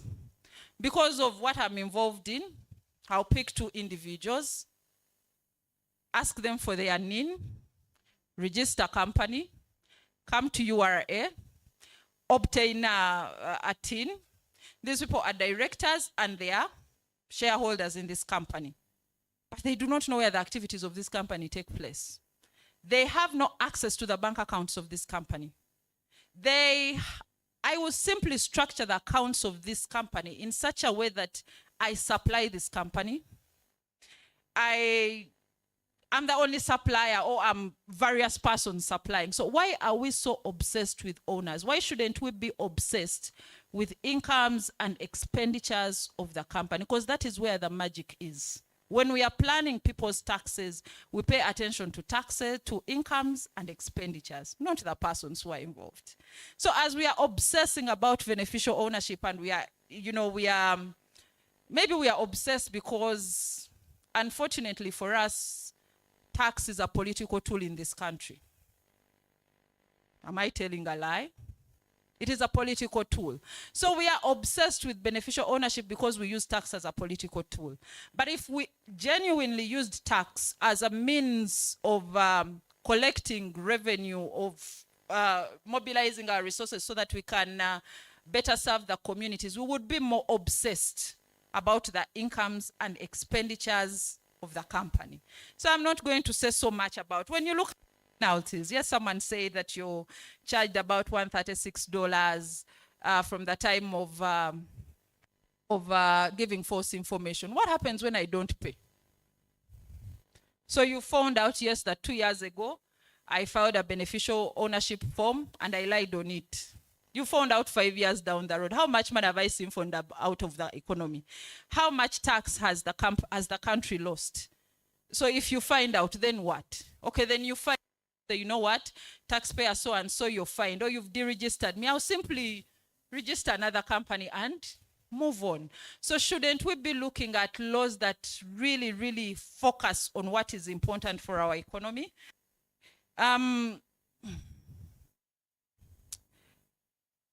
Of course, I talked about the issues raised by beneficial ownership definition. When you look at the Income Tax Act, I don't know if I saw it wrongly or I saw it in another way. It concentrated more on a natural person. What happens in instances where the beneficial owner is actually a company?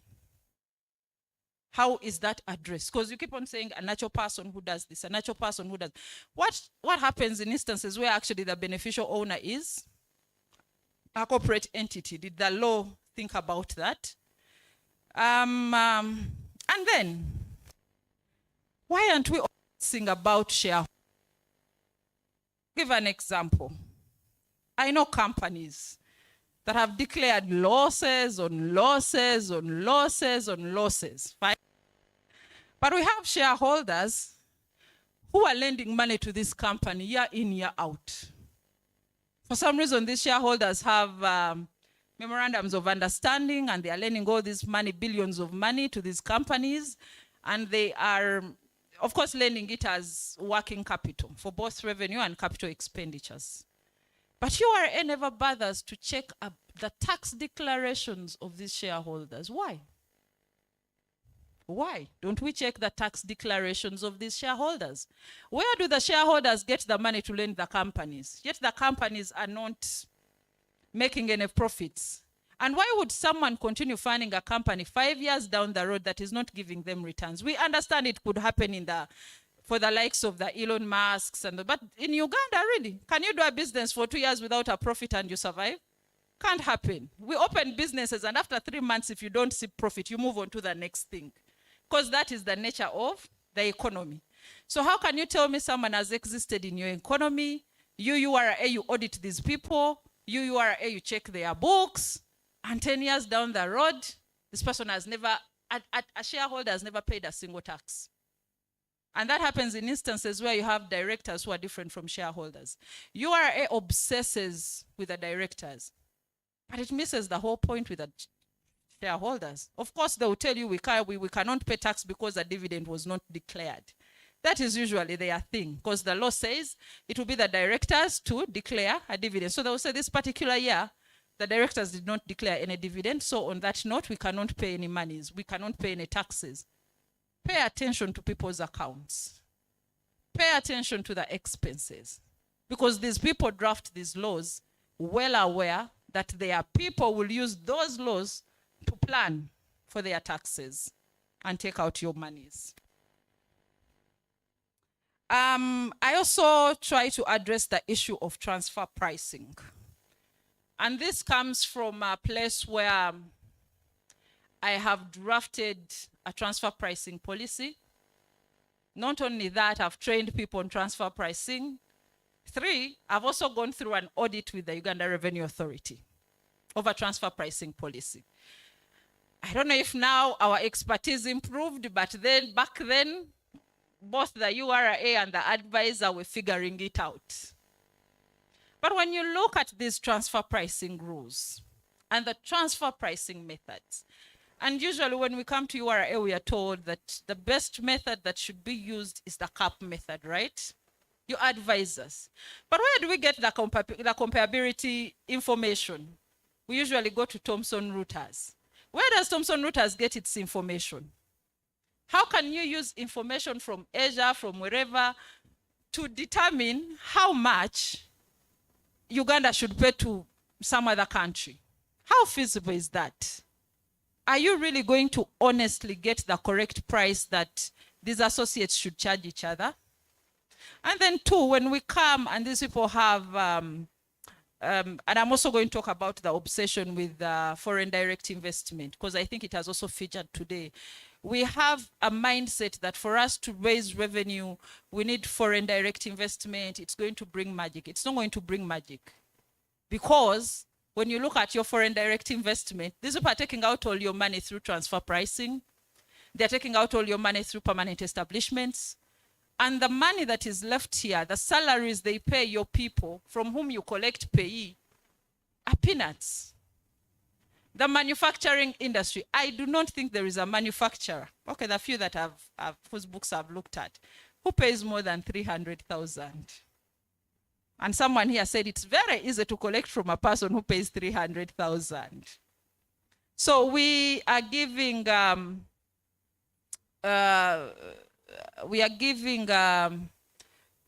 what are they called? The gentleman talked about them. We are giving exemptions to these people, but we are not concentrating on the local content of these foreign direct investors in Uganda. What is their actual contribution to the economy? Well, someone gave a good example that you have a company that sources all its local materials from here. It's employing purely Ugandans. But what is the percentage of those foreign companies? It may be 1 in a blue moon. 2, when you look at the salaries that it pays, because that is the easiest tool of getting, because it's going to declare losses for the next 5-10 years. You will not touch their money. And then 2, when you also look at the materials it purchases here, the figure will be negligible. And when you go back to whoever it purchases from, you realize that whoever it purchases from will declare a loss. So the circle will continue. So essentially, as we are obsessing about foreign, direct investments, why don't we obsess about local investors? They do not take this money anywhere. The money stays in the economy. Why don't we have a regime that gives exemptions? Serious exemptions, not these exemptions that we think about when these people come to us. And you flip the Income Tax Act, say, okay, you know what? We can get you a withholding tax exemption. Is it really an exemption? When we are not thinking about these artificial exemptions, why don't we think about real, honest exemptions to these local companies? Because trust me, and I speak from a point of, most of my clientele are business people, Achikubo people. People wonder how I'm able to advise those people and make them pay taxes. It is very easy to make them pay taxes. It's just that I think people who wear suits, we are very aggressive and we think we know more than these people. And maybe we don't give them enough respect. Trust me, if you looked at that community and supported it rightly, it would change the economy. It would. When you sit down with those people and you explain to them honestly what needs to be done, and they have the capital, instead of hiding this capital in their homes and purchasing rental after rental after rental, you could structure a very good exemption package that would lure them into manufacturing, that would lure them into industrialization. Right now, when we go to them, you're demanding for this, like, you know what, Ruth? I think in this country, it's better to hide your money.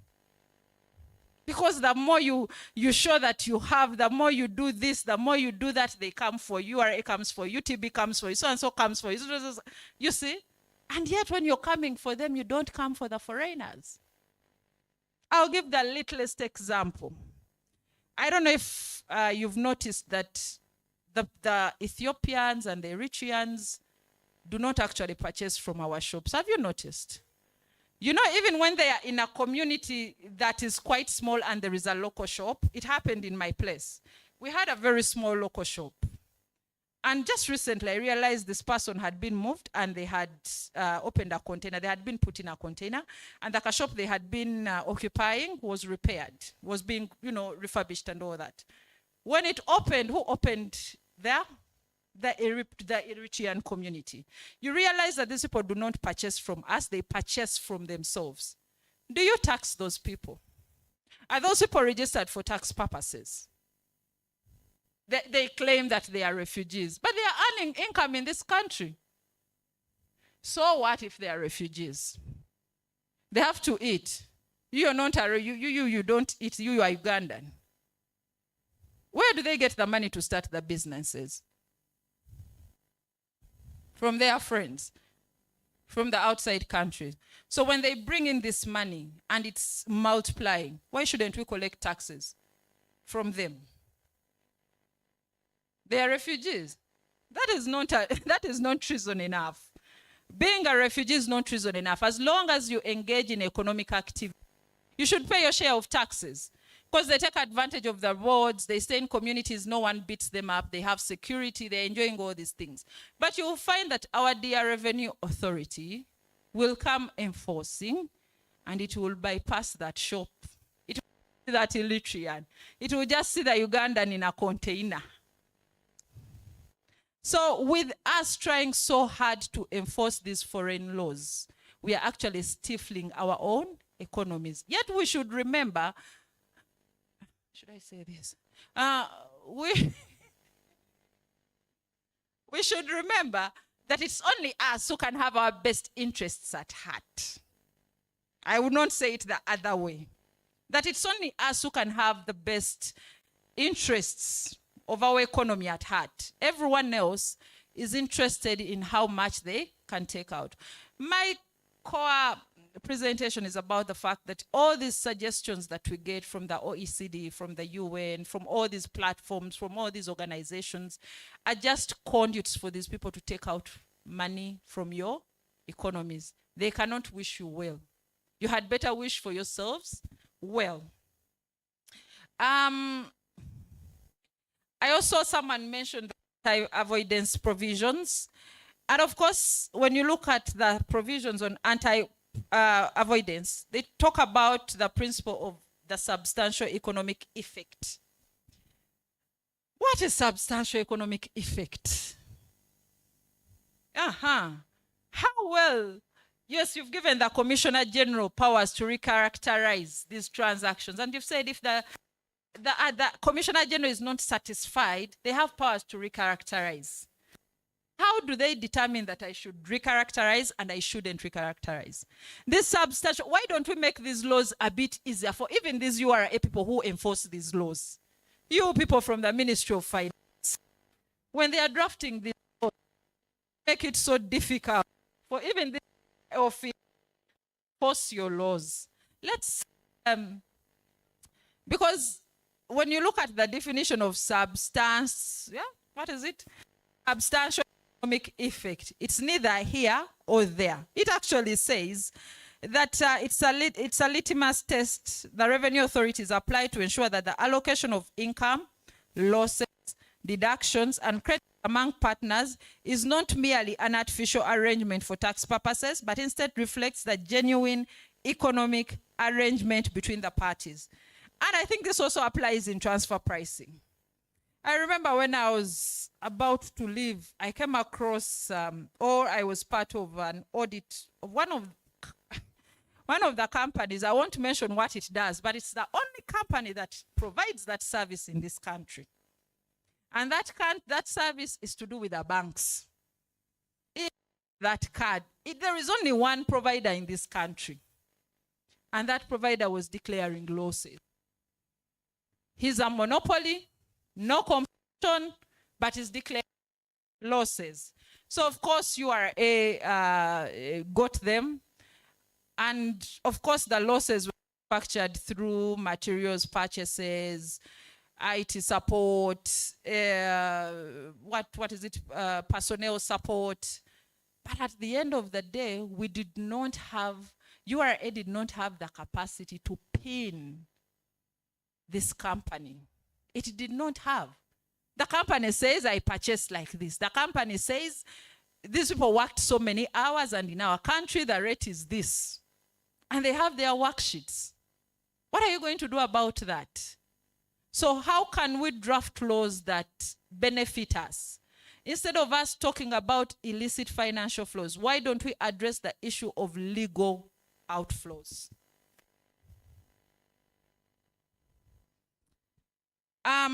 They give the second point as that we should eliminate contradictory statutes. I think URA has done very well.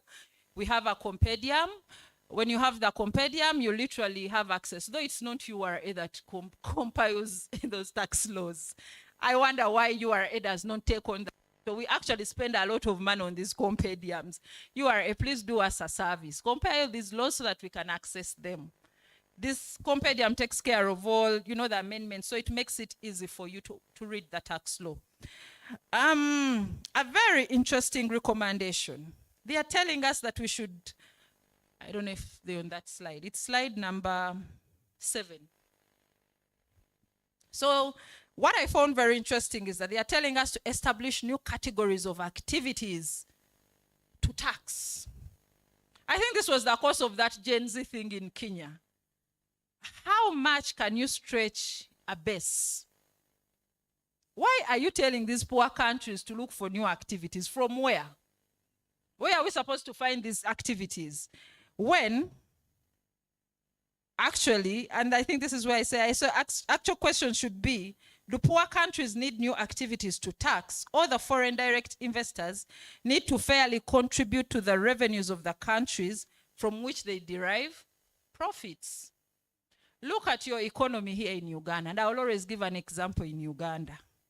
Who really does business in Uganda? Who does big business in Uganda? And I see URA downtown there enforcing on people who sit on verandas. We should be embarrassed. And these days you make it worse. You come with a military and threaten everything in your way. You threaten this, you threaten that, you threaten that. But as these people are advising us to find activities to tax, shouldn't they be paying their fair share of taxes? If these people paid their fair share of taxes, do you think we would need new activities to tax? I think we would do well. How many Indian companies are in this country? And how many Indian companies pay genuine tax? How many Chinese companies are in this country? How many Chinese pay tax? Who has dealt with a Chinese company? Those people are rough. And by the way, if you do business, never ever give credit to a Chinese. They will not pay. They don't pay. They run to the State House investment something. Protection unit, and they report you that you're harassing them. But they genuinely took your products and they do not want to pay. Do you collect taxes from these people? I file for a couple of them. You'll be shocked by what I file. You'll be shocked by what I file. And you see, they've mastered the art of having big business, but disguising it as a very tiny business. When you actually go to their premises, you do not think anything important is going on. But it's actually big businesses. And let me ask URA. You have a Chinese who's supplying NMS, supplying so and so. But then they make declarations to you and you never question. You really never query. Yet, you have someone from whom you can actually check their numbers. So as they are pushing us to create new activities, and I'm seeing URA has started enforcing stamp duty on documents. Do you understand what that thing is doing to people down here? You're saying every employment contract should pay 15,000. You know what people are doing? And you're sending these huge assessments to companies. They are deciding we shall not give you contracts. They are not giving employees contract. And the funny thing is that someone objected, and you know the reason you gave them. You actually charge stamp duty on an oral contract. You explain something about the contract, currency points, and something, and you maintained the assessment. But as you're pushing these small taxes from these little people, you're leaving your citizens exposed. So why should I give tenancy agreements to these tenants when URA is going to come and count the number of houses and say, how long have these houses been here? 5 years. Okay, 15,000, interest, penalty, pay up. And you have people lying there, they're not paying you any money. So as we are thinking of creating new activities to tax, and we are shrinking the base, and we are not looking at the after effect of introducing these new taxes, can we look at these foreign direct investments that we so protect? We protect them, we give them exemptions, they take out all your money, and they leave you with nothing. They are the people who are supposed to pay taxes in this country because they earn it. They earn money. And I'm raising a question. I'm saying, isn't it really necessary for these people to pay better wages to Ugandans? I know we do not have a minimum wage. For some reason or another, that conversation has refused. But you know that, okay, if you cannot collect from these investors, and you love your investors so well, protect this local person. I think Uganda has, we hold the record for being one of the most entrepreneurial companies, people in the world. Imagine if these people got paid well. I think every Ugandan has like 3 hustles, minus the job. You have a job and you have like 3, 4 hustles. So imagine if this person had enough money from their wages and they can duplicate these hustles. And you gave them the right support. The right support, I mean, as URA is obsessing about IFRIS. By the way, I don't understand why you obsess about IFRIS, because I think you can actually collect taxes without IFRIS. You're obsessed with collecting the correct amount of taxes, which cannot happen. Because there is no business person who wakes up in the morning to pay you taxes. Doesn't happen. The sole reason why I'm employed is to ensure that you're not paid the correct taxes. I need a job. So I'll work more than you are to ensure that my clients don't pay taxes. But can we come up with a framework, okay, for this huge informal sector that you have? And I'll give an example. I tell the people I advise that, look, if you have a wholesale license, the minimum you can give URA is 900,000 based on your presumptive tax rates. Give them 900,000. Because I know you're going to come through and give an addition of maybe 500,000. So I know that a client for that particular year of income is going to give you 1.5. Let me tell you, that 1.5 is easier to collect than the IFRIS money you want to do. Why? You're saying that for someone to be on IFRIS, they should be VAT registered. You're going to register this person for VAT. This person will not be registered for VAT, but they are dealing in the same product. So do you expect this person to put 18% on their product? How will they compete in the market? When you go to those arcades, everyone sells clothes. They are the same clothes. So why don't we revise our presumptive tax rates and come up with a target and say, okay, if someone has a wholesale, because KCCA is very effective. KCCA has been able to siphon out people who get wholesale licenses and people who have retail licenses. So KCCA will not give you a retail license when you're supposed to pay a wholesale license. So if we can come up with a presumptive tax rate that says if you have, for example, a wholesale license, URA expects 2 million from you per year. People will pay that money. They'll budget for that money. Instead of you running around with citizens, bringing the army to the streets, stressing everybody, come up with a workable presumptive tax rate. You will actually collect taxes. It's very easy. It's much easier. How does KCCA collect property rates? People pay property rates. They comply with those property rates because KCCA figured out it comes at the beginning of 5 years, gives you a rate, and gives you a whole year to pay that rate. So it's able to collect. If we can move away from the uncertainty, especially when it comes to these informal people. Because majority of our people are informal. When it's the companies, it's okay. They can do the accounting and the financial records and that sort of thing. You're not going to convince these people to come up with records. They will not do it, even if they have them. They will run around with you. But you need money to run the economy. So can we come up with our own homegrown solutions to do this? Of course, I've talked about the shareholders. I've talked about the exemptions. There isn't anything more I can do that. And they are telling me I have 5 minutes. And of course, my last issue is to do with, I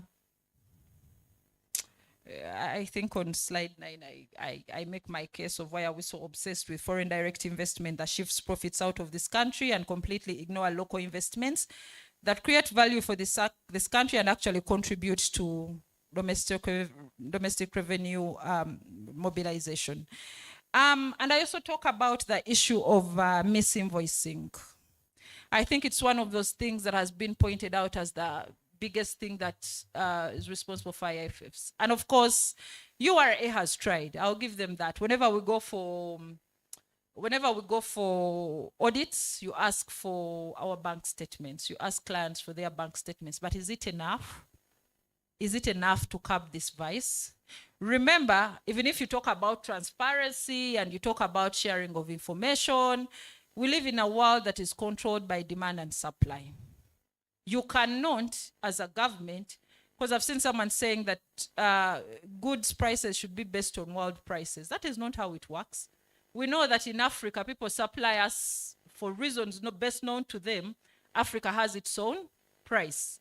For interest rates, we have our own interest rates. They tell you you're so difficult to lend, but they still lend you the money. Are you really difficult to lend? Do you think they would survive without lending you? They wouldn't survive without lending you. It is just that maybe we've also not figured out our strengths. So if these people would not survive, but you know that those are the things that will come up. So when we ask for these bank statements, yes, maybe we are doing something because I realize when they ask for your bank statement, all credits are considered sales and URA imposes taxes.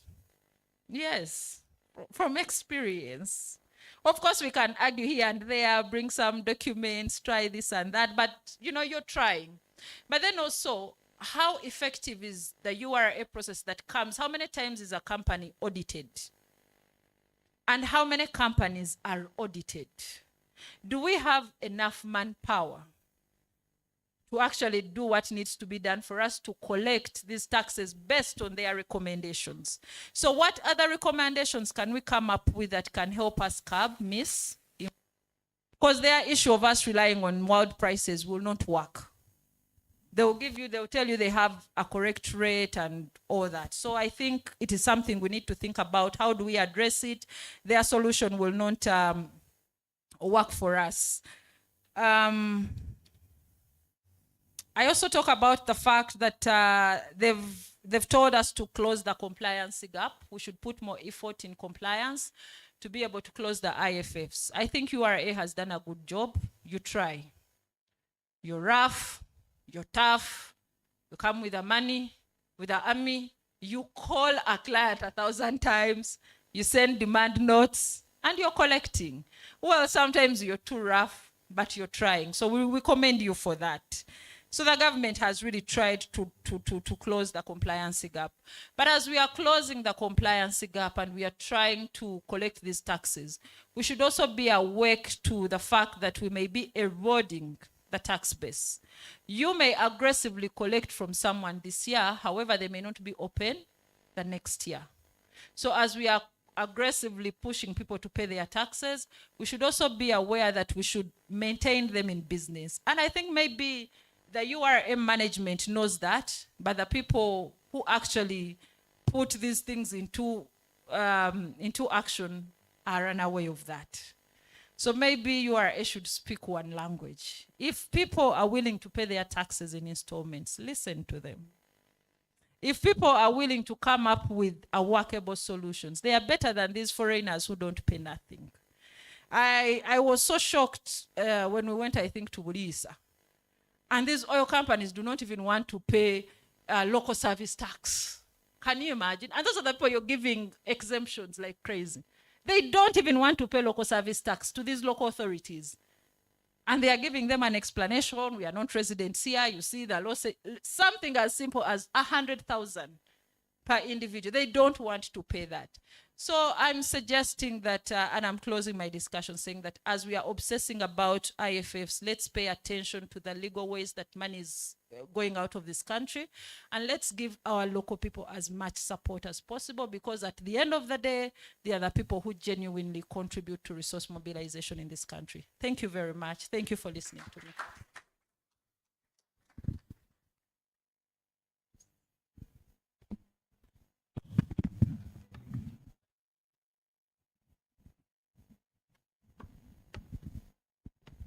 Another round of applause to Ruth for standing here. At some point, I thought she was from URA. She was supporting URA. For some of us who don't know, URA is the IRS, is the KRA, is the RRA, is the...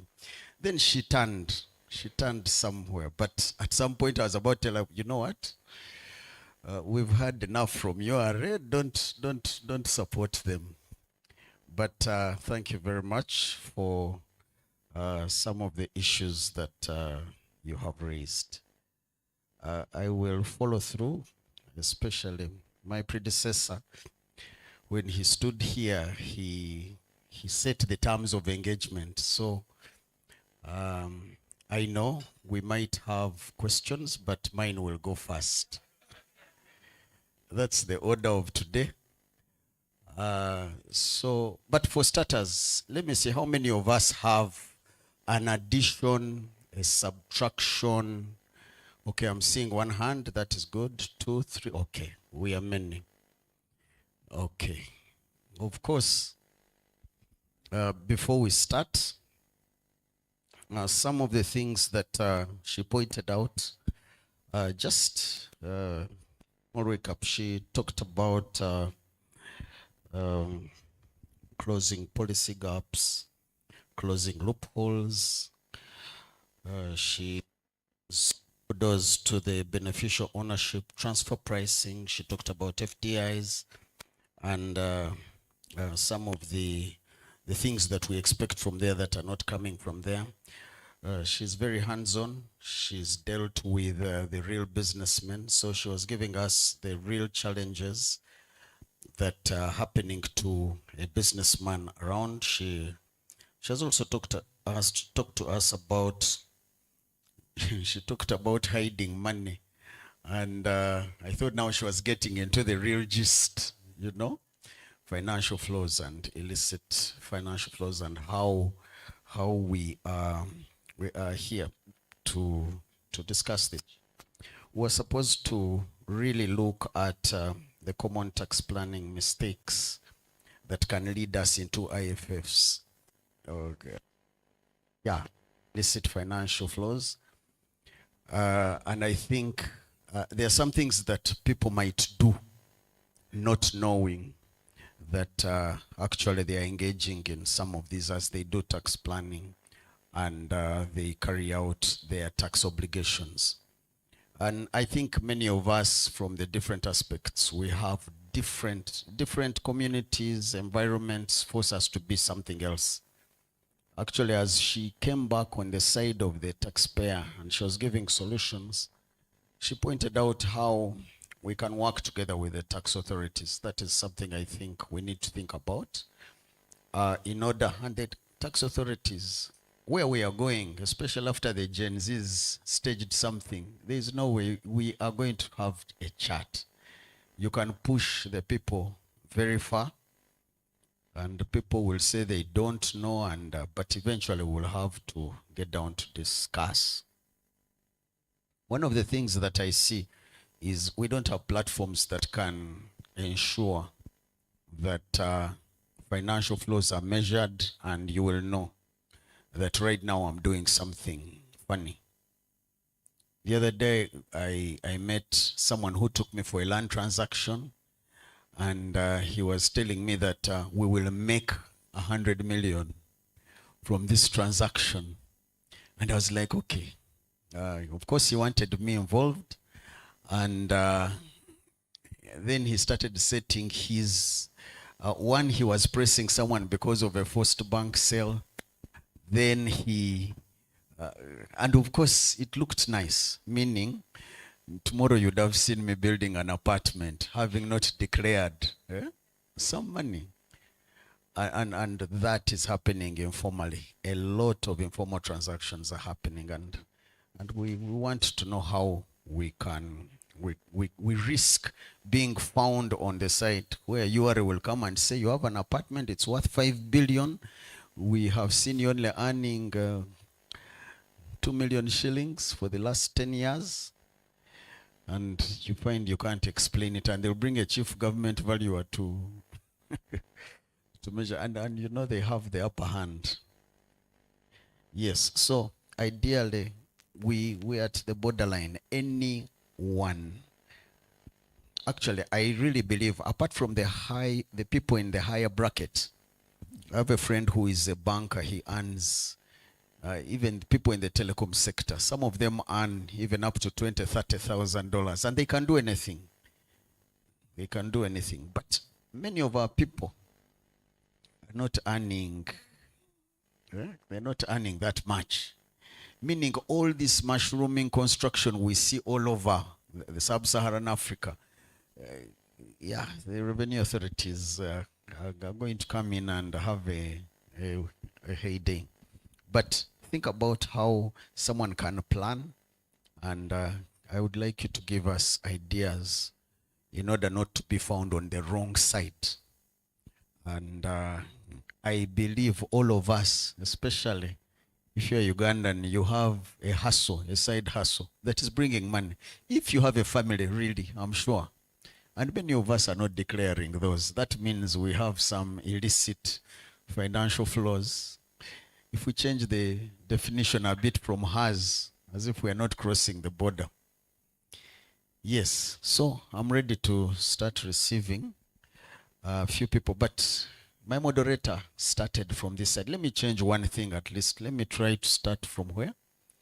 From this side, and then we will continue. Yes, someone is saying I start with my right hand. Let's change at least. Come on this side.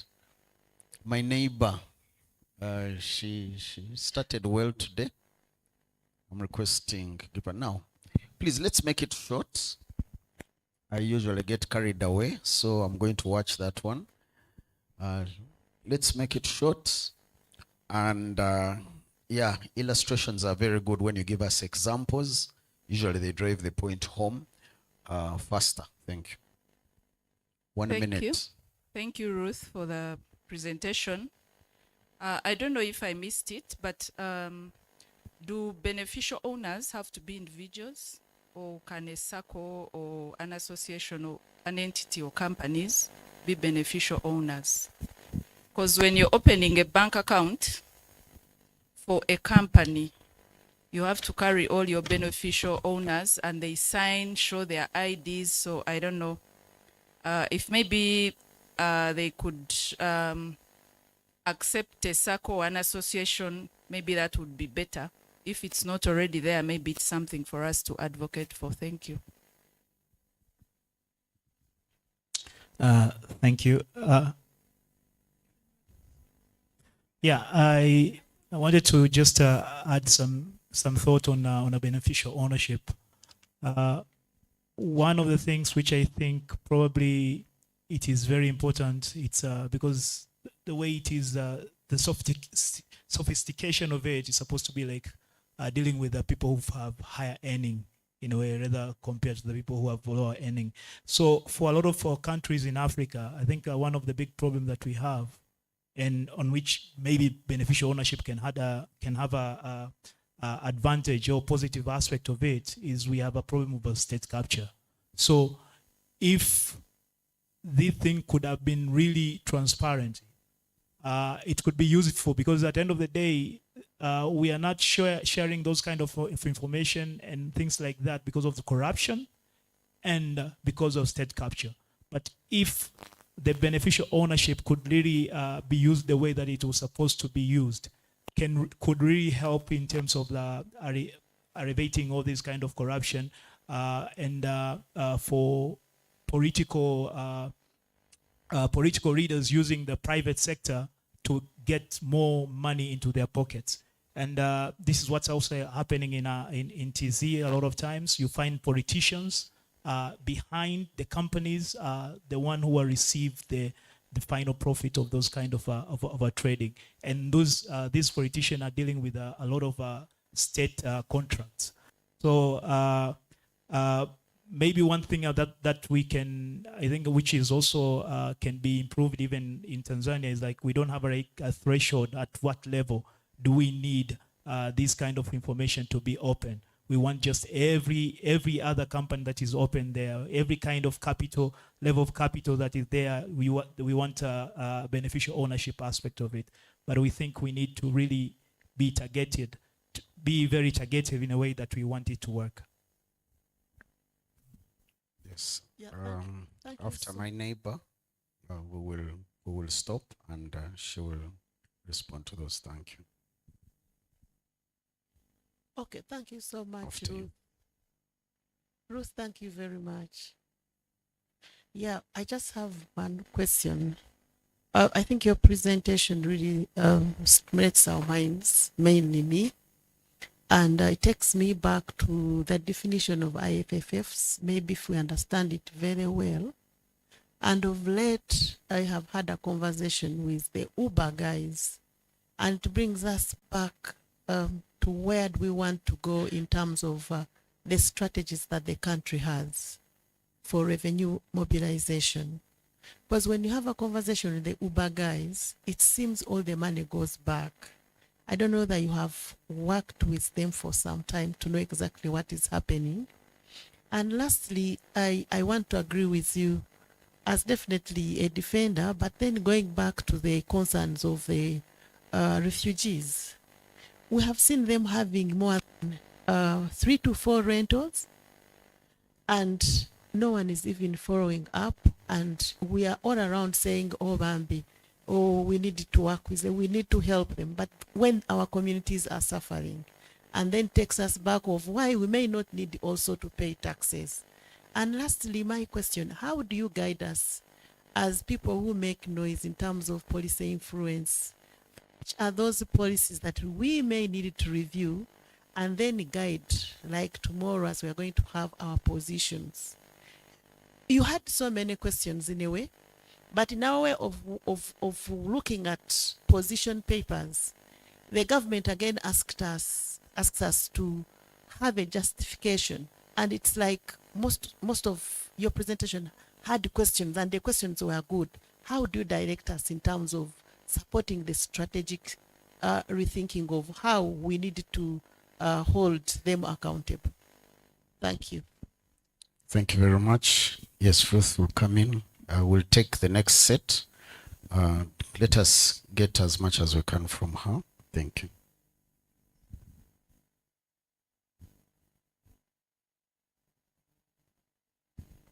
Thank you very much. A couple of issues have been raised where I'm unable to answer. You're very welcome to assist me. They also have questions, but they also have answers. This is a very good crowd. He talked about the lack, the failure to measure financial flows, right? That is where you started from. And you talked about the fact that all of us have side hustles and what we own does not correspond to what we earn. I don't think there is an economy that has fully developed on legal money in the world. Is there an economy that has fully developed on legal money? We are not going to be the first. So illicit financial flows are here to stay. That is the way economies grow. Once the money is in there, then it's the role of the government to tax that money.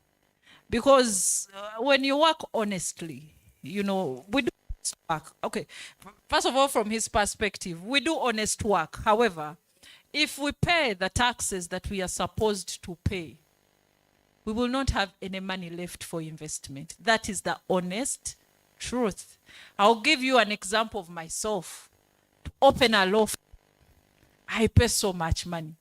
I pay for the space. I pay for my practicing license. I pay to URA as an agent. I have to pay income tax. I have to pay NSSF. I have to pay for my employee. I pay all these things. So if I honestly declare how much I with nothing to grow the farm.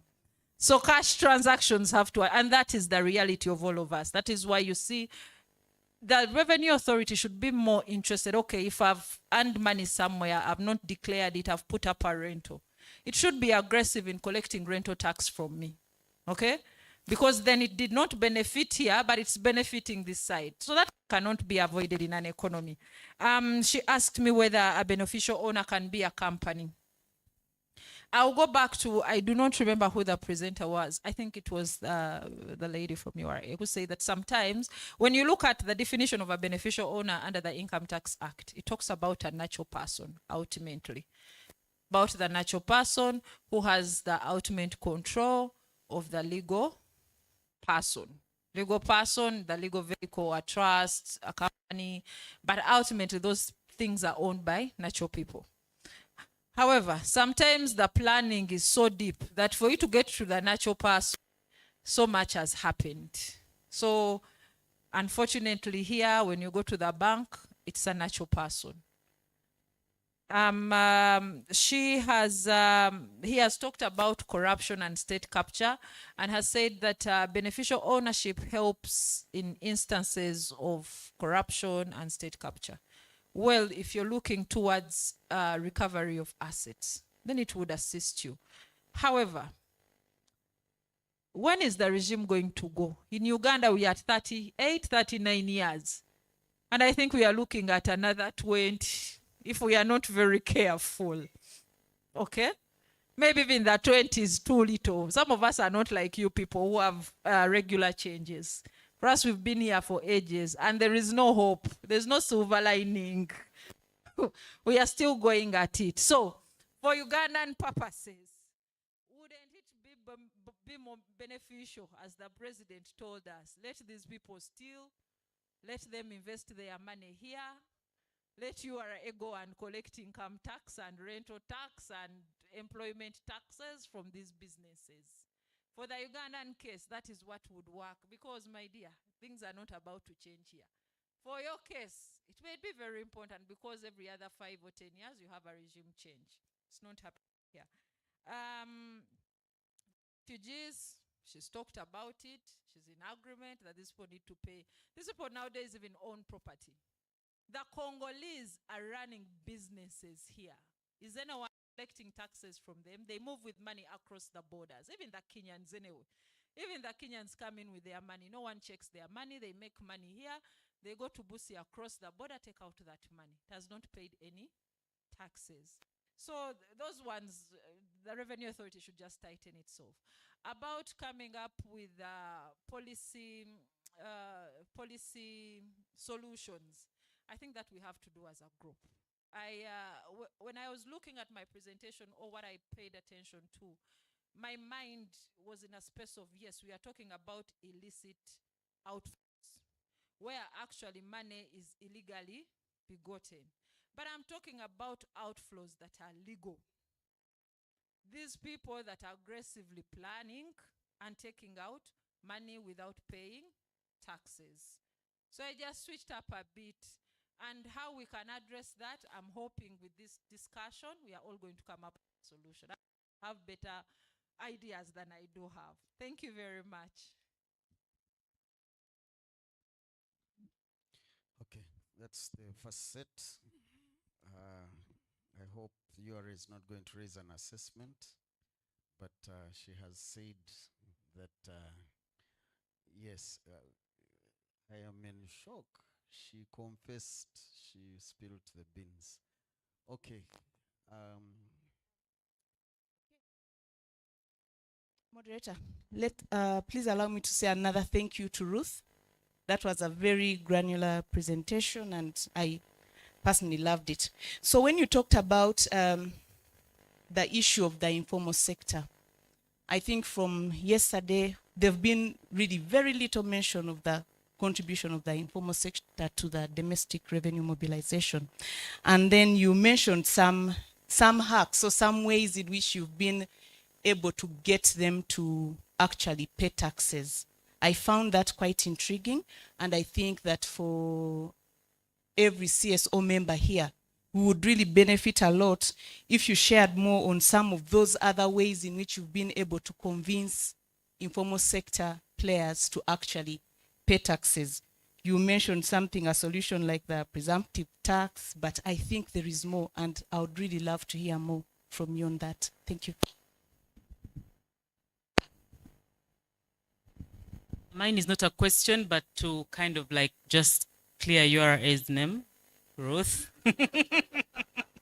I do understand the reason why she was referring to URA was to drive the point home, but I don't want us to lose sight when it comes to the plenary discussions later on. When we are trying to formulate action points, let us understand that URA is only a vehicle with which government uses to collect taxes. Now, our focus should be on how do we then attack or change the mindset within government so that they can actually do the right things. And from there, URA will be forced, you know, because they're the implementers only, to then do what they ought to do, basing on what government has actually given them. Thank you.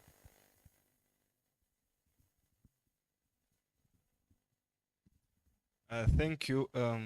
Yes, I think I was tickled to submit on a few issues, but one of them will be probably our perspective on the area of beneficial ownership. And I know this has been a long discussion, and previously we used to consider a beneficial owner either a natural person or a legal entity, but it wouldn't matter. Whether you're a company or a breathing person, at that point it wasn't. So currently, I think in our register, it would be an accident to find a corporate entity as a beneficial owner.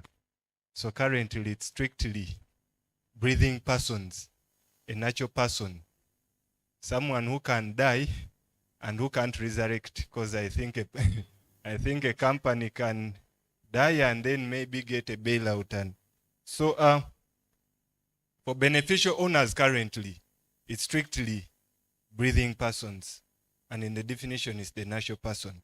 But also for tax purposes, for URA, I won't speak for URA, but I think for tax purposes, we may not consider the beneficial owners, we can consider the business. However, the spirit of I think this entire arrangement was mainly on the anti-corruption conversations.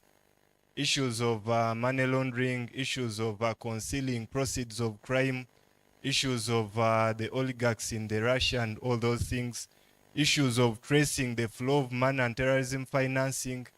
That's why from the anti-corruption arena, for us, we are interested in knowing who owns this building, so that at some point, this gentleman won't say that I'm closing out my building and is chasing all the employees because he's annoyed with the government and he wants to create a crisis. We don't want to get into a scenario where someone creates an economic problem within a country because he's this natural person and you don't know the person. You don't want to have the Jamil Mukulus, you know, funding ADFs here and there. So from the anti-corruption arena, we want to know who are these individuals. So there are so many challenges. Of course, I don't know how URA will help us. We are hugely cash-based, and we don't have laws on regulating thresholds on cash transactions. So because the system is cash-based, it's very hard to track those natural persons, because I can get the money as a company and then pay through other means to our natural person. So maybe through your system at some point, it becomes very hard then to track. So I think there are so many discussions, but also the fact that these were some engagements that were geared to support other ongoing anti-corruption engagements.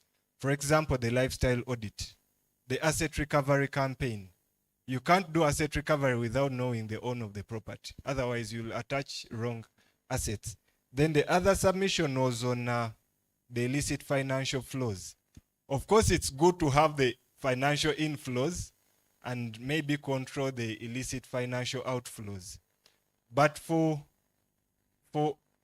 if you've been to, I think the Independent calls it the Bunga Kabalagala, that belt, you know how hard now it is for a Ugandan to rent there.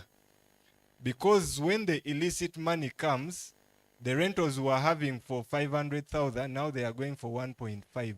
So the challenges with the illicit inflows is that we are competing with the Congolese who brings in, who smuggle in gold, and this guy has a lot of cash. You're struggling with maybe the Eritreans and the Sudanese who come with illicit cash. So the ground is not fair anymore. Now you have pity for the Ugandans that you want to compare with these illicit businesses. So I think for purposes of, fairness and the rest, and in the interest that our economy is not so well regulated, that, we can regulate prices, we can regulate transactions, and have maximum, ceilings on certain items, I think we are still not yet at that point where we can allow inflows, because they will support our economy to develop. But also the fact that these monies end up in the pockets of the few, they don't, they don't trigger economic growth. It's mainly in real estates, but the benefit is, it's curtailed to a few. It's not like the other economies where someone will bring in the money, but also control, or limit the interest rates, so that, guys can borrow this money and also invest in other areas. So there are so many challenges as a country that we can't control and we can't allow to have the illicit financial flows. Thank you. Over to you. Okay, that was quite a mouthful. Okay, since it's my predecessor, I wanted us to continue, but... Don't worry, mine are not questions. It's okay. They are comments and additions to the submission. And I want to say that, Ruth, thank you very much. To suggest that when we organize our presidential roundtable, you become the presenter one of the sessions, because we are very passionate. I did not have much to add in what you're submitting. However, I would also want to add my voice. I think the URA have tried to save themselves from the barrage of issues, but I think there are some barrages that still stick with URA in the sense of the way they actually interface with the taxpayer. I agree that URA is ruthless, and especially on matters of compliance, that they have gone to the extent of locking up businesses for even a whole year. And you might now ask yourself, if you close a business for a whole year, how are they going to raise money in the next subsequent to pay you? So those are things that we need to look at. Yeah, and this is based on experience. The other one is on, I think we also, the point about licit and illicit has come out very well, and I'm supportive of that. On the context of FDI and domestic direct investment is something that we are campaigning for, because DDI to me is the solution to many economies. But we have a mindset that foreign money is going to solve our problems. They come and invest $1, they take out $8 to $35 in return, and you think that you have invested. So we need to change our mindset. The last one is just a proposal on how we can begin to tax online transactions.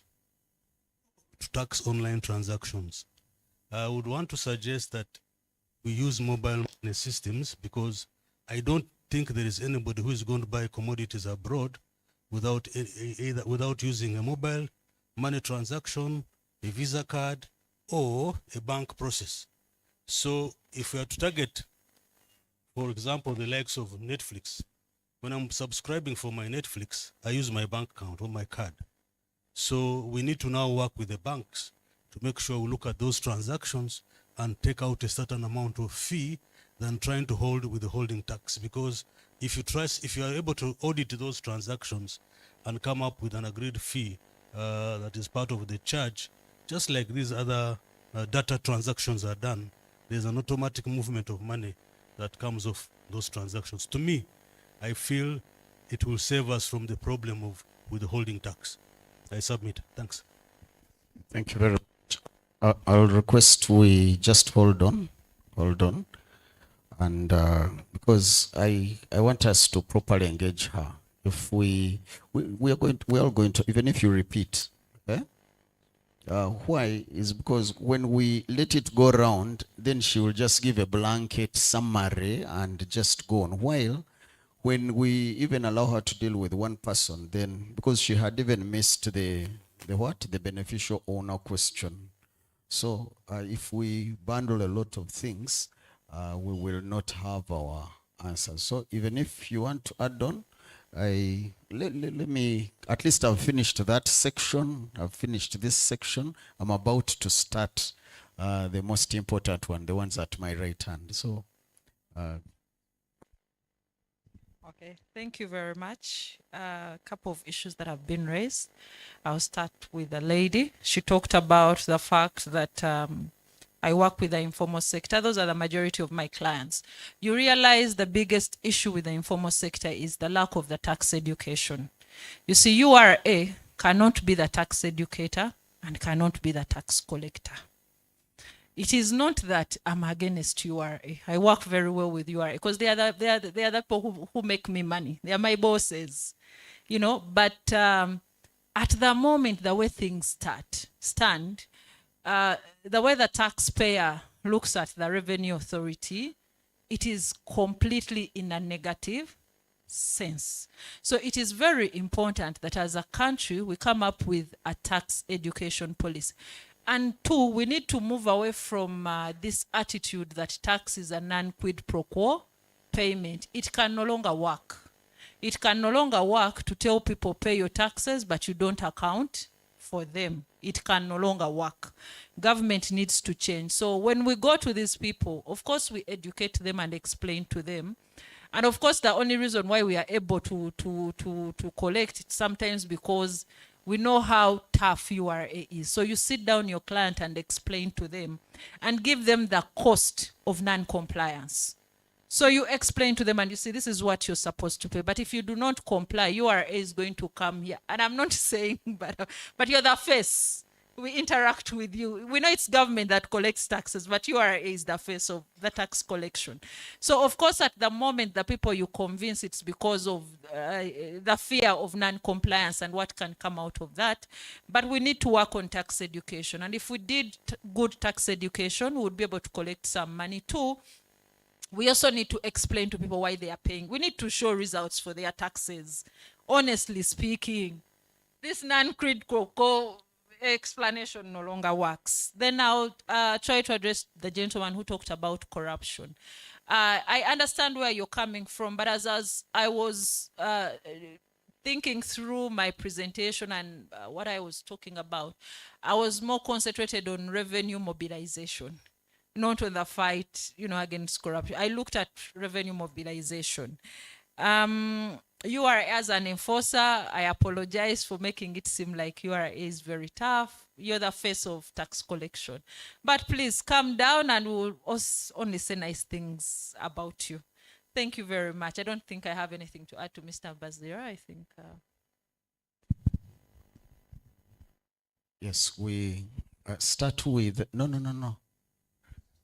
Yes, Cleo. Is it Cleo? Cleo first? Yes. Let him start. Thank you so much.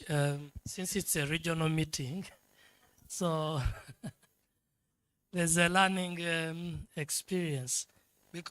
Sorry, I missed the morning session when URA, I don't know, URA when was presenting. So I want to know, because in my country, the revenue, okay, I'm from Rwanda.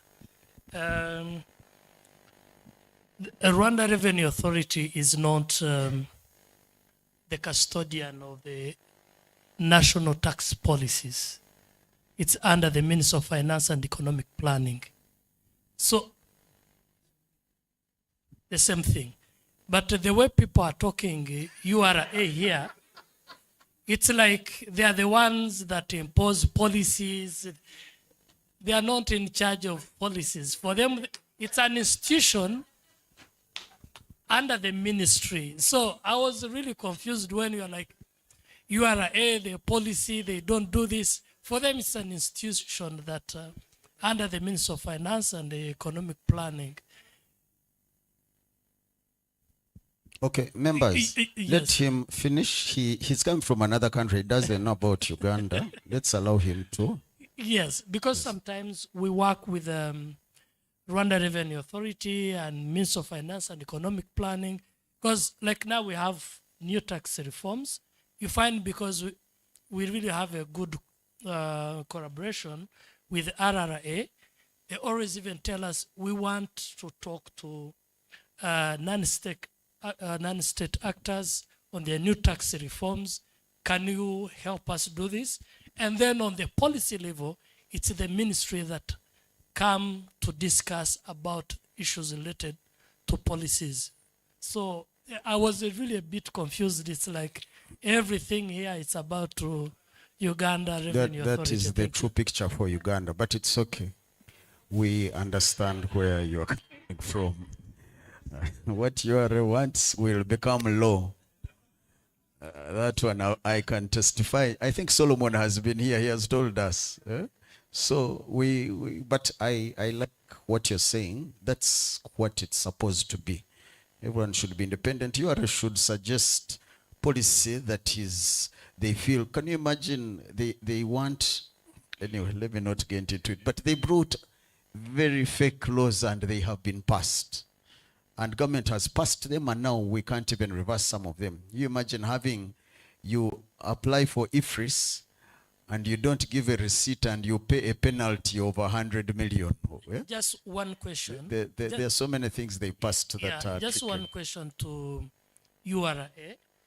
For example, I think I said about it yesterday, promoting cashless economy. So how is the EBM enforcement in Uganda? Because now if in my country, if you pay for a service and you are not provided an EBM receipt, when you report this to RRA, there's even a price around 200 USD they give you for you who have reported a person who have denied to give you a receipt. Because some of the services, like if an NGO, if we are paying for any PIN, it has to be accounted for. So it can't be accounted for without justification. So it's another way of correcting revenues, but also being transparent. So I wanted to know the use of EBM with what the lawyer is talking. Well, yours is 200. Here it is almost $1,500. The penalty for not giving an No. I'm not talking about the penalty. For me, who have reported someone who have refused to give me the EBM receipt. Yes. Wow. So it's like incentive, like you have to ask for an EBM receipt. Wow, that's generous. Ugandans would run for it. Okay, thank you. There's a okay, please go ahead. Thank you very much. I have a feeling maybe members, I can members, let us, excuse me, we have one person talking. Yes, all other meetings I'm requesting, just hold on, soon you'll go to the pool. Just let's finish here. Thank you. Yes, thank you, moderator. Mine is the relationship between the tax collector or the tax administrator and the one paying the tax. The relationship, I think, should be symbiotic in a sense that you encourage the taxpayer to be more than willing, than be combative and maybe avoid you. They have a client's services charter, which I think in a way maybe needs to be tested for the relationship. But I know, if you will allow me loosely translate the Luganda saying, Nyama Ntono. And when I was studying tax administration, we were told that whatever they have, pick that and then maybe follow up. I also wanted to pick, that said, I wanted to also pick on some legal or policy initiative that can boomerang. In 2018, in 2017, 2018, Finance tabled the excise amendments and introduced kind of discrimination between taxpayers within the East African community. URA went ahead and collected taxes, and BAT sued government in the East African Court of Justice. And one of the issues raised was that they were discriminated against because BAT Kenya had brought cigarettes in Uganda and they were taxed, and yet they were looking at themselves as an East African partner. So I think, well, I'm wondering, because these are the ones who enforce these particular laws and perhaps give feedback to Minister of Finance whether the law is acceptable, is workable, or has been rejected. And I also think URA has the technical know-how to inform the policymakers that really do not get the bashing as they are getting when they are enforcing.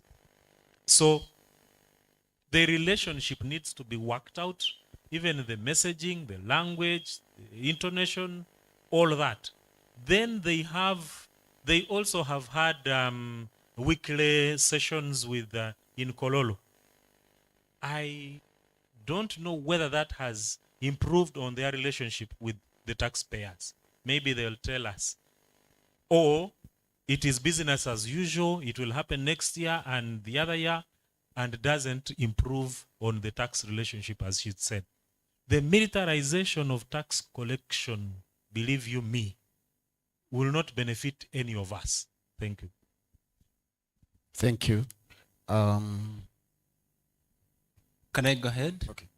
Please. I've been informed that I left some people in the other quadrangle. Please be patient. I'll come back to you.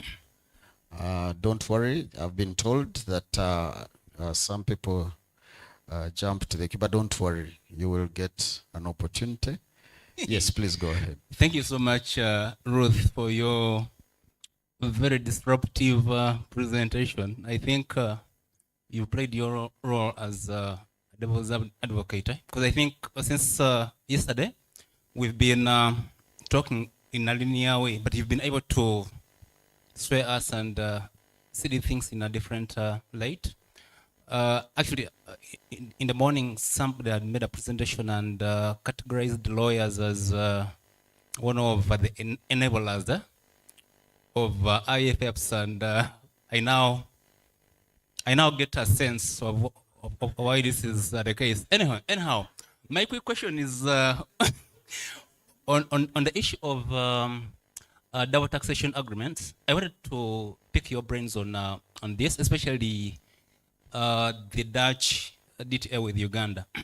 It's been an issue which has been ongoing for the last maybe 10 years.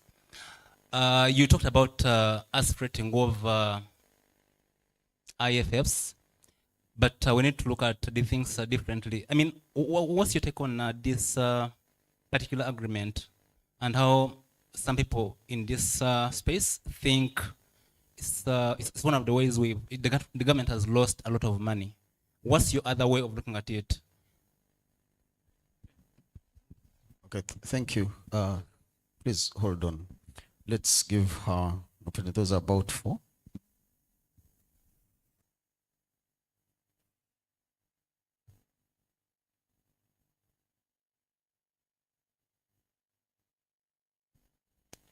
Okay, please go ahead. Go ahead.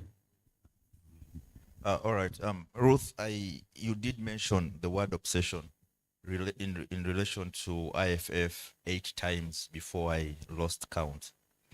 The obsession with IFF 8 times. Yeah, so I was counting you, then I lost count. So then I did look at 2 reports very quickly. One by United Nations Conference on Trade and Development, and the other one is on the high-level panel report by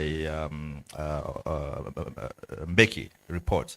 And both of those reports do conclude that if we close the illicit financial holes, then we will not need any budget support for our budgets.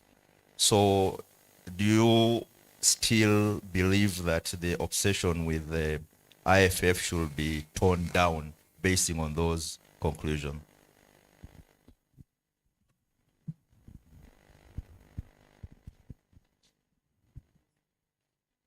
So he says they have asked on his behalf. I'll be the last one. Recently, I think last week, Minister of Finance published. Minister of Finance published the revenue cycle, and amongst them, they said the Electoral Commission has the role and the task to give or to seek tax clearance certificates from URA on the part of politicians before one takes on office. The problem with that is in 2016 and 2021, it was challenged and it was rejected. So I think I'll direct the question to Suna and Mr. Nyenje. How ready are we to implement it? Because from the way they published it, it seems like it is coming back again because of the election period. So how prepared are we? And do we have the mandate? Because last time it was challenged on constitutional grounds. How will it happen this time? Thank you. Ruth, I remember there was an issue to do with establishing new activities that can be taxed, and there was some contention around that issue. My idea is that, speaking from the SME standing point, we have quite a number under the informal sector, like what my sister behind also reflected. The informal sector is very big. You've interacted with them. You know exactly what I'm talking about. And we have so many of them that are not yet into the tax bracket. And yet they are earning a lot of money. They are earning a lot of money. So the rationale maybe of establishing these new activities is not to overtax the already existing taxpayers, but to widen and also include those that are not yet into the tax bracket, especially those in the informal sector. I will give you an example. And this also goes to URA. We have people who operate at night, the night economy. As I speak right now, they are setting up to start operating. In the morning, as it comes, they work at night. You won't see any stalls during day. But during that one night, somebody is able to earn at least 50 and above 1,000 shillings. This in a month is about 1 million plus. And this person cannot be traced anywhere on the tax chart. And yet a person earning 300, I heard from one of the presenters here, is subjected to tax. So I think that is what what the issue was about, including such people. And then also to URA, how do you plan, or what mechanisms or strategies are you going to put in place to ensure that such people are also included? Maybe we would not be talking about dates and whatever if we add such people into the taxation bracket. Thank you. Thank you very much. I'm realizing I wasn't foresighted enough. I should have invited you to also sit here, because in every in every addition, subtraction, URA is mentioned.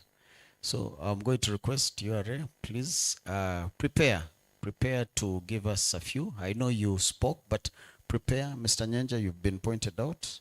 Please prepare to give us something elaborate. And you're representing all revenue authorities in the region. Thank you. Over to Ruth. Thank you very much. I'll start off with a gentleman from Rwanda who said that you are an administrator, and of course the Ministry of Finance is in charge of policy. True. It's just that when you talk about tax in Uganda, we interact with the revenue authority. So sometimes we lose sight that there is actually a ministry behind there. So it is just that we interact with the revenue authority, you know, often. It's what's in our face for tax collection purposes. And we forget about the ministry. A gentleman asked me about the DTA, specifically the Dutch DTA. This is what I would say. I think it's been a general consensus that the DTAs in their current form are not that good for our economies. And I think they are being revised in light of the BEPS developments and all these other tax developments that are going on. So they are being revised in light of all that's happening in the international tax space.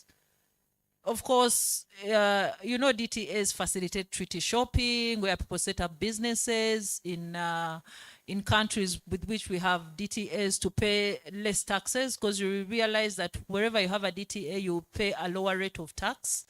That is one. Two, in some instances, you will not actually tax that income. You lose your taxing right to the other country.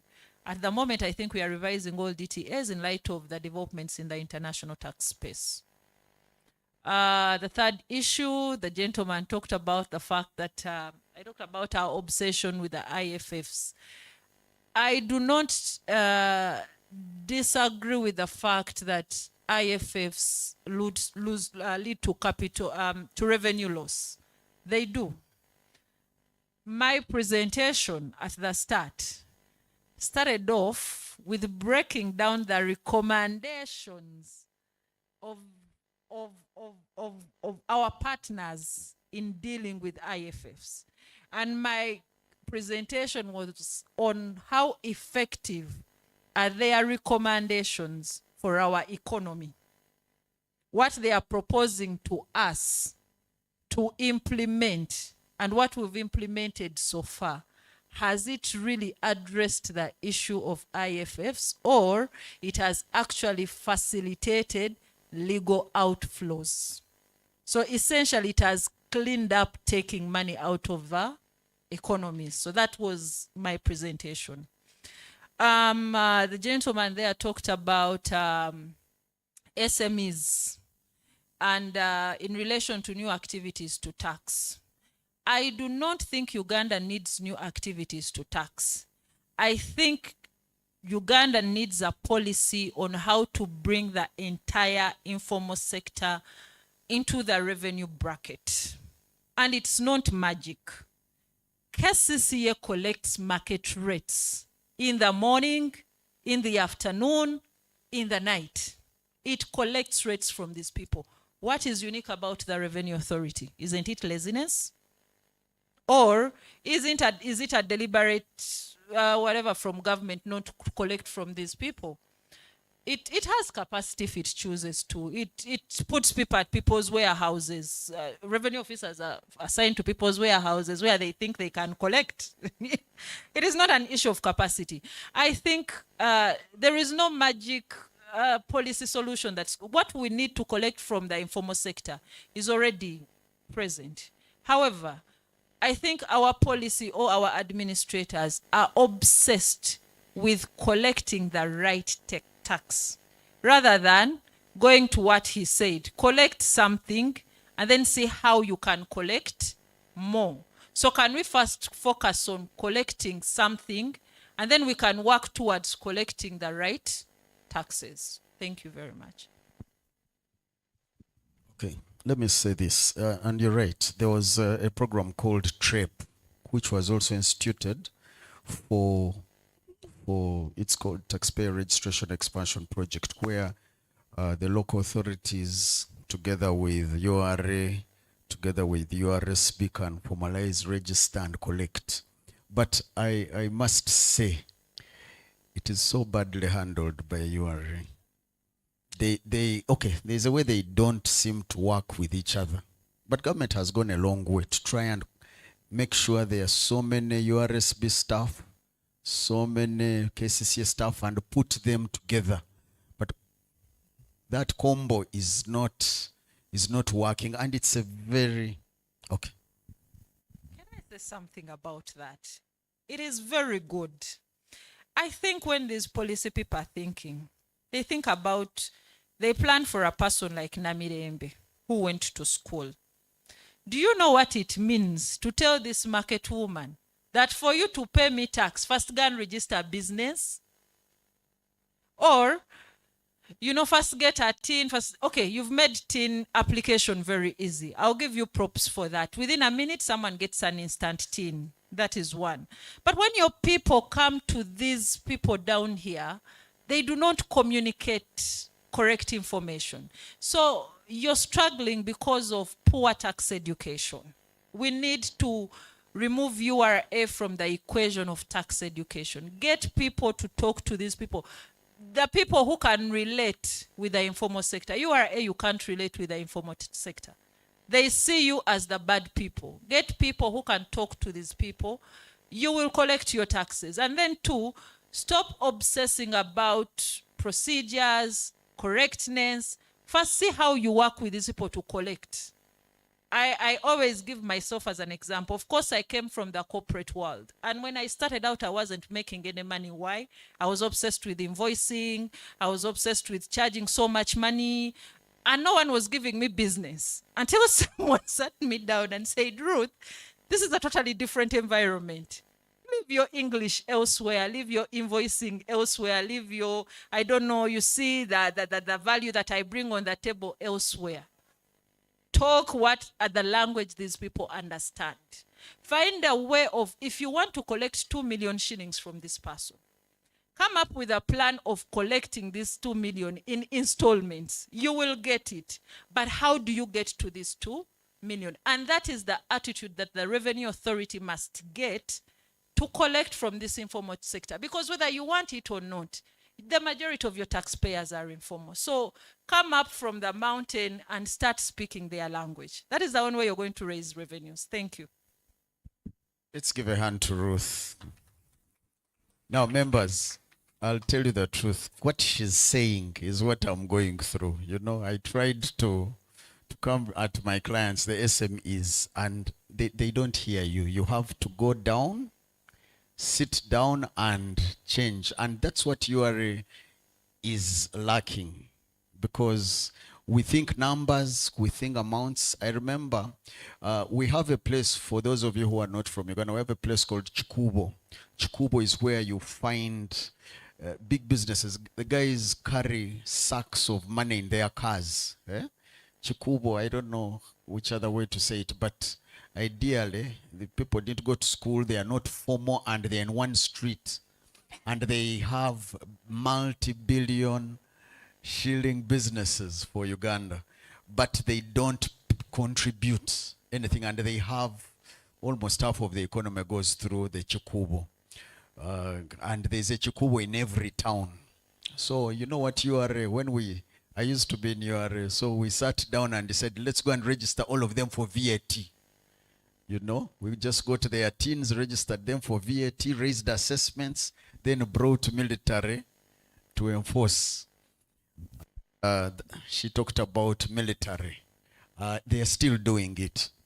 And of course, when our clients, our taxpayers see military, some of them in, others don't.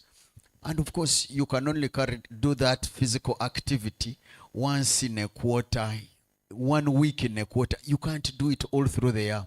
But KCC has made it. KCCA collects even 3,000, 6,000 and gives a trading license. There are things for us to learn. This conversation, luckily enough, our expert is still in the house. I feel if we continue, the cows will come home and go back. And I would like to retire. I'm not the kind who holds on to power for second term and third term and fourth term. Thank you very much for supporting me. I know there's a lot, but there's tea. And oh yes, Uganda Revenue Authority must talk. That's why I wanted you here. So let's have an answer from Mr. Nyenje. Then I will invite Aloysius and I hand over power. I don't stay in power. Thank you. Please, Mr. Nyenje, come to the front. You want to bring a machuba? No. Policy issues, but you're a policy man. You're okay. Okay. It's fine. No, that is our very own. It's only that he has a lot of information. He will support them. I really wanted the URA people to fry in their pan. Okay. I meant those props. I want to accept you. But it's a policy question that the Mark asked about enforcing the requirement by politicians to seek a tax clearance certificate before they run for politics. It has succeeded in India. It has not succeeded in America. Even when the clearance certificate is needed, Trump still says you are as well as how much tax you can hide. So they don't love to file their income tax returns. In fact, in India, they require even their associates and spouses to be able to be careful running political office. In Uganda, it was constitutionally challenged. I'm not so sure it will pass. It usually comes every after election period. But experience shows that even the requirement by the IGG to just declare your assets has not been honored. Not so many of these guys. I think by 2018, there are over 24,000 public servants who are not declaring their assets. And it's a legal requirement already.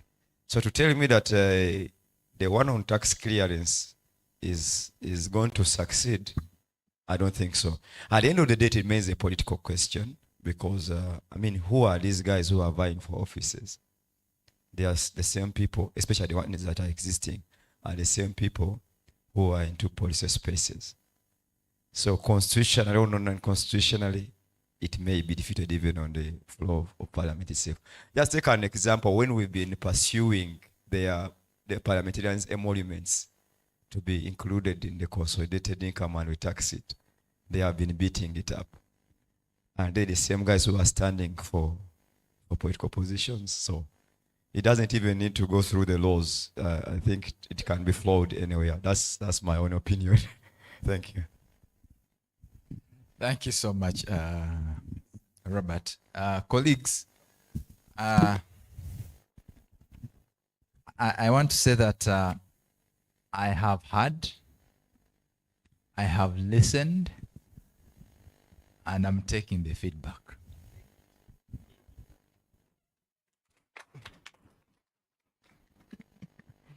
So many issues have been raised. And I think what you are telling us that you have a lot of room for improvement. And we are going to take action. Ruth, we are going to take action. The issue is we have the legal system which I think is not mapping well to our economic system. Sooner, you are now an expert in the Ministry of Finance tax policy. Please, we will take note of this and we see how we can revisit.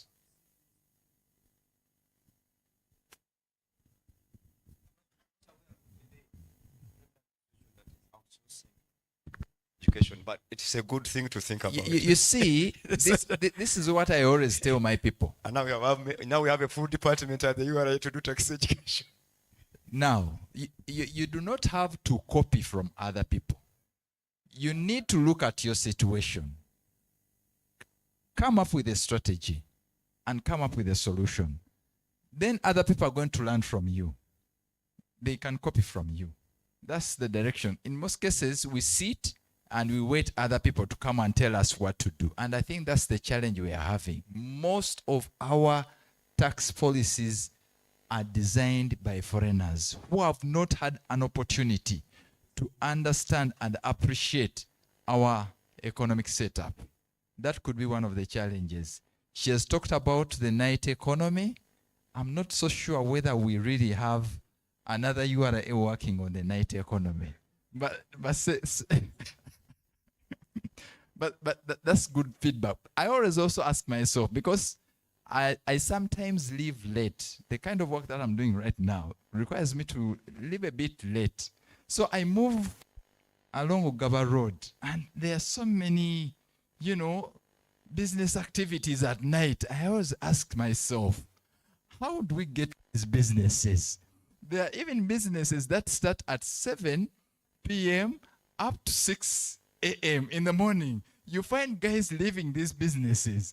And do we get them to really understand how people are running these businesses? But that's good feedback. There's a very tough question that you have asked. Isn't it laziness? It's good feedback. Ruth, please, I'm taking it. We are obsessed with correcting the right taxes, not something. It's good feedback to take back to URA. Stop focusing on correct procedures.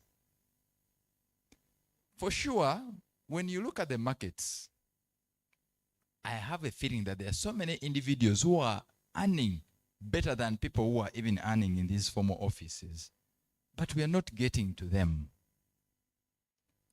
Recently, about 2 days back, I was coming from Mitiana and I had a discussion with the pilot, the fleet I was moving with.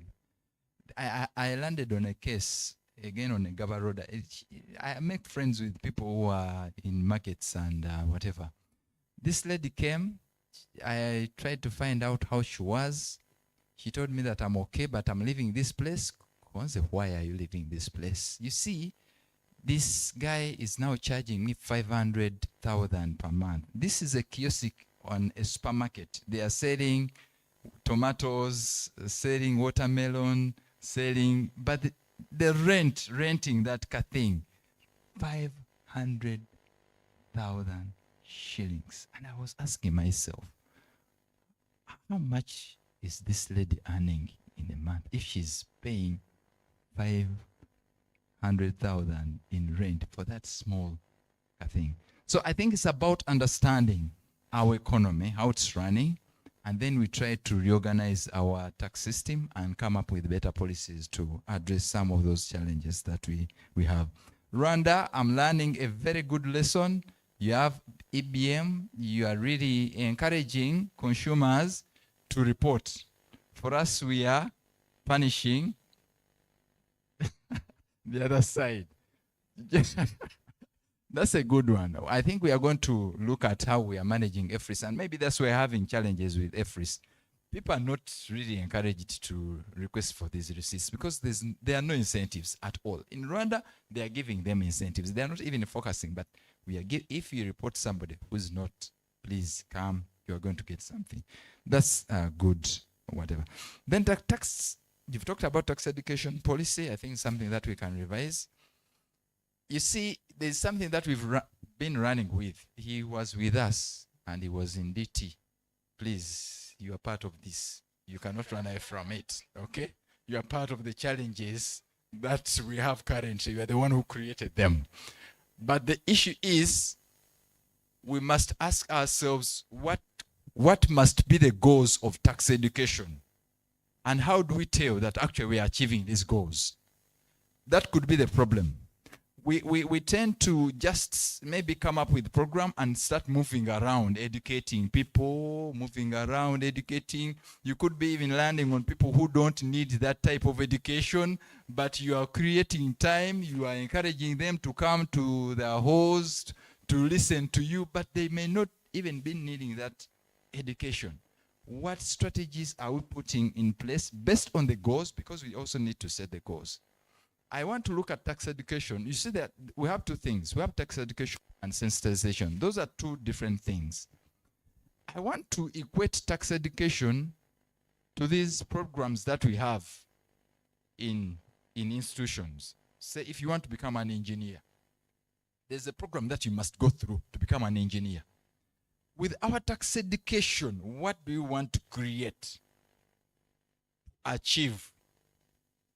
I think if we understand that, then we can reorganize our tax education, and it must be focused, and not everybody must be receiving the same tax education.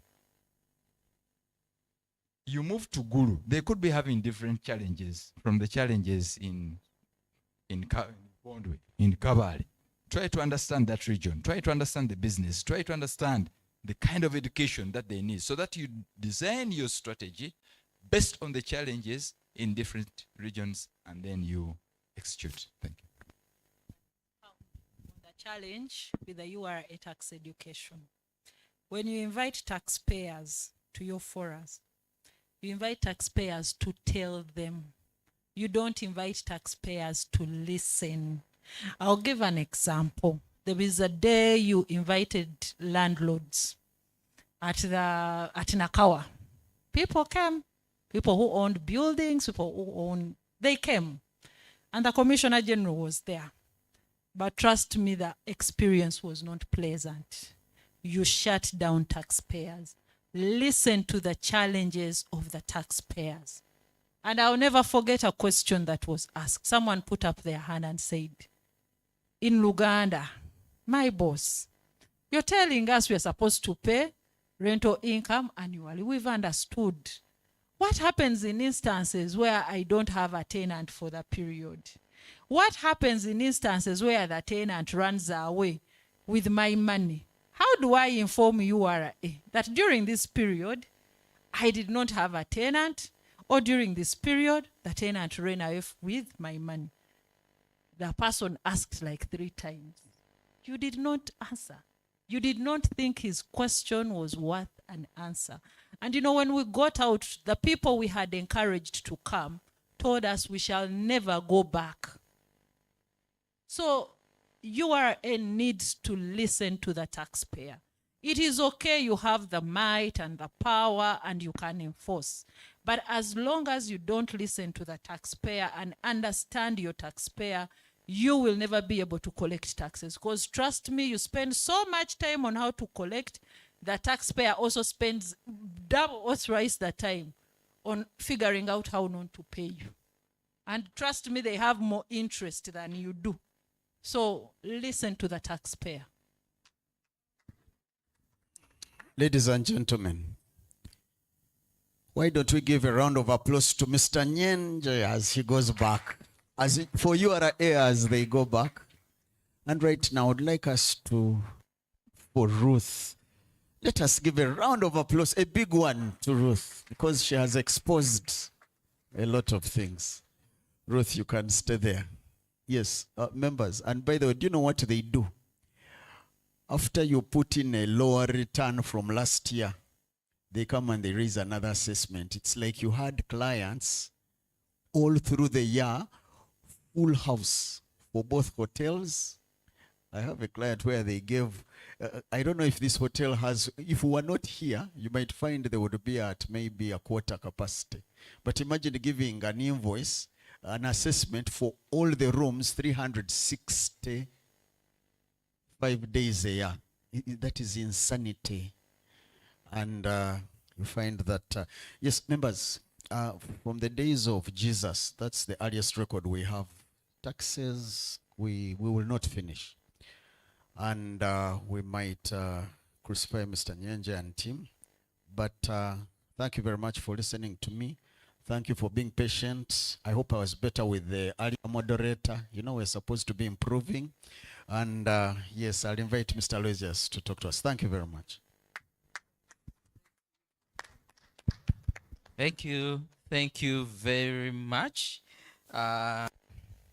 sir, for the work done. and Ruth. Can we give them another round of applause? Maybe we were able to get the intent of why Ruth. Because of all the programs which we had from yesterday and today, we had to look at what we know and what we don't know at the end and then trying to reflect. That was the reason. Maybe, I don't know if she was able to bring that out. And we have one issue which we want to do before we conclude. Can I request in the systems to play for us this video? It is like a 4-minute video which shows the financial bill protest in Kenya. My colleague is going to come and expound more on that. Let us have a look at what happened and the issue of, is it something we can consider? Please pay attention and see what happened. Is it ready? We would like to inform our viewers that we have received threats from authorities of intention.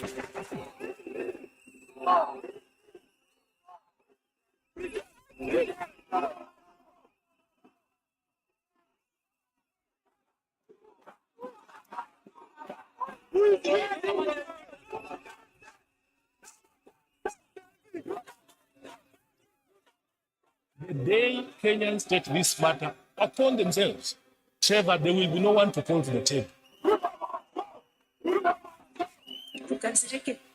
Tukasirike sisi wote. Kenya ni yetu sisi wote, sio ya politicians na familia yao na marafiki zao na side chicks wenye wanalipa pesa ndio waishi maisha mzuri. Ni yetu sisi wote. Wameshika simu ya iPhone, wanajiita Gen Z, wanafika kwa maandamano na Uber. I am a photo expert, Mr. Speaker, and I can point out to you photos that were edited to look like they were in the streets of Nairobi, but they were not.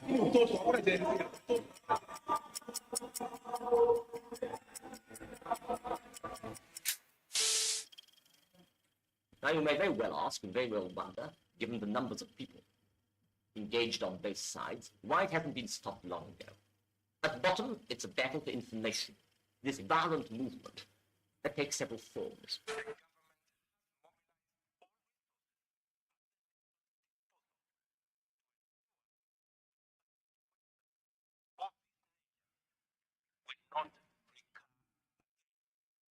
At whatever cost.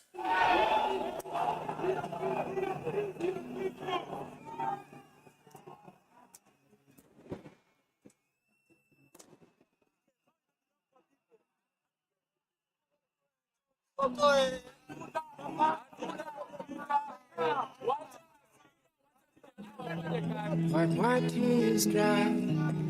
With your smile convince my broken heart I will be okay.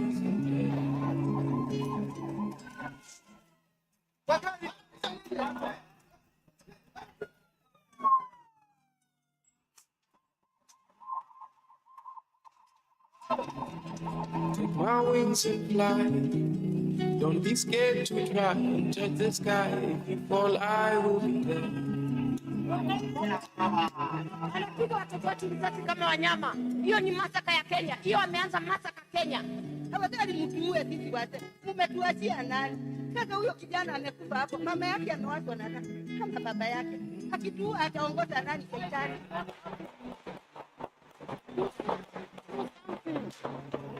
It cannot be a matter of killing. Mtoto wako analetwa kama maiti jioni. Mbuni ndugu yako analetwa jioni, unafanya nini? Nikuna wafonti. Shots. Na askari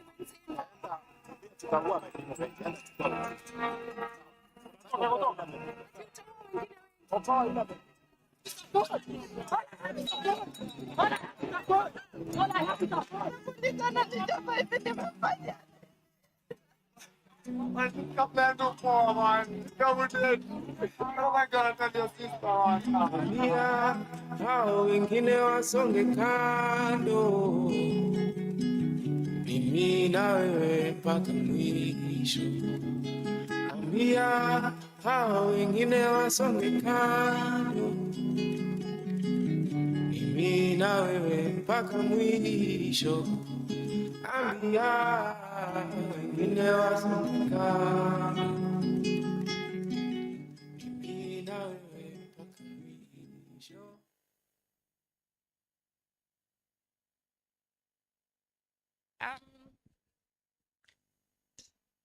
Good evening, everyone. I'm only going to take a maximum of 15 minutes of your time. How do we feel about what we've just watched? I mean, you can shout it out, you can raise your hand, choice is yours. I can get 2 or 3 reactions. I think. Yeah.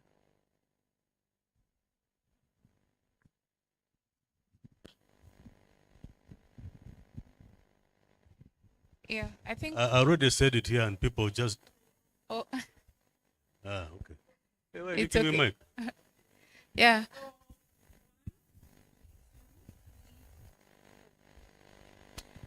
Yeah, I think being a Kenyan, it just took me back, and I was just telling my colleague here, it gives me a lot of chills, and because it's a video, but some of us were in those demos, and we remember those gunshots. You know, you're in the house, the gunshots, you don't know whether your kid is back, the mother's crying. So, yeah, it just reminds us that tax for once has become a point of conflict in countries, and that if we don't manage, its effect is really dire. But thanks for reminding us.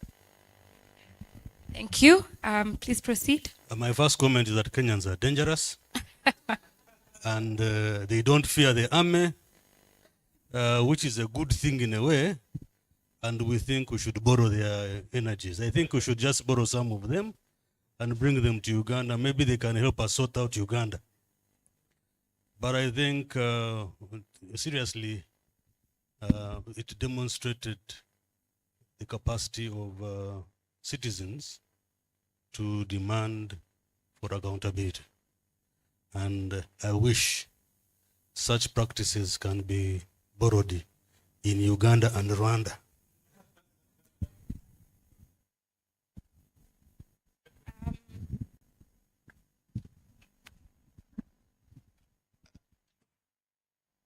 But I look at the video, I think it's about the rights that came after the election, the current president, isn't it?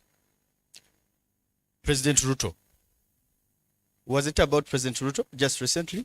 To me, I think that was more of politics. It was not about taxes. Because as far as I'm concerned, there's nothing that has changed. It was about Ruto and Odinga. They had to make sure and after they had sort of a handshake, the streets are now free. And what the people were asking for, I don't think was dealt with. You can inform me. I'm not a Kenyan. Thank you. Thank you. Thank you. So me two things. One, I want to encourage every one of us to read the meaning of the word policy and its origins. Two, it shows that tax policy is a political tool and people are part of the politics. So if you ignore them and yet the policy is going to impact them, then you expect such reactions. But another one, and politically more important, is that the request that Dr. Henry is making, I'm not sure it's very possible in Uganda. I'm skeptical about it, especially when we've been led by a military rule for years. So Kenyan constitution is very good and has empowered people. I don't see such a constitution coming to Uganda yet. And you see a few rioters who tried here, what happened. So we may respect the empowerment of the nationals, but also they are also a little bit protected by virtue of their historical and political transitions, which have been led mainly by civilians, which is not very common here. And like my sister Ruth said, we are not seeing it happen very soon. I've not lost hope, like they say, but it seems the reality for now. Thank you. Thank you. Let's try and make it 1 minute. Thank you, Suna, for the observations. As some wise man said, that until a mosquito bites you in the sensitive parts, that's when you realize. Until a mosquito bites you in sensitive parts, that's when you realize that not every problem can be fought using force. Yeah? That's what a wise man said. It can bite the hand and you hit it, but there are parts you can't hit. So for the case of Uganda, the history dictated, because they were making the comparison, Uganda, why is it that Kenya is doing this and Uganda is not doing this? If you went to Rwanda and said, let's go, I'm sure you'll be alone on the street. They have had their history. If you went to, I think there are other countries that have had their history. Uganda, someone analyzed and said from the 70s, from the time we actually had independence, we've never had a very peaceful, change. So we've been in chaos and chaos until at some point Ugandans were like, maybe we can find other means. The last time we tried was 2021. And you know what happened, the November murders. So for us, it's different. That's why Uganda has certain problems. We try to find ways of solving them, without using force. It's our history. This is a conflict, in my view, over fiscal policy. And fiscal policy making is sensitive and can sometimes go the wrong way with citizens, where resistance against these fiscal policy choices can be, as someone said, a function of the prevailing political situation and circumstances, but also present difficulties of state legitimacy when citizens decide to come up and question the policy choices of the state. But this is again related to domestic resource mobilization. Domestic resource mobilization means you are squeezing more and more out of the people. And as I've always shared with friends here and there, you need to squeeze from people who have. I don't think those who were on the streets demonstrating were the rich Kenyans. And by not raising the tax-paying capacity of our citizens, African states have continuously found themselves in facing difficulties of domestic revenue generation, as well as of legitimating fiscal policy choices, such as this law over which people were demonstrating. Thank you. I just want to say that as a Kenyan, personally, at the end of all that, that problem may have not been solved per se, because the budget things that we asked the president to remove, many of them are finding themselves back in. So that's your opinion. Mine is that, those demonstrations happened in 2023 over the same finance bill. The difference with this one is with the people who agitated and where, even before you come to the violent part. And for me, I think that's what I would encourage you guys to think about.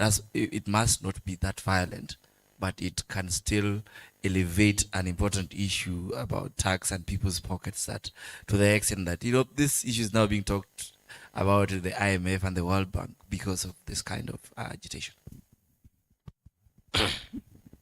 Thank you so much. Actually, for me, with my experience, I think I went through the youth movement, and I'm here because of the youth movement. This is not just an issue of taxation. This is a political issue. And it can be solved with just the issue in Kenya when I analyzed. And you are talking about even Uganda tried to imitate.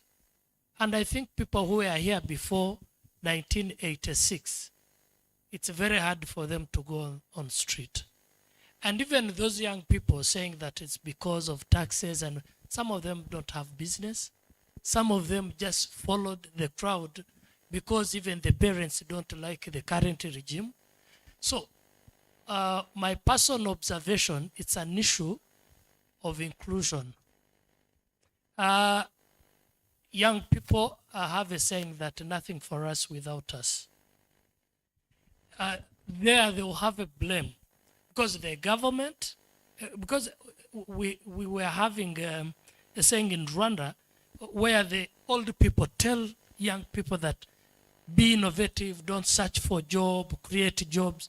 So for my comrade who have been in the RRA for 30 years, for you at least you even have capital. It's you who should leave that job and go to start business. Then I also first get something for me to be able to start. And I'm just giving an example. For example, it's very hard now for a young person in Rwanda, if it's not for political reason, someone to demonstrate. Why? You rarely have or see a permanent secretary or a state minister who is above 42 years of age. So in all, you find ministers 28, 32. So when it's like the country, they're transitioning the country, giving it youth to be responsible. So you never say that they have sidelined us because you are the table. So if there are problems, you're also part of the challenge. If you remember after the demonstration in Kenya, okay. So actually the main challenge, I realize, it's an issue of inclusion. Having young people in all institutions and being among the decision makers. So once you sideline them, however much you are doing something good, they will never trust you. Thank you. Yeah, I want to agree with what Okwaro has just mentioned because as a Kenyan, we are angry. And today morning, actually, I think the content of the finance bill that we were rejecting, one way or another, these sentiments are finding their way back because like today morning, the president assented 7 bills into law. Key among them, there is the tax law amendment, the tax procedures amendment, business laws amendment, statutory instruments amendment, ethics and anti-corruption commission amendment, Kenya roads amendment, Kenya revenue amendment. Some of these things that whereby you find legislators and administrators are fighting over. I mean, what does a legislator has to do with execution instead of him doing oversight? So some of these things are what are making us angry and hit the street. And regardless, Ruto must go.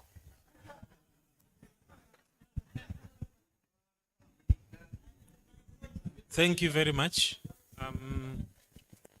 I think about the same time, well, this in a way helps us, for instance, in the Ugandan context, to appreciate that we have Article 38, which talks about civic rights, that citizens have a duty to participate in all government processes, including lawmaking, budget making, and of course also including oversight and the like. So citizens who are empowered through messaging and now think they have a stake in government would make a contribution.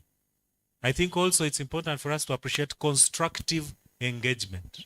And that is why, for instance, Tax Justice Network, rather Alliance Uganda, collects civil society and other stakeholders with different shades of opinion to participate in the tax processes or the budget processes, to at least be in the know.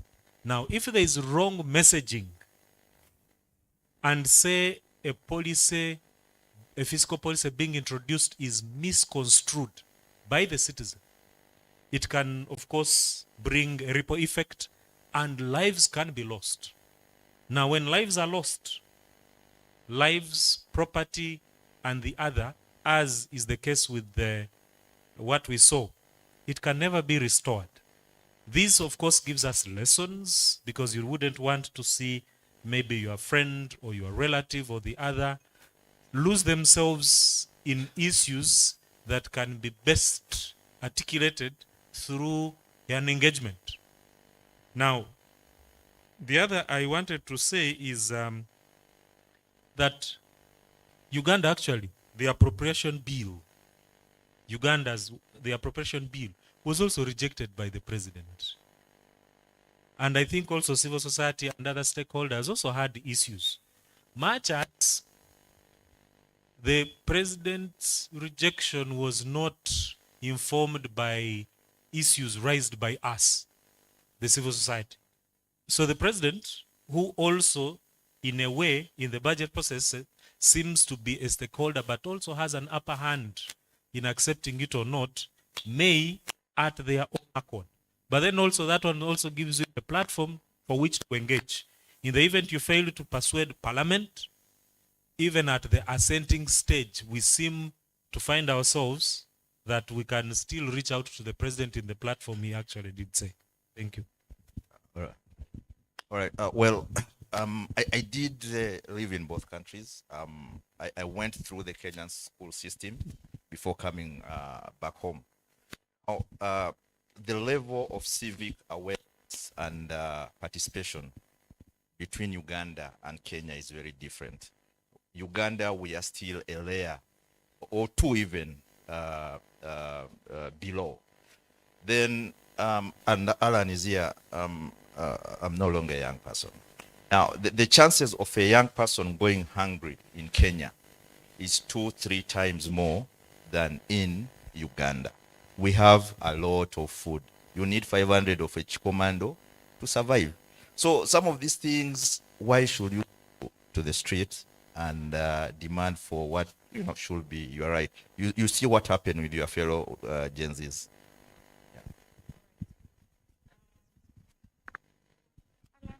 Alan, you're late. That was my hard stop. Now if I give you one, I'll have to give Alan two. Okay, please, let's try 30 seconds because the day seems to have... I just wanted to closed respond up. to what Ismail said. One, young people in Uganda are also as engaging and as active as those in Kenya. The difference is that every time, no matter the reason, young people go to the streets, they die. In Kenya, it is starting to shock people that when you protest, you die. In Uganda, it has been the case ever since time immemorial. So I don't think it is because young people in Uganda are not sensitized, cannot command, but I think the stakes and risks are higher in Uganda for any reason, by the way. Whether you're protesting about whatever reason, here in Uganda, there are chances that someone dying will be 100% that out of that, someone will die. And I think that's why now we see those sort of differences. Not to say, Ismail, that young people are trying their best. They are using other avenues. Of course, they are not yet as delivering as those maybe that happened in Kenya. But no, I just wanted to say that it is not true whatsoever that our level of engagement, our level of civic alertness, awareness is no. It's just because for us the stakes is life and death. Thank you.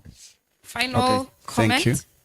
Yes, I was actually put on one of the platforms, the Gen Z platforms. I was on like 2 or 3. Those guys were organized. Information was coming in, but it was a build-up. It was a build-up of so many fake things that government is doing. Many people sit there. Our parliament here will pass anything that Mzee will say. You'll just put up a hand, even if it's fake. The moment you say this, people will go for free lunch. I've worked at parliament. After free lunch, they will go and vote, however stupid it is. So there's a problem with our policy making and pass anything. So for Kenya, it was a build-up, and there were people who were bringing the real information. I also want to say that they managed to correct a lot of things. Taking away the office of the first lady, those funny budgets. Here we have a lot of excessive expenditure. The debt that we want to pay. Let me just mention one. When the president is leaving Nakasero to go to Entebbe, the amount of bleeding that the economy goes through, no one can explain it. People are in cars on 5 roundabouts on the bypass. Leave alone his convoy and his team and all the way. I've actually followed his convoy until I was stopped.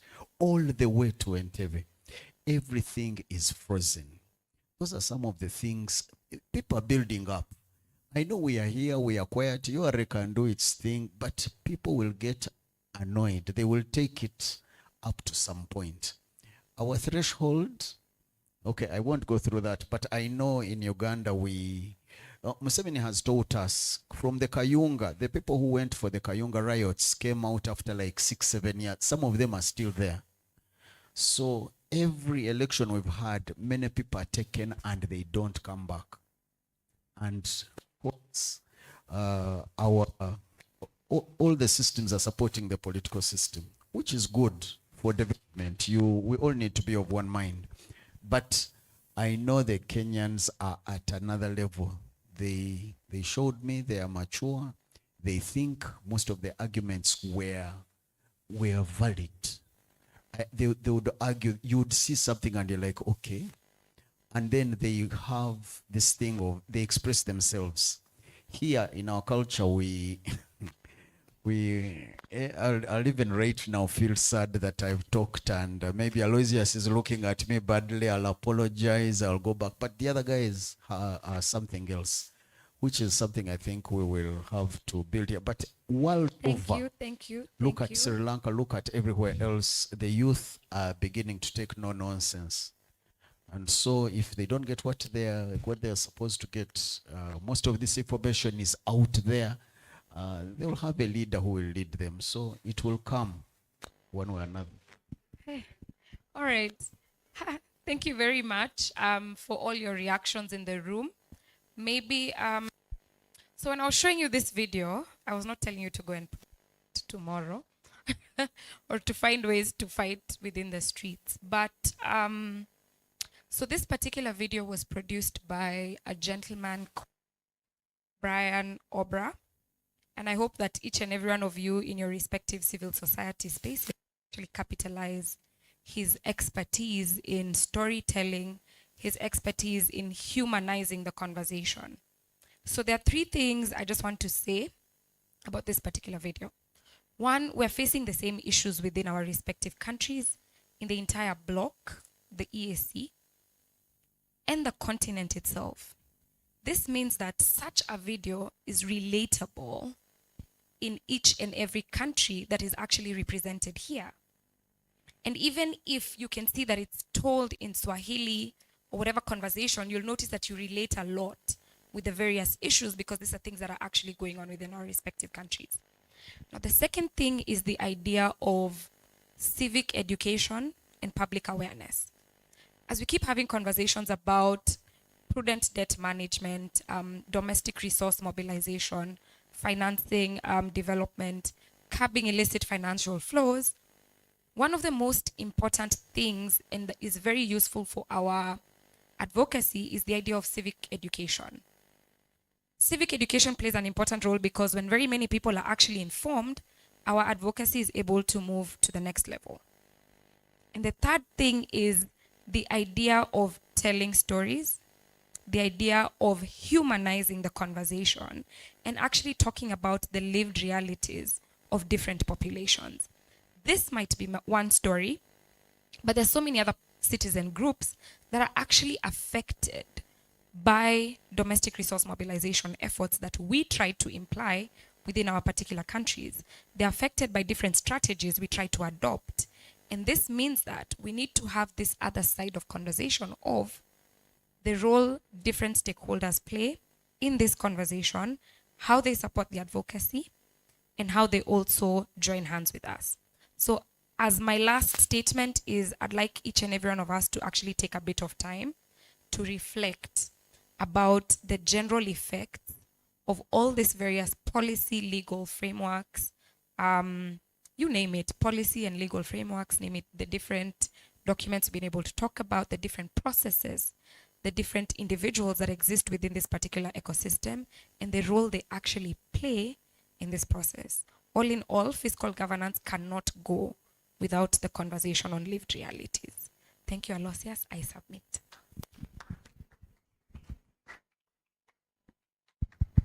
Thank you, Rolette. for the sharing.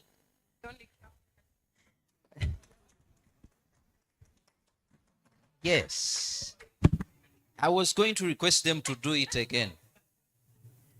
I remember our colleague was saying that it is Uganda alone, but also we get the opportunity to see what is happening, because I think today we were able, is tax a tax for just, is it only for revenue mobilization only? I heard Ruth when he was talking about a non-quid pro quo payment. Is it still standing where we are saying that you're supposed to give us money and then plan for you? We set priorities. Is the consultative process of development of the tax really comprehensive? Is the time given enough? So to me, I think it is a big thing beyond what we see in terms of revenue mobilization. And that's where we should start from to engage when it comes to the tax processes. We need all of us at the table so that we can agree to agree or agree to disagree, but when we have been on the table through our representatives at all levels. So today we are coming to an end for our meeting. I want to request you, all of you, I don't know where the others have gone, to clap for ourselves.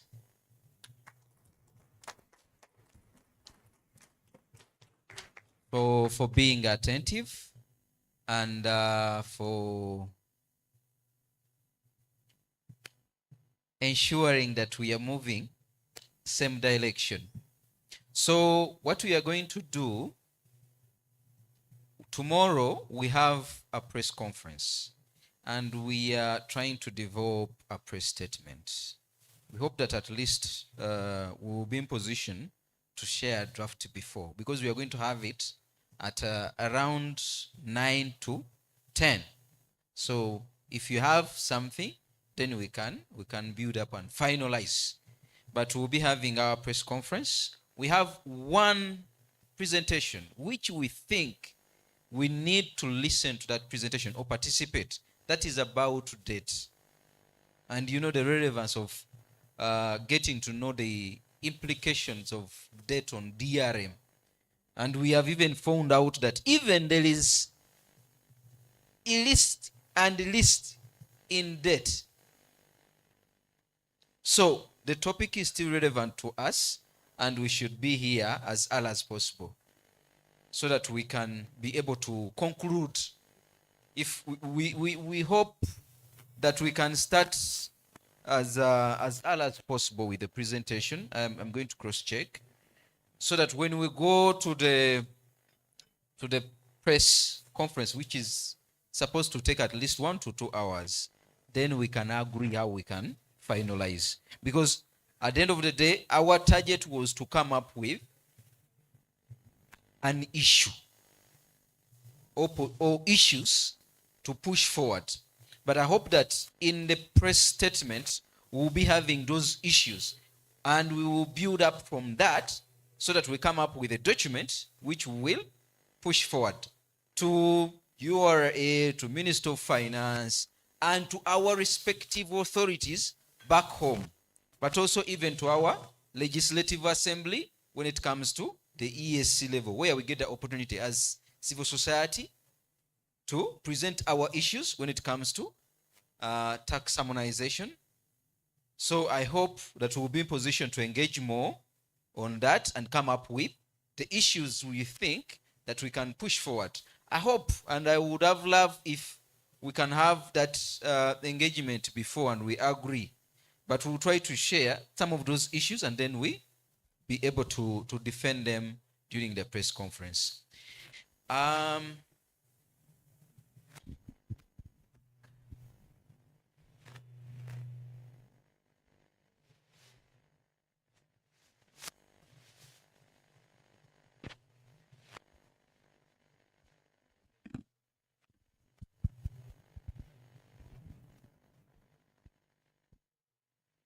So members, our colleague was moving around with a QR code for you to complete that survey or your perspective on the issues we have discussed. If you have seen something related to debt, don't worry. Just put what you think is relevant, because you know that every day you face it, because we will have it. The way we were planning to do it, we will have it tomorrow. So please make sure that you complete that survey. It will give us another mileage in terms of engaging one another on that issue. So I wanted to invite our jury